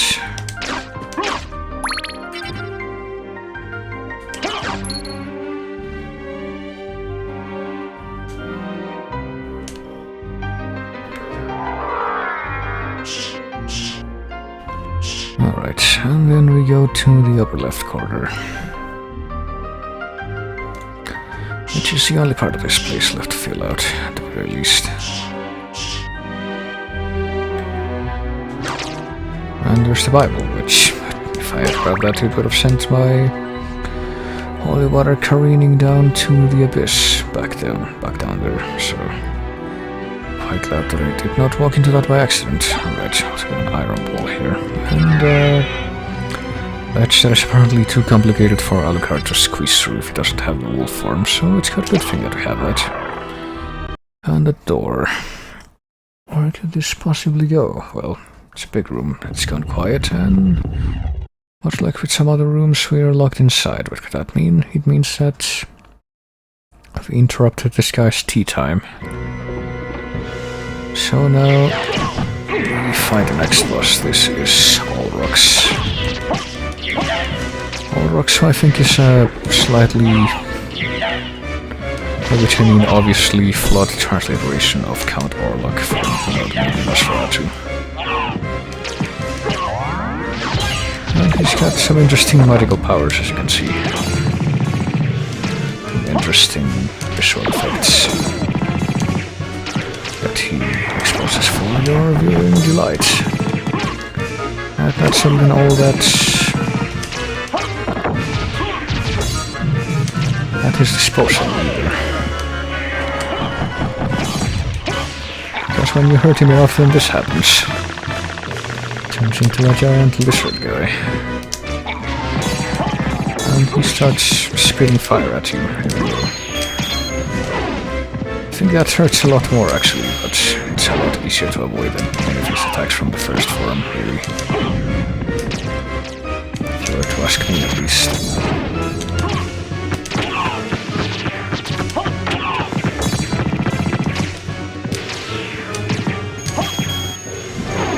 And at least the, sword familiar is actually being kind of useful here, for once. Oh jeez, hang on. Oh, my eyes is just getting... Okay, that does not hurt quite as much as I thought it would.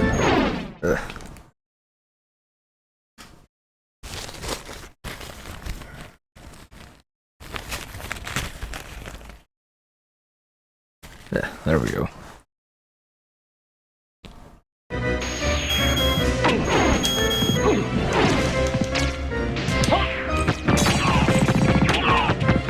Sorry, luckily I have our shield to protect me from the fireballs.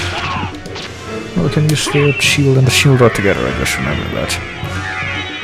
It just so happens that I've got a shield and I've got a shield rod, so might as well lower my nothing, raise my offense. He was almost dead anyway.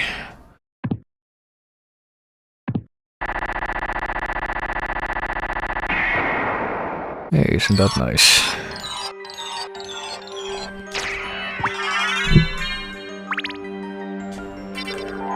Don't know what's going on in the stained glass in the background here. Looks like a generic scene from Religion, I guess. Exhibit A. Oh goodness. Do we have a cutscene? Oh no, it's just the fact that we left the boss room. And here we have the Echo of the Bat, which I think we need, actually. Or another thing that we need to do in this castle before we can bring everything to an end. And proceed to the... the actual thing that we have to do to beat the game. And then we have the Echo of the Bat, we can, use the Echo of the Bat. You might imagine. I think that, well, as, bats can use echolocation, we can actually use that to find our way in dark places, but we can also, but since those are not very common, I think we can also use that to hurt enemies. Might not be able to yet, I don't know, I don't remember. Oh, okay, actually we did get it that time. But I think that's pretty much it for this area of the game, which is Olrox's quarters, so we could go back through the chapel so that we can get some of the stuff that we missed from there, because we can jump high enough. I think that's what I'll do. And then we're gonna have to head on around, because there's a couple of things that we need from there.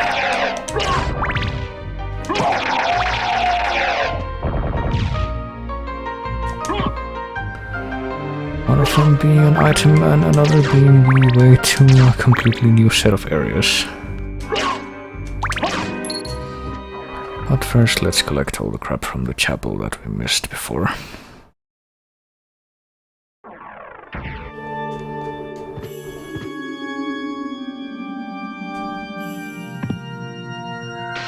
Just gotta head past all of those wily skeleton boomerangs, and yeah, there's an item here that I forgot. Almost forgot about. We couldn't have gotten before, but we can now.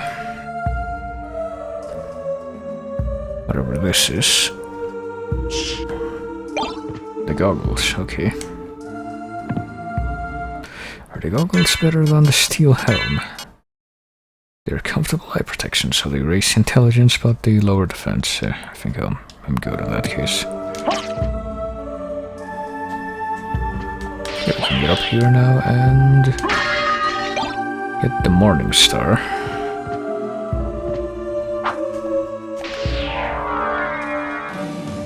And fill out the corners of the map here.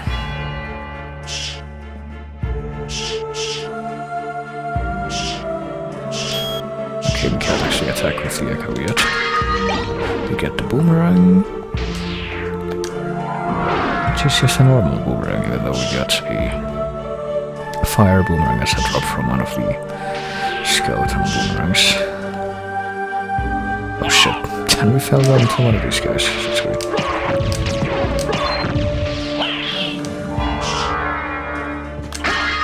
And TNT. Trinitrotoluene. Oh. That's not very nice.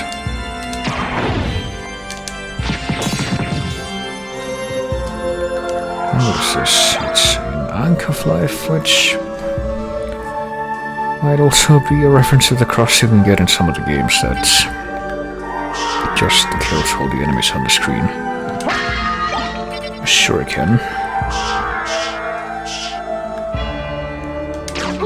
Of course. Oh, why did I throw that to the... I was trying to throw that to the right.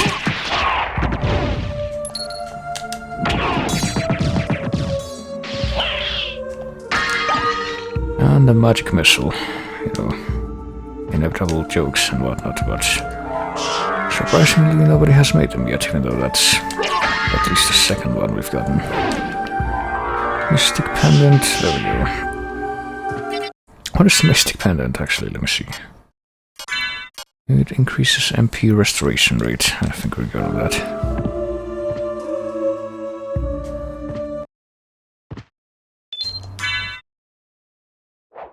So let's save now that we've gotten all the stuff from there, from here.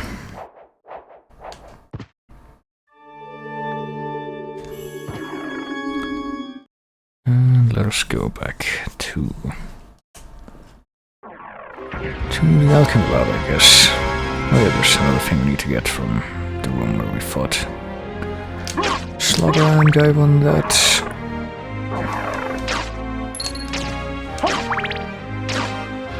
We once again couldn't have gotten without our improved flight power.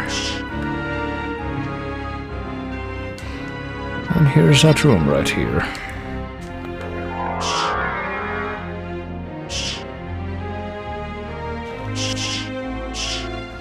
Actually, I think there's a special move you can do as the bat. Hey, it's another familiar. It's a bat card. Funny thing that. So we're pretty much only missing one familiar at this point, and I think the area that we're headed to next should be where we find him. Yeah, it is. As you can see, we got 4 familiars at this point. There is only one more to collect. So let's summon the bat, which is actually kind of comical too.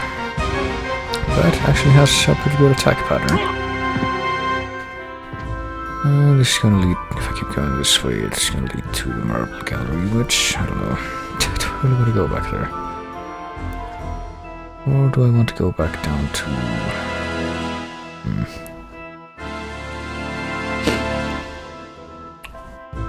Do I want to go back? Well, the real question is, do I want to go to the... I think I'll go there later, actually, because I have to go there later anyway.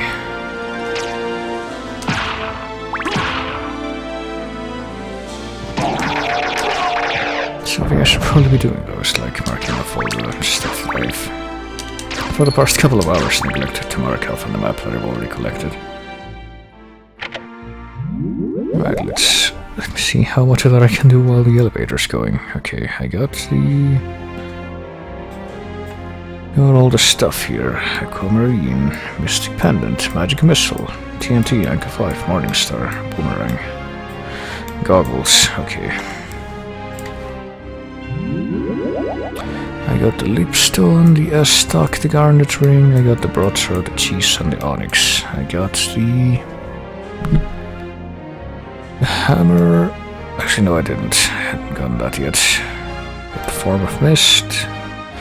The Sword card, I got the Echo of the Bat. Oh shit. Well, I did that by accident, but... I got a Potion, a Cutlass, and a Zircon. I got the Power of Mist, I think. That's where you get that, yeah. And the Fire Mail. Actually, no, I didn't get the Fire Mail, but... The Frankfurter Platinum Mail, Resist, all this stuff I already got. Got the Ghost card, got the Falchion, got the Boaka Knife Shuriken, and TNT. Get the Healing Mail. Okay, now let's actually go. I think I'll stop there.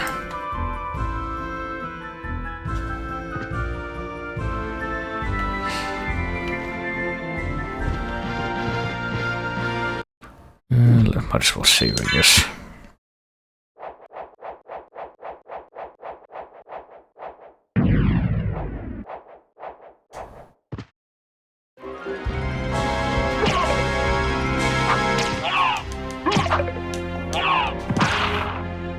And go down toward the warp room. Well, not the warp room actually, we're gonna just keep going down to the entrance and then keep going down from there to the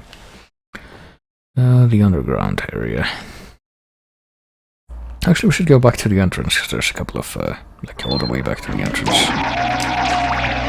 There's a couple of things that might be good to get from there. There we go, there is this way.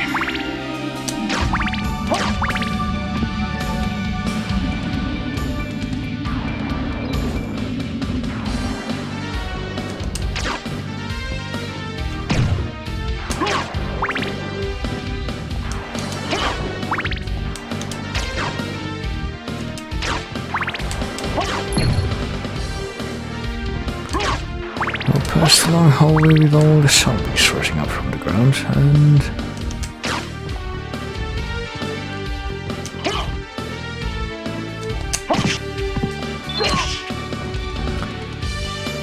first of all we go up here.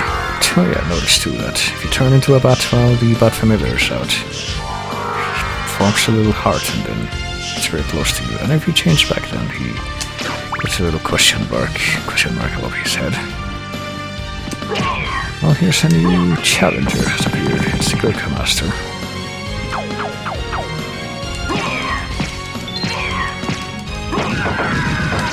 A little bit more resilient than some of the enemies in this area. You know, like all the other enemies in this area, pretty much. As you might have divined. And then the Blade Master. Actually, probably would have been breakable, but guess not. There's a save room,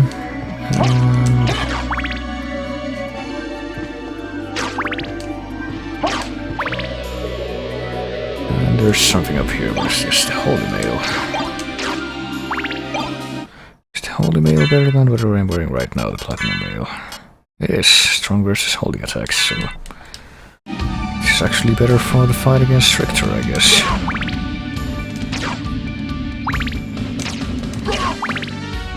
Which we will have to.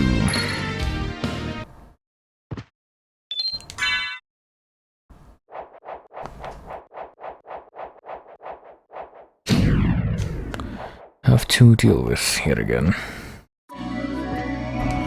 As you might imagine.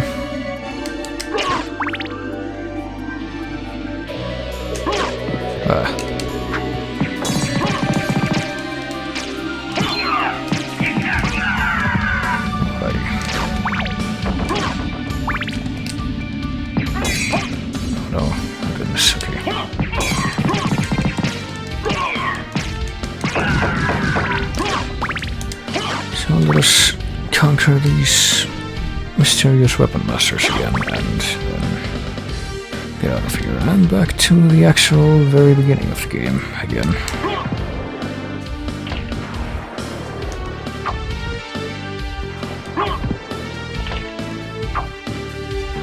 I noticed too there's actually a missable enemy here at the very start of the game. It's the Wargs, the big wolf things that show up in this corridor because after a certain point the Wargs just don't appear anymore, so if you didn't kill at least one during the little entrance segment, then you will not be able to get them in your bestiary. And if we go all the way up here, then we can find the power of the wolf, and we can find another health max up. And apparently there's... okay, a little square in the corner that I almost missed. Almost missed filling in, but I didn't. Alright, so what is the power of the wolf? We can run swiftly as the wolf. Alright, so I think now we should be able to use that move I thought I could use before, maybe? Oh, there we go. I can speed up with the wolf form and run through everybody. Okay, actually there's a secret here, I think, that I need to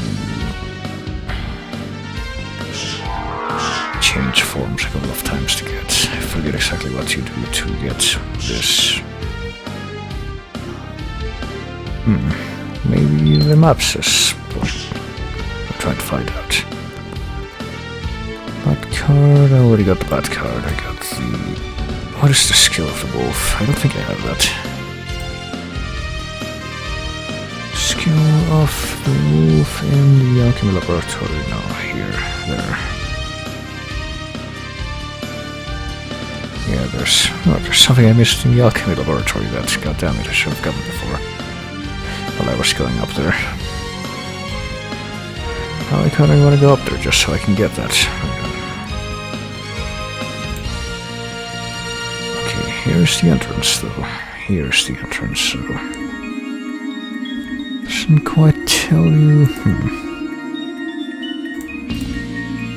how to do the thing I'm thinking of. Alright, gotta take some license.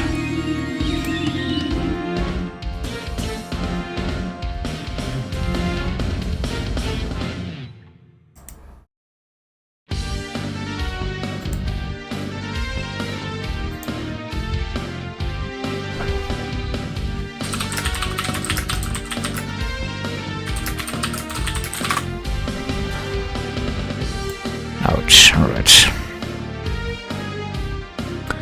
In the entrance, right, here we go. Break through the rock, then fly through it one way in bat form, then return in the wolf form. Oh wait a minute, it doesn't even do anything evident just by... I might have unlocked it already. What that does... oh yeah, it opens up this thing down here. That's what it does. Life apple and the jewel sword. That's how we get this.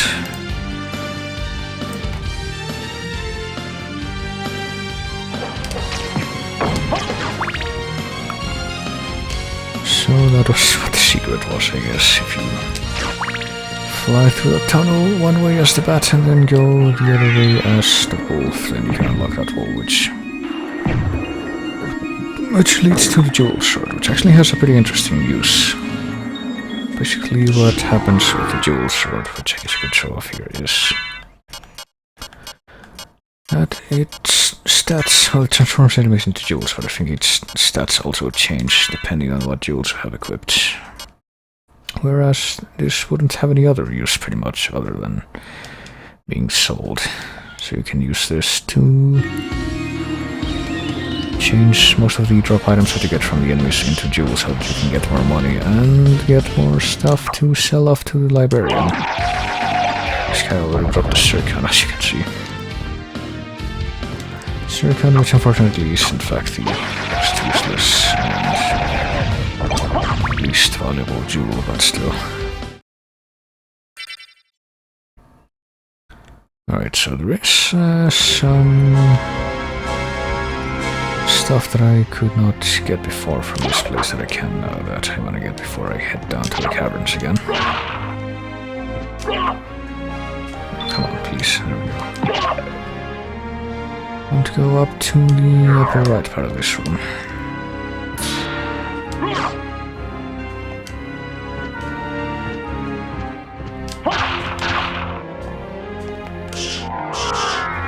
Or upper left, rather. And here's a room with a bunch of these sub weapons. You can take your pick. And there's also this, the whatever it may be. Okay, there we go. And that is the skill of the wolf. That might be what I was looking for this whole time. What is the skill of the wolf according to this? It, okay, it unlocks the special move you can do as the wolf, which is immediately break into a dash and wreck everything in front of you. Guess you cannot actually use that until you collect that. But now that we have, let's head back. Assuming there's no other super obvious passages that I didn't open before that I can now around, which it doesn't look like there are.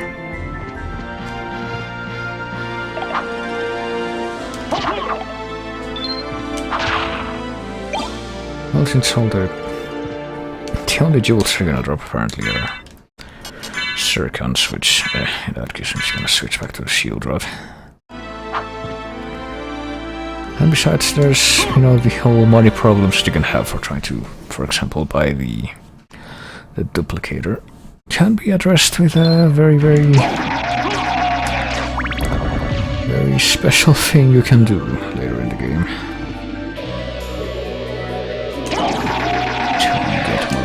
Easily. And I believe I will be showing off when we get to that point. Well, maybe I could even do it now if I forget how it works, but no reason to do that just yet. Yeah, alright. So what I want to do now is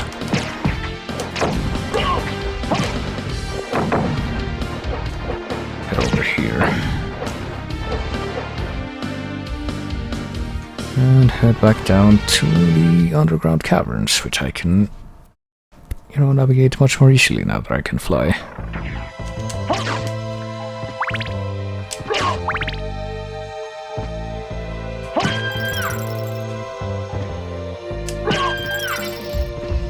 And now we head back to where the waterfall was, because I'll get another ice mail drop. The red drop from the Frozen Shades, though, is like a sword, like a frost sword. I can't remember exactly what it's. I think it's called Icebrand or something. I can't remember if the fish heads also drop that, but I think they might.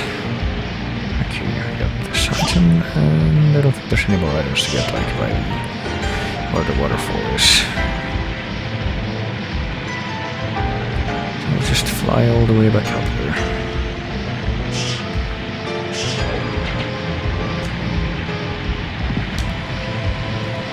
And find it apparently. Jesus. The square that I had not succeeded in filling in wasn't even where I thought it was.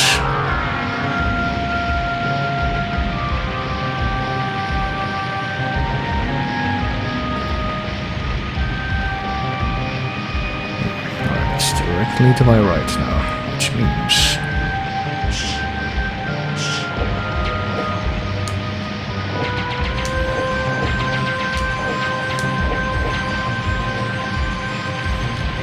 clearly should have done it, yes, except it doesn't, okay, but that did for some reason. There we go. So now we can actually get over here, over to the left. There is a secret something.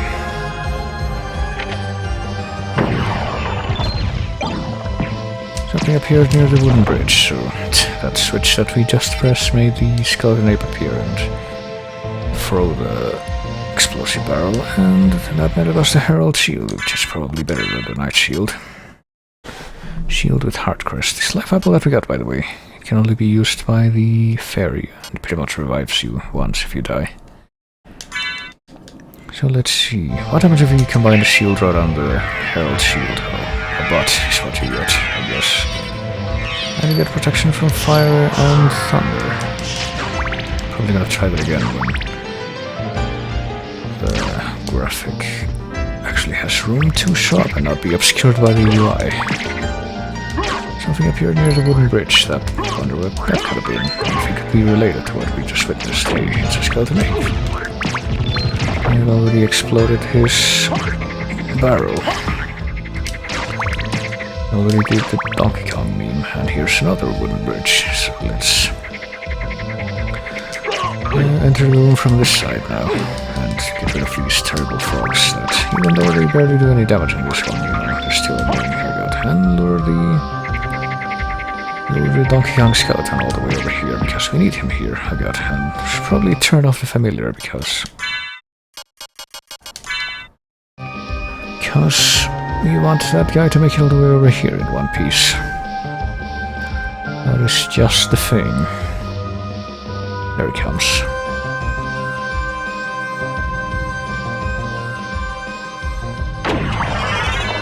And there we go. Barrel blows up the bridge, and now we can actually get down here to the new area that we could not have accessed otherwise. Actually, hang on a minute. Do I want to head down here just yet? No, actually. Well, this was the abandoned mine, but we're not heading down there quite yet. Because I almost forgot there's one more thing I want to do here before I head down there.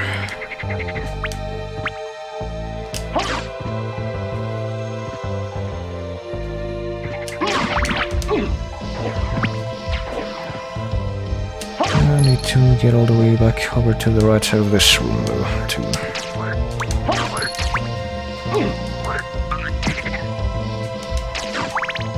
To do.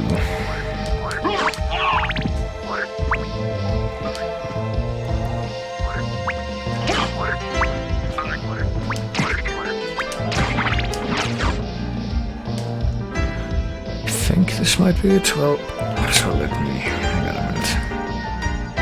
Might as well get into the save room here, just for the sake of safety, and then head up here into this tunnel and start flying up the tunnel in the form of the bat, as opposed to falling down, which is what happened before.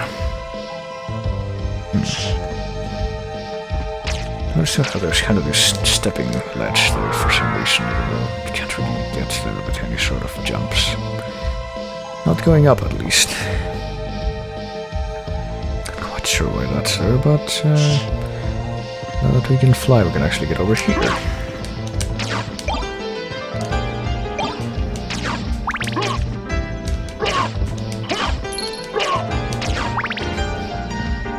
And head into this mysterious door, which... Oh, passage. Oh, the Claymore. Claymore, which apparently has a weird blue glow around it. Claymore, which lowers defense, but raises attack. Scotch two-handed sword, that's why. I think I will refrain from using that, though. The shield rod is still very much one of the best things you can have. And there should be a bit of a split here, if I recall. First, let's get all of these meal tickets. Sure you get all of them. Maybe this time I'll actually use one of them and find out how they work. Alright, and get the moonstone, and... notice a very curious thing to our right, but first let's actually use this not so curious thing to our left, which is a save point.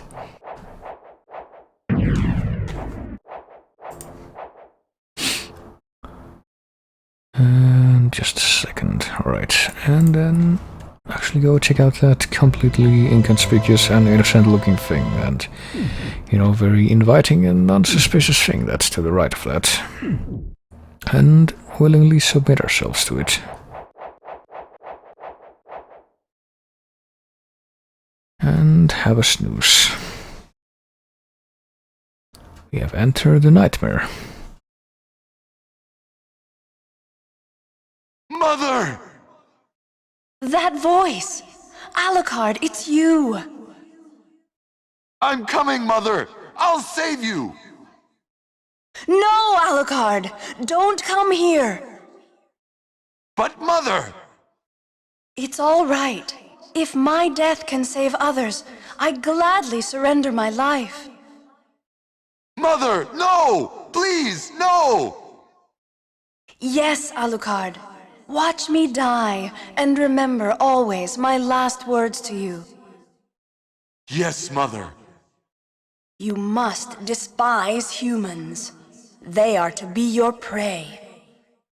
What? Better for them to die than to let them compound their sins. Begin by slaying that one over there. No, it wasn't like this. What's wrong? Alucard. My mother never said such a thing. What do you mean? Kill them and bring them happiness. No, you're not my mother. What kind of demon are you? Who could have seen that coming? You broke free of my spell. I like that. What's that voice? Demon, death is too good for you. Come here, little boy, and show me what you've got. So, of course, now we get to fight the succubus, who is, I'm pretty sure, is completely topless. Both in, some pieces of official art and maybe in her sprite as well, but not completely in the sense that that corset she's wearing doesn't quite cover anything other than the very midsection. Also, she's not particularly impressive to deal with, as you can see, by this point.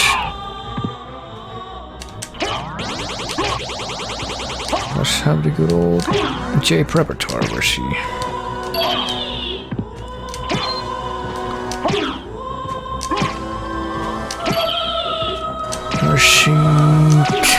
well, tries to trick you a little bit, but also there's one of, like, 2 bosses in the game that has that boss music. But Darkling, I smell your blood. You're a vampire? Could it be? but couldn't quite hear a lot of it anyway. You're the son of Lord Dracula. Death in the dream world will set your soul wandering for eternity, demon. Wait, I beg of you! Alrighty then. I guess demons have souls in this. And for doing that we get this. The gold ring. Which is actually pretty important. Because if we look at the descriptions for it, it says wear a clock. But as you can tell, it's not quite complete, that inscription, so have to find its other half as well.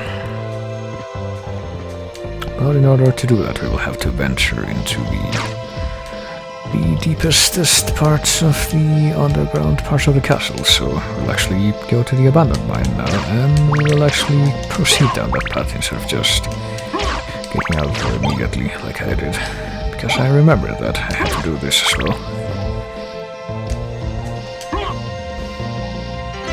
Let's fall down the pit this time with no inertia, or any kind of consequence for falling that distance with that much force.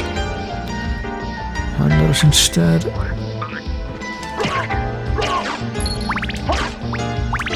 head back over to where we were, and so without any interference whatsoever, except from these toads, which are apparently very hard to hit.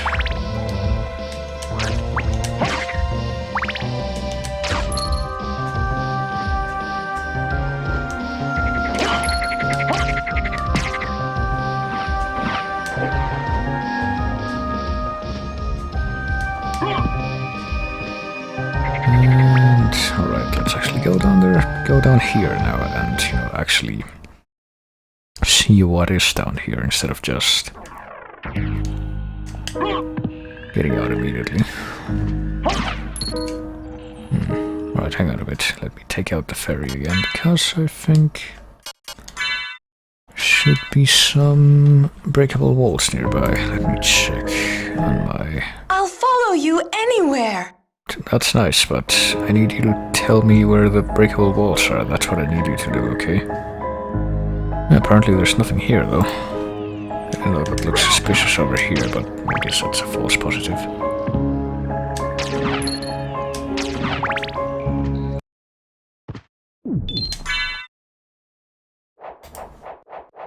I might as well keep her active. Yes, we got a... Oh, what the hell did I get a Bible? Okay.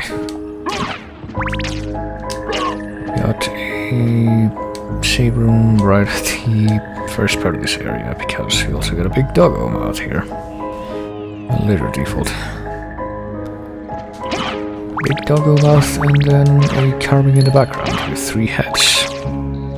A doggo and 3 heads. I wonder what that could possibly mean. Okay, what do you know? It's a doggo with 3 heads. Okay, Cerberus. Who looks very totally radical now. All the doggos look like they're smiling pretty in perpetuity as well. And yeah, they can probably do that multiple head swing thing, but much like a lot of the other bosses here, it's not particularly impressive to deal with if you know to spam the right shit like holy water.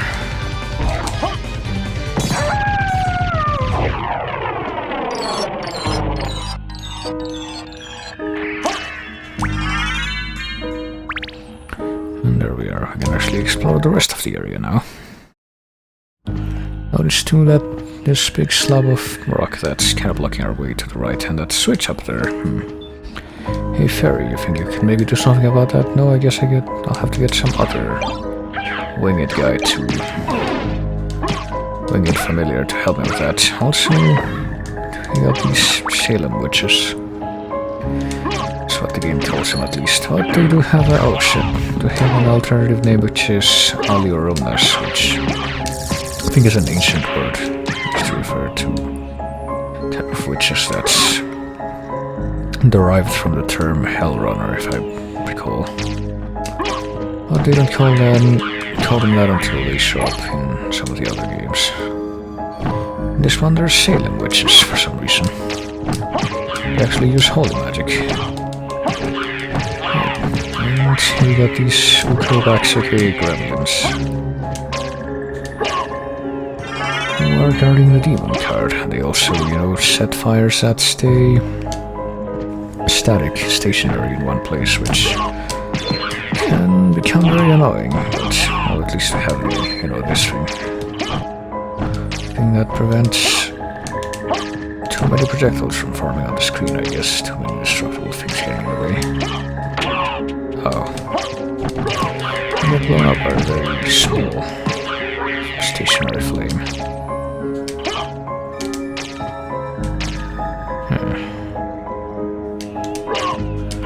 And here we got one of the other teleporter rooms, I think. That's what this is. Some fast travel going on, and this one has the head of a snake.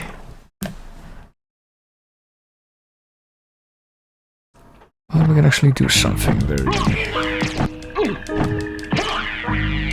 interesting now that we've obtained the new familiar that we obtained, which is the demon familiar, which is also the last familiar that I've obtained in this run. Turn on the demon card and summon the devil familiar. Who's this guy? With the trident. He is kinda useful. He attacks kinda like the bat does. Sometimes takes a longer to enemies, and that's a very sometimes, I guess. Okay, attack executed even after she died. That's curious. And he also does other things. A switch. Why don't I press it and see? He also has a very congested nose, apparently. And that is how you open this.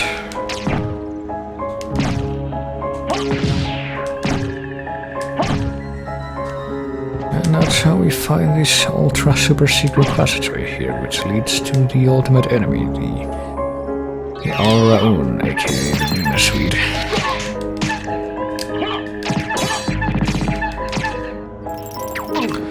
As you can tell, has got a bit more resilience than some of the other plant-based enemies in this game. But beyond that, it leads to this, the Ring of Ares. And also a turkey in the wall, I guess. Ring of Ares, which makes you very strong. But beyond that, doesn't really do anything too special.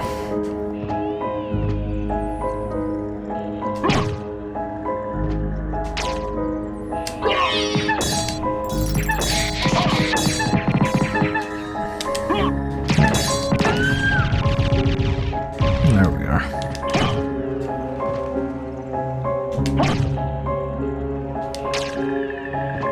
kind of a funny thing about the corpse suites here, kind of special wounds that, or thorn weeds that, they're slightly brighter shade of green than the regular wounds. And if you leave them alone for long enough, they grow ahead and start like spitting poison at you. If you kill them before they have a chance to grow at all, the game still registers them as a regular wound, so it's technically 2 types of enemies in one, I guess you could say. Oh boy. More sailing witches up here, well down here I guess. I think they can drop some items too, which is why I'm unamused that sometimes they just get stuck in the walls, because they, of course, you know, as you see, they don't care about physics. Oh, I got cursed. Well, that's perfectly fine. I thought, but then I fell. Hang on. Just wait for the curse to wear off, I guess. It doesn't last very long.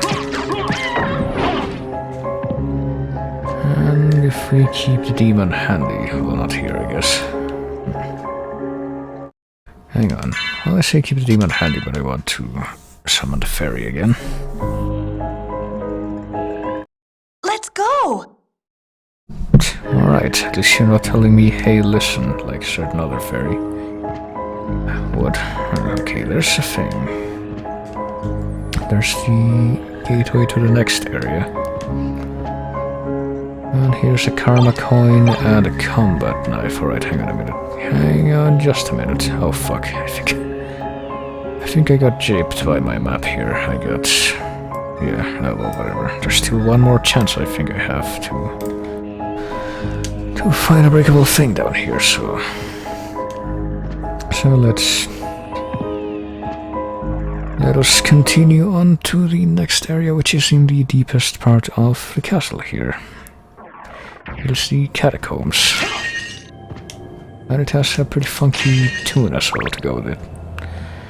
Alright, hang on, let me go right here first of all to save. And let me remind myself by looking at the map exactly where I should go first. Okay, want to go right first, I think, yeah, because the boss is on the left side. We're actually kind of in the center right now.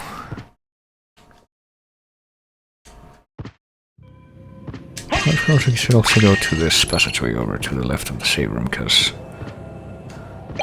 there's a bloodstone and I think something else also, but I don't know if the fairy's gonna point it out for me or if she's gonna have to.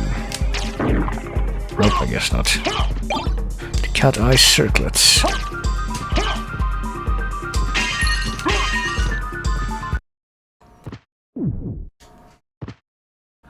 And now we can actually get on with, you know, the actual exploration and actually listen to the music kind of consistently. Unfortunately, as you can see, the war skeletons from Rondo are back, but they're a lot less annoying now that we can kill them dead a lot more easily. Also got these bone arcs, as you can see. Oh god, I got knocked back by them.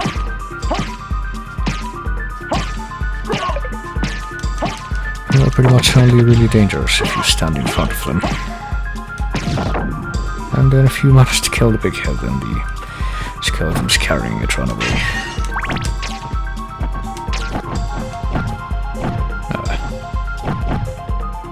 Don't think I want to go this way first, I want to go this way. A little bit difficult to stay on the route that I want to be in though when you got all these freaking gremlins to deal with.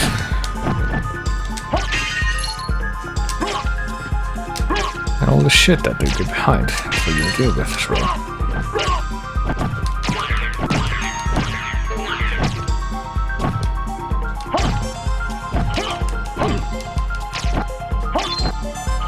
Oh, you can do that. It's interesting.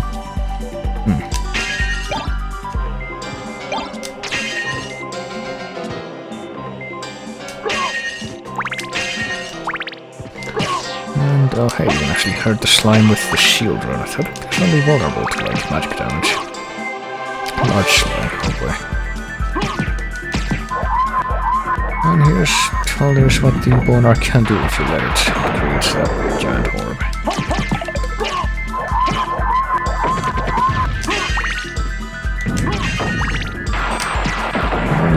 far of it, I guess.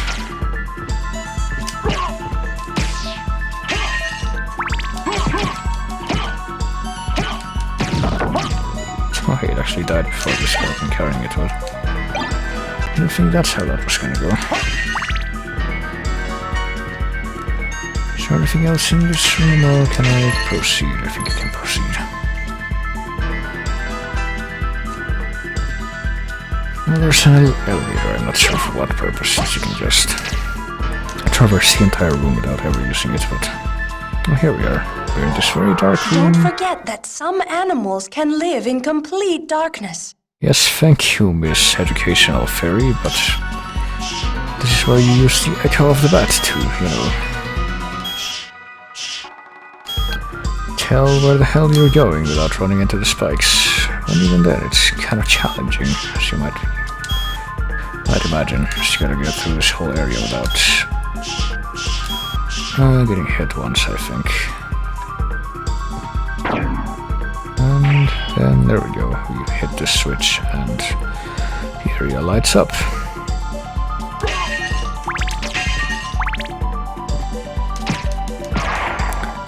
And if I'm not mistaken, at the end of this corridor that we go into after having conquered that room.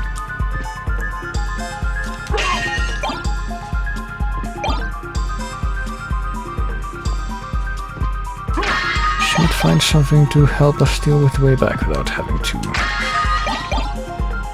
do it so in such a complicated way. I thought it just work too.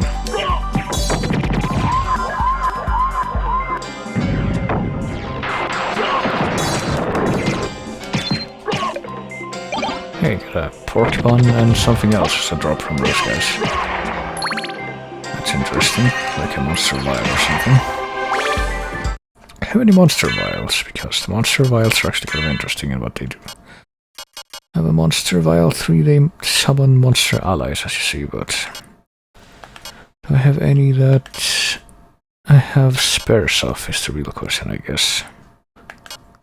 I don't. Oh well. Pretty sure I will have some spares by the end at least, but I'd rather jump the gun before then.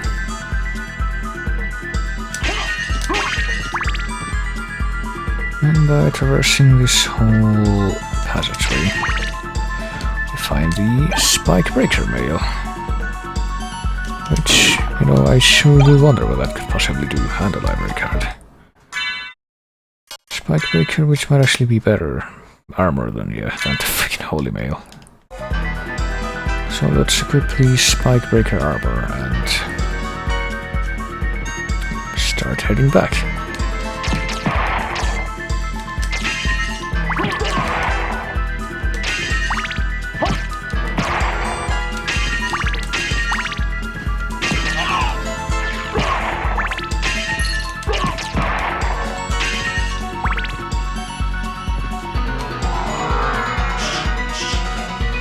Heading back now that we don't actually have to use the platform at all anymore.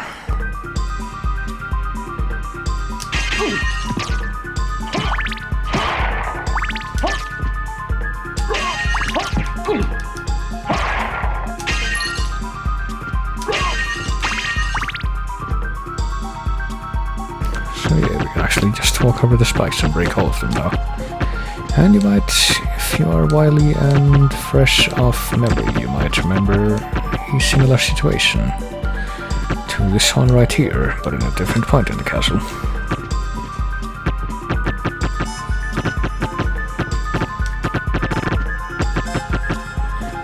So now that we have the Spike Breaker mail, we can actually deal with that. And in fact, we need to get that to deal with that situation because of,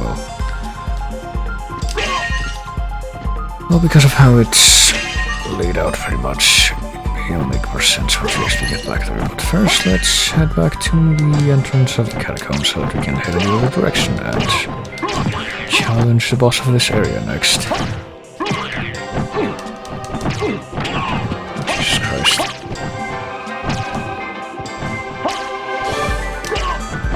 I'm really amused by this. onslaught of shit. Well, I think it might be time to conjure up some assistance. There's the bottle again. Protection from fire and protection from thunder. Well, protection in the sense that it does a bit less damage, I guess. Maybe that you're completely protected from it.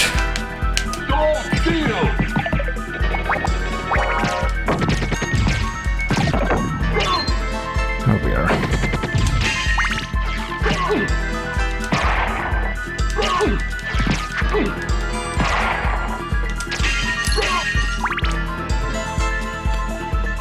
And alright, save room is over to the left here, but I think I have to go back through that room.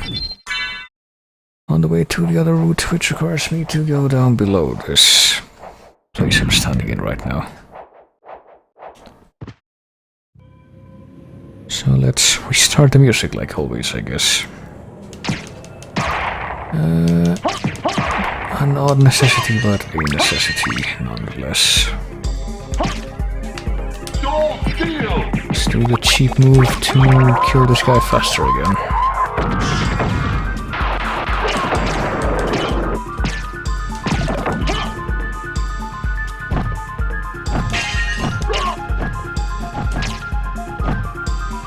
And go this way this time, where we see a lot of oddly dressed skeletons in the back here. It's kind of a very colorful ensemble there. And if we break open these coffins that little room, we can actually find, well, we can find some things. A lot of them are blood skeletons, as you can see. And we can also find some monster vial number 3, okay. And blood skeletons, which strangely enough take quite a bit of a long time to regenerate, reconstitute. Oh boy, and some more enemies. Well, that great little gravekeeper from Rondo, but we also got this guy. Called Hellfire Beast, but his name is supposed to be Amdusias, I think. He's another demon from the Goetia. And apparently he gives good experience too.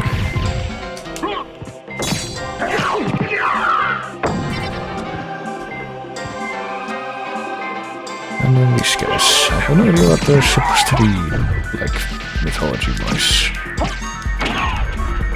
Translated as Lossoth, but I think in some of the other games that they show up in they're called Bifrons, which I think is also a Goetic demon, you know. Let's try and conquer this Discus Lord. That's a great strategy for trying to destroy me, and also gets sucked into an alternate high dimension when he dies. Maybe there's a Ballroom Mask. Ballroom Mask and Heart Max up, and whatever else is up here. Hey, Fairy, aren't you gonna say anything about that wall? Well?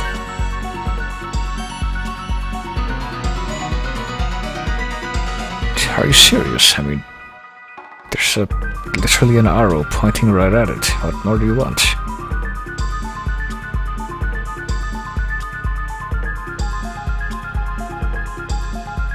You're not gonna say anything, are you? Oh, great. Oh, whatever.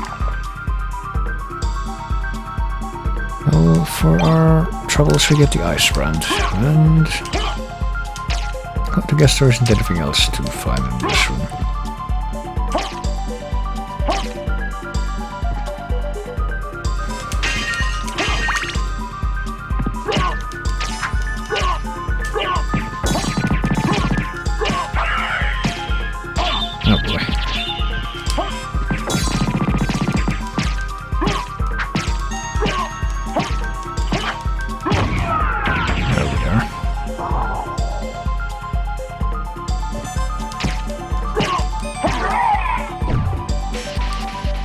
Should be getting pretty close to where the boss is now.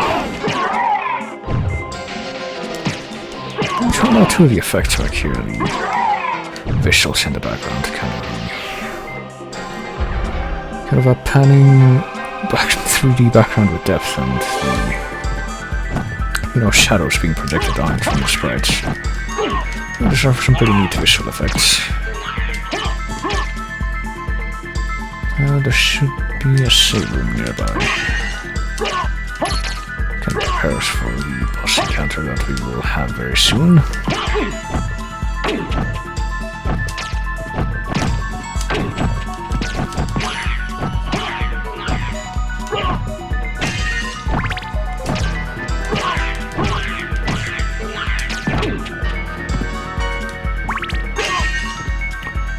And here it is, alright. I'm actually kind of wondering if I look at the map now. I'm pretty sure the boss is to the left of where I am, so... Is it obvious? Yeah, it is that. If I go right, it'll pretty much just lead to a dead end. Walk armor, oh goodness. Walk armor, which, let me see... Defense increases with the amount of map you have uncovered. That's interesting. And apparently it does increase my defense more than the spikebreaker defense that I get, but it also lowers my intelligence, so I don't know about that. I think I will go over to the left to the bosses. Try and get there in one piece at least. Should be right next door, I believe. I got the red brick wall background. So how could the boss be here in the catacombs where all the corpses are stored? Well, of course, it's Grandfalloon, aka Legion. Okay, the guy that at least shows up in a handful of games but still manages to be pretty notorious for being a giant ball of corpses. And who, sure enough, bombards you with all the corpses.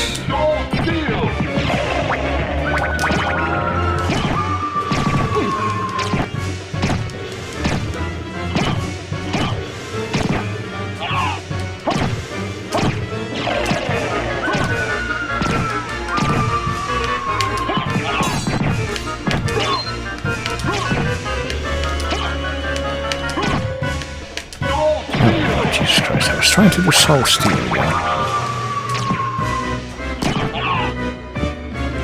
Only get it to work some of the time, apparently.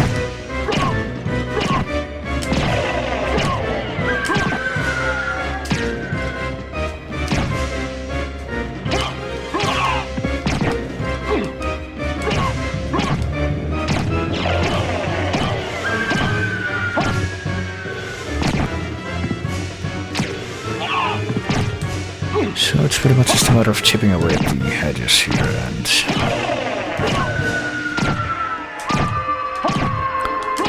kind of try to not be overwhelmed by the massive quantities of corpses that walk on the ground. Oh Jesus, okay. It drops upon you with every passing moment. Oh, and then watch out for the laser attack that it does. Once the core is exposed.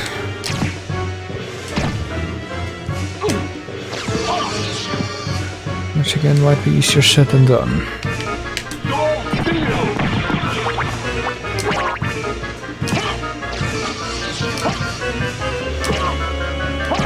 I don't remember exactly what happens when you can convince it to shed off all the parts of the shell and leave just the core. Or if anything even happens, or if you can even get it to do that in this game. Without just breaking off all the pieces yourself. Yeah.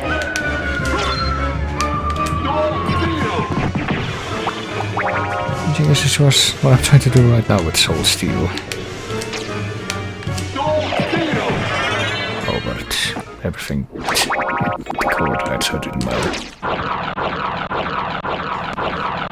Oh well, I don't think we would have done anything different anyway.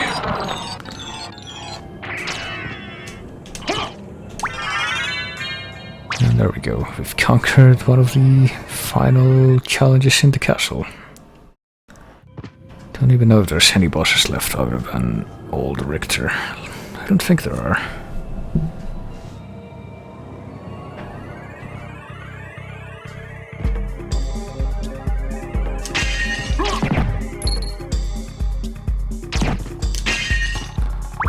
But we do still need to address one last thing. Namely, what the fuck are we gonna do about that guy?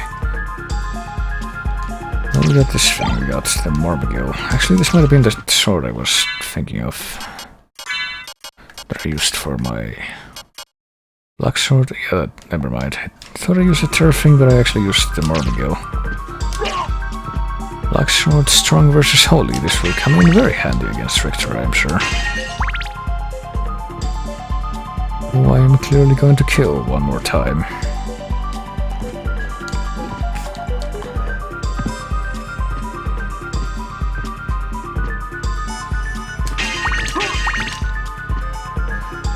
So let's go ahead and go back and save so that we can, you know, not suddenly be faced with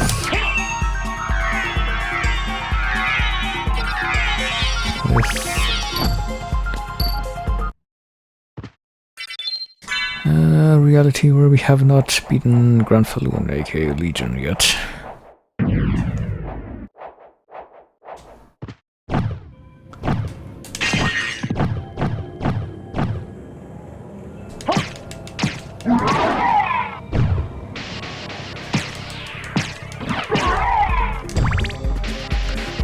Trying to skip the catacombs now.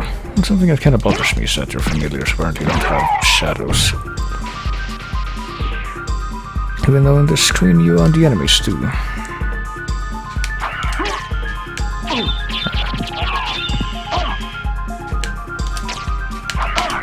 Damn it, alright.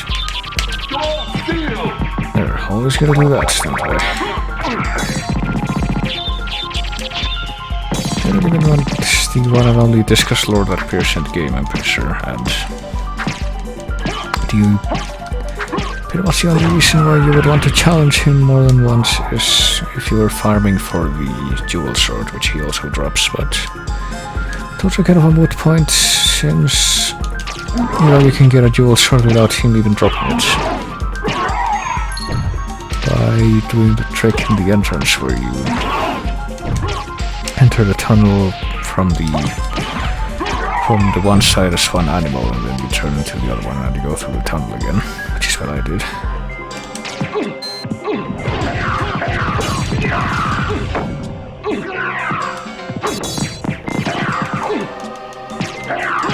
Oh, jeez.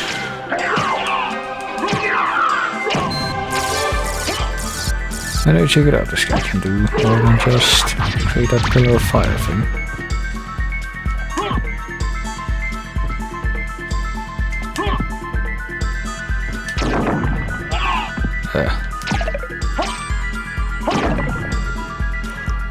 Well, now that you've collected all the actually useful items in these coffins, you can just, you know, if you're smart, unlike me, you can go through that whole room without waking up the blood skeletons that you pretty much gain nothing from doing.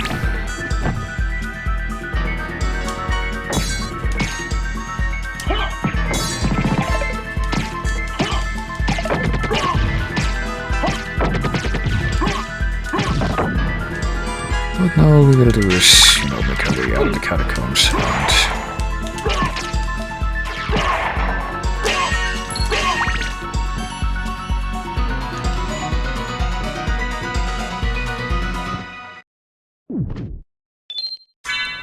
and all the way back to the... Well, actually, there's one more thing we gotta do. I forgot about that. Let me see what my route is gonna be like. Jesus Christ. Well, unfortunately, none of the teleporters are particularly close to the place I have to go. Actually looks like the most straightforward route would be to go to the castle keep first. And kind of go from there. I guess I'm gonna do that, because just a couple of, you know, we could just go and challenge Richter again now that we've completely eliminated any sort of real resistance left in the castle, but...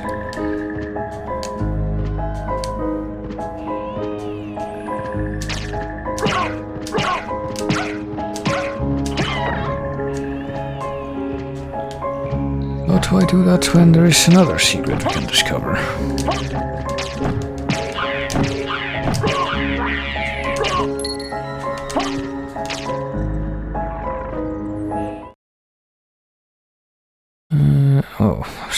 kind of wondering, or not wondering, but like trying to remember. I was pretty sure there was a second switch that you can have the Devil Familiar press, but I was wondering what the deal was with that, why I hadn't found it, but I just remember the reason why that is. But let's not be concerned with that. Let's instead become a wolf and make our way past this corridor at top speed. And get over here. And get back into the chapel and just kind of keep going to the left now. Time and time again.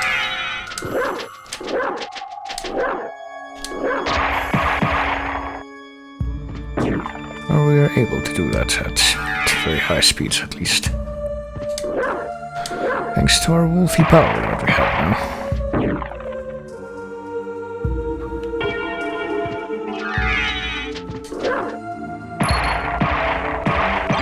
And that we will do very unapologetically. Alright, so we got here very quickly because of that. I'm wearing the spike breaker. Yes, I am. Okay. Actually, let's still be the wolf so that we can...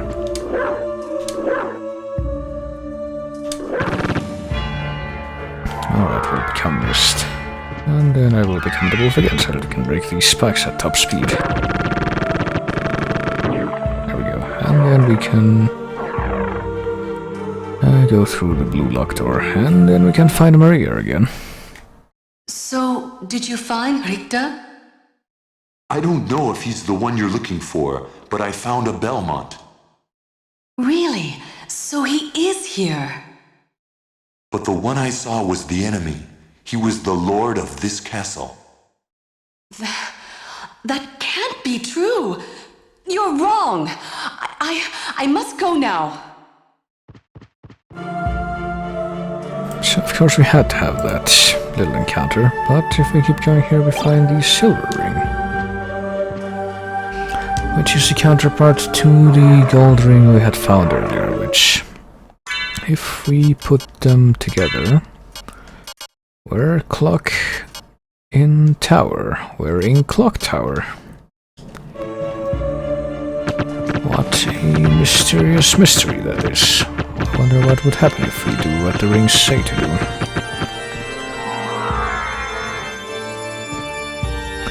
Well, we need to make our way to the clock tower now to, confirm that. Guess we will go through the,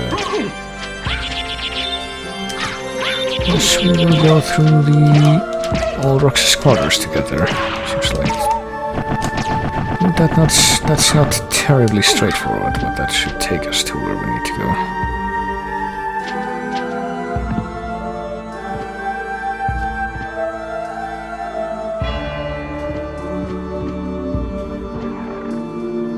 Because the clock tower in this, well, the clock tower in this case is kind of misleading because, the clock tower area is at the top right of the map, and it's where we fight the crow demon guy at the end.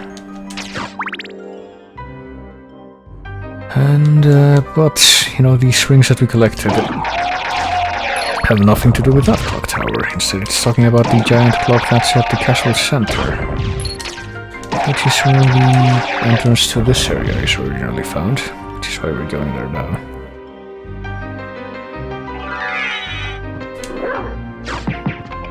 First, let us use our wolf powers to get past these Valhalla Knights and see which way would be best here. Well, apparently there's a passageway here that hadn't even gone through. Oh, here's where the save room is. It's kind of hidden away in a very, very remote corner though, so I don't think you can really blame me for not finding it right away. But now that I have, let us just get out of here. And let's simply go through the rest of this place.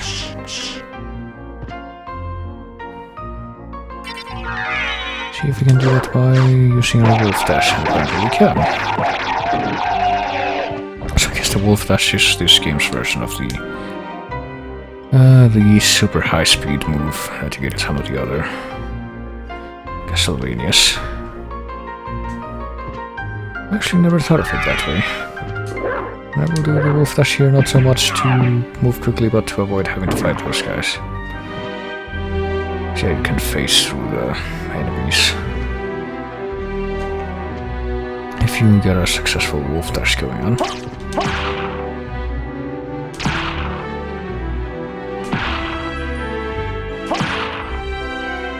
And this should lead right back to where the ring's set to go, which is the big clock in the marble gallery.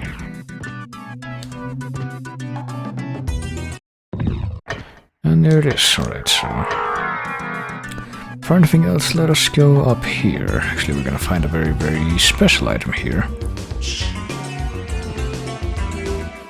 First, let us head over here to the left, where we will find a potion, a hammer, and a life apple, which are pretty much all items for the fairy familiar, so I'm sure she's quite pleased with that.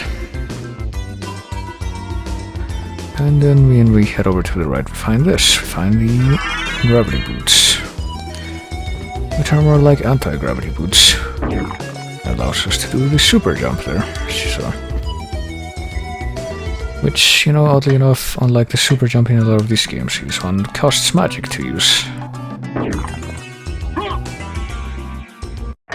But now that we have that at our disposal as well, let us actually, you know, follow the ring's advice and wear the gold ring and the silver ring together here.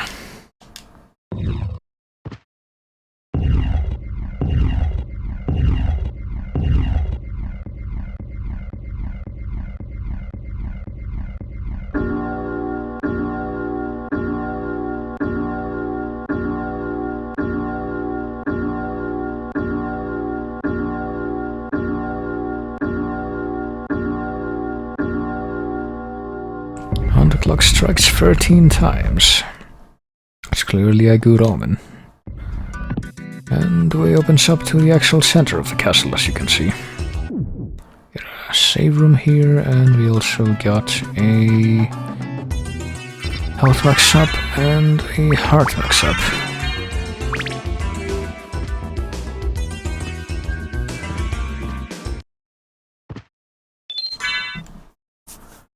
So let's go ahead and save, because clearly we have some kind of incredible boss encounter coming up.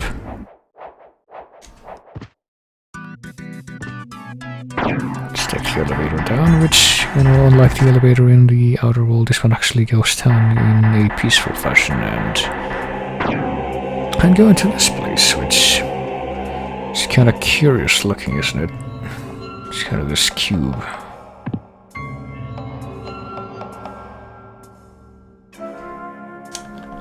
It's got this very pleasant sounding tune to go with it.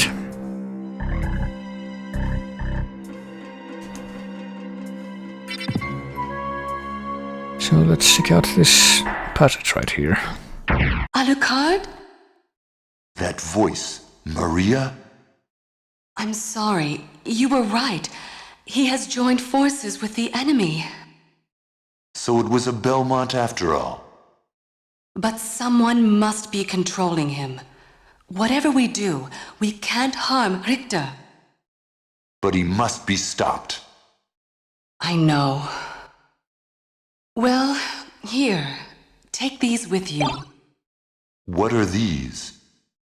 If you wear these, you can see beyond evil illusions. Thank you. 'Tis best then if you pray for the soul of your friend. Yeah, but don't do anything else or anything, because, you know. Also, time right here, and I can still, you know, get up here into this very curious looking altar, which, you know, what's wrong with this picture? Something very slightly off about this whole setup, isn't there? I wonder what that could possibly be. And, well, I'm sure that wouldn't be indicative of anything to come, and after we do some more stuff in the game and everything. And, you know, the way this arch is set up also cannot be indicative of that at all. I don't imagine.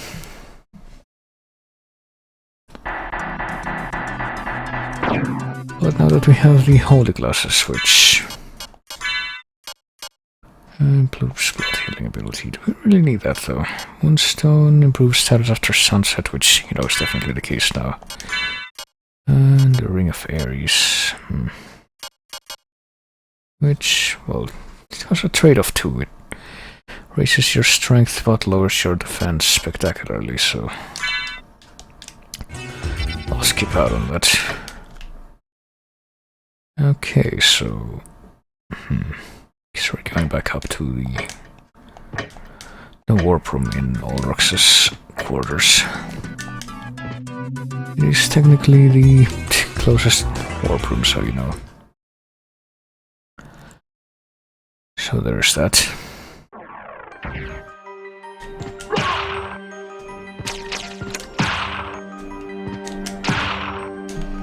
And the holy glasses that I was gonna look at, but I completely forgot about.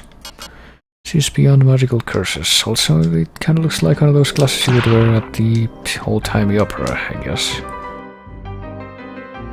Kinda makes you wonder where they came from in the first place.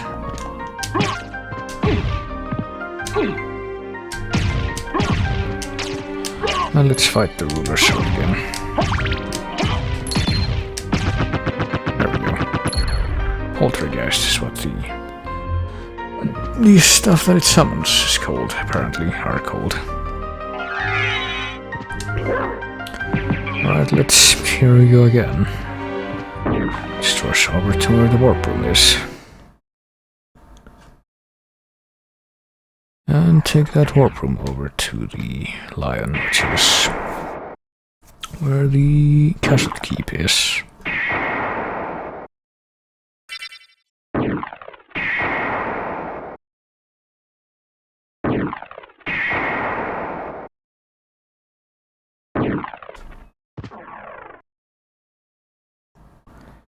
And let us have a repeat of performance of what happened last time. And let us go to the save room that's way up here. Not even wait for the elevator, just... Okay, let's change our stuff so that we need holy glasses to see past the evil curses and whatnot, but also probably equip the Marmagill to have this strong against holy attack. And save. Let's go kill that motherfucker Richter again. Clearly there is nothing good that could come of letting him still be around. Even though we've just, you know, gotten that whole thing where he's apparently being mind controlled or something.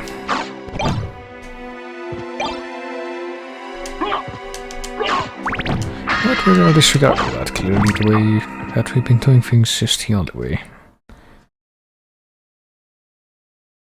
I've been waiting for you. I think the dialogue here is the same though.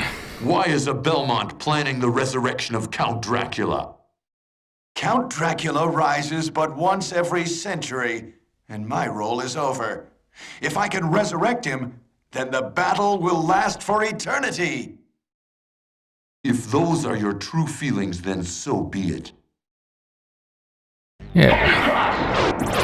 Unless we completely disregarding of that floating ball that looks oddly familiar. That's just kinda hovering above him. Now let us go and destroy him. Oh wow, it actually does a lot of damage. Magnificent! But now feel my unbridled wrath. You know, where have we seen balls like that, I wonder? Oh shit.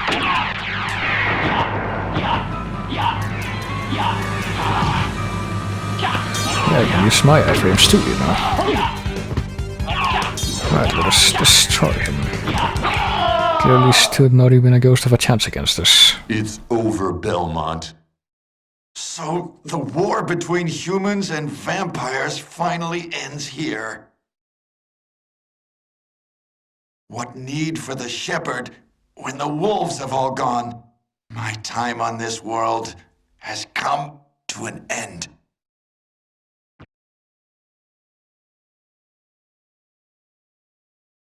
And apparently nothing happens to the ball that was nearby, though. So we got the castle destruction CG cutscene, which I think I'm gonna skip, because, you know, I think seeing it once is enough. Under these So you made circumstances. Alucard, how is Richter? I'm sorry. I see. Thank you for stopping him. Do you suppose that this too was fate? So your journey is over as well, then? No, not until I learn what caused Richter's madness. I understand. Well then, may the gods guard you along the way. Farewell. You as well, Alucard. Goodbye. Couldn't possibly have anything to do with, you know, balls, like the one we saw hovering over him in the boss fight there, when we were wearing the holy glasses or anything. Well, I don't know, but yeah, we beat the game again, and what do you know, I tripped and fell on the reset button again. It keeps happening.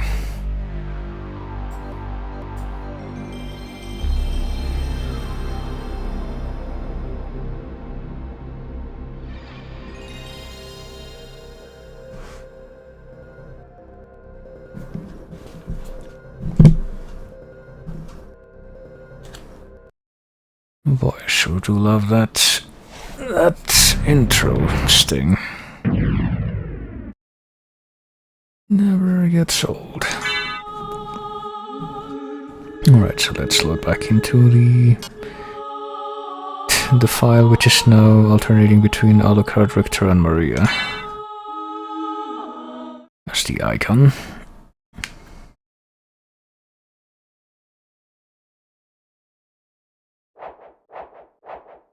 And try do things a little different this time. Instead of equipping the Mormigil, let's, I don't know, what's a fucking holy weapon, I don't know. Holy Rod.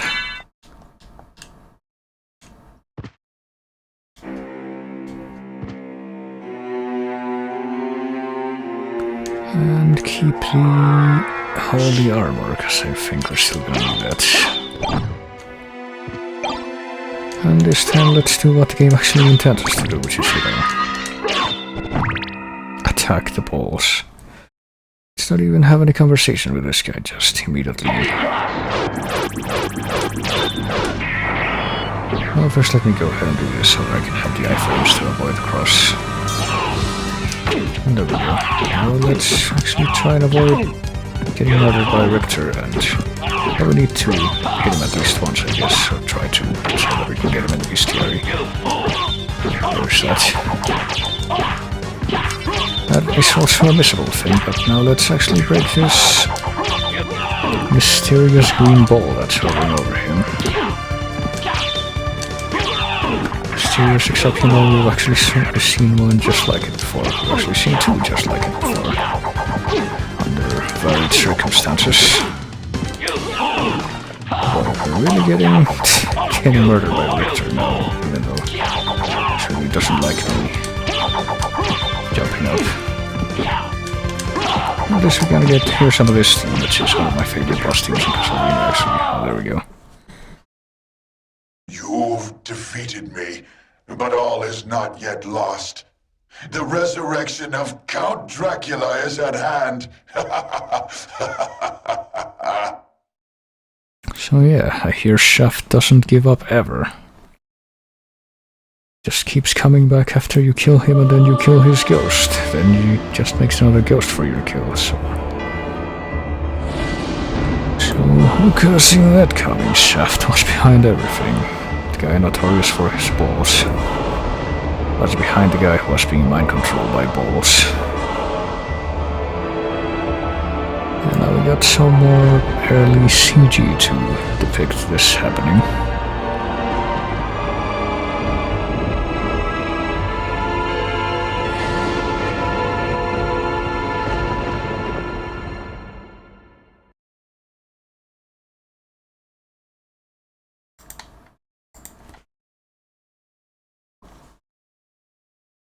No.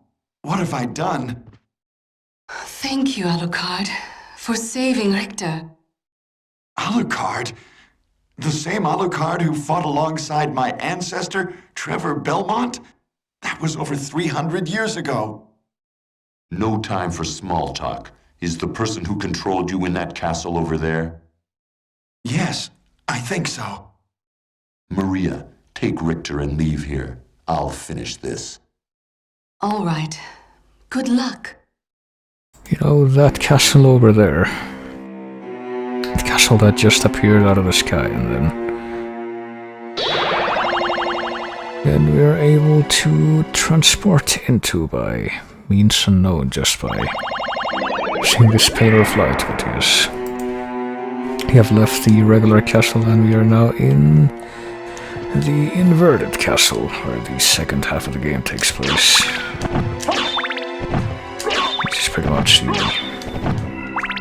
the normal castle, except, you know, inverted. And all of the item placement should be similar, like this thing is already open.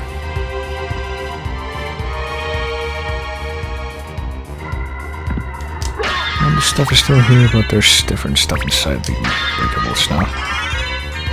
Life max up, heart max up, and a royal cloak. Let's see what this does. Gorgeous blue cape. Well, if it's gorgeous, if self-serving, I guess. And a blue cape, and you can appreciate too that, you know, one of the effects that having a different cape has for Alucard is that it also changes the color of his wings when he goes into the bat form.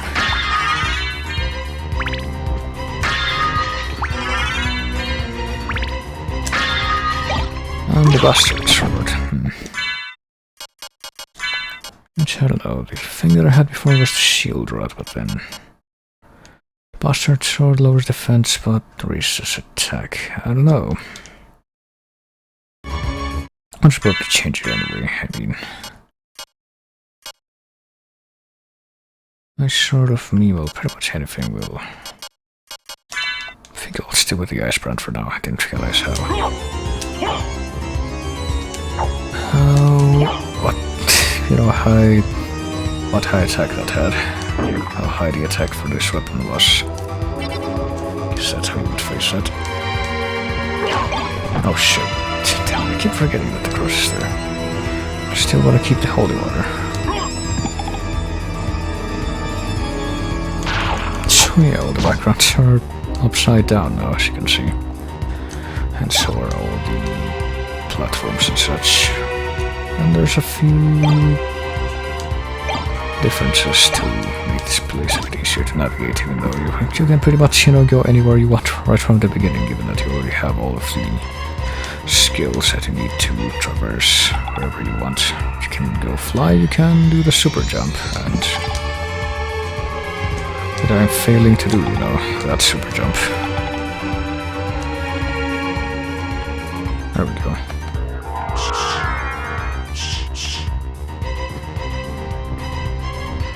And find all sorts of neat stuff around here.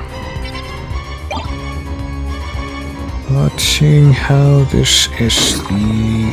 well, this is gonna be the second half of the game. Oh, also the save rooms, you actually stand on the ceiling now. Under the coffin, which still spawns very neatly. You know, conveniently enough. But now that I've saved... I don't think I can ever light up the lions here either, because they light up with the elevator in the other castle, and you don't have that here, so...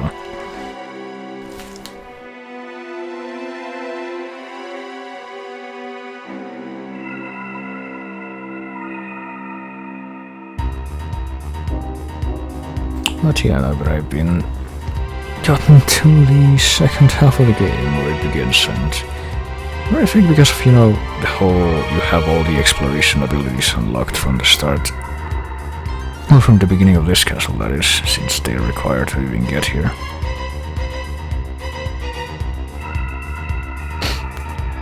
I believe this will be a good cutoff point, since, you know, I've been streaming for nearly 6 hours now. And nearly 6 hours, which, because I actually started a bit earlier than I usually end up doing, means that it's not quite as late as it usually is, but yes. I believe that will be the point where I end the stream now, and I will go through the rest of the game later. Because I don't know, funnily enough to this, I think the Symphony of the Night is going to be one of the few, if not the only Metroidvania that I'm going to be able to projectedly go through in only 2 streams. I don't know how the other ones are going to go. But yeah, I will do the Inverted Castle on a second stream of this. That'll probably be, I don't know, maybe tomorrow or perhaps a couple days after. Probably tomorrow though, unless something really weird happens. But yeah, that was the first half of Castlevania Symphony of the Night, the first Metroidvania. Well, the first Metroidvania in the modern and standardized iteration of it, I guess. Could say that the first Metroidvania in any sense would have been either Vampire Killer or Simon's Quest, but you know what I did mean was the first Metroidvania in the style that would pretty much go on to define, well, I can count the games, 1, 2, 3, 4, 5 if you count Curse of Darkness, 6, 7 games after this, maybe, well, up to 8, depending on whether you count Curse of Darkness or Mirror of Fate, which I don't know if you would, but at any rate, since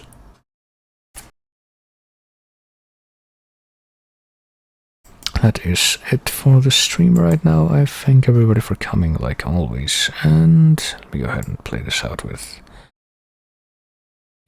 some of the music that I have back here. This one, why not? This one's good. Thank you everybody for coming that happened to drop by, and I will see you tomorrow with more of this game. Up to the end, as a matter of fact. So, until then, take it easy and whatnot.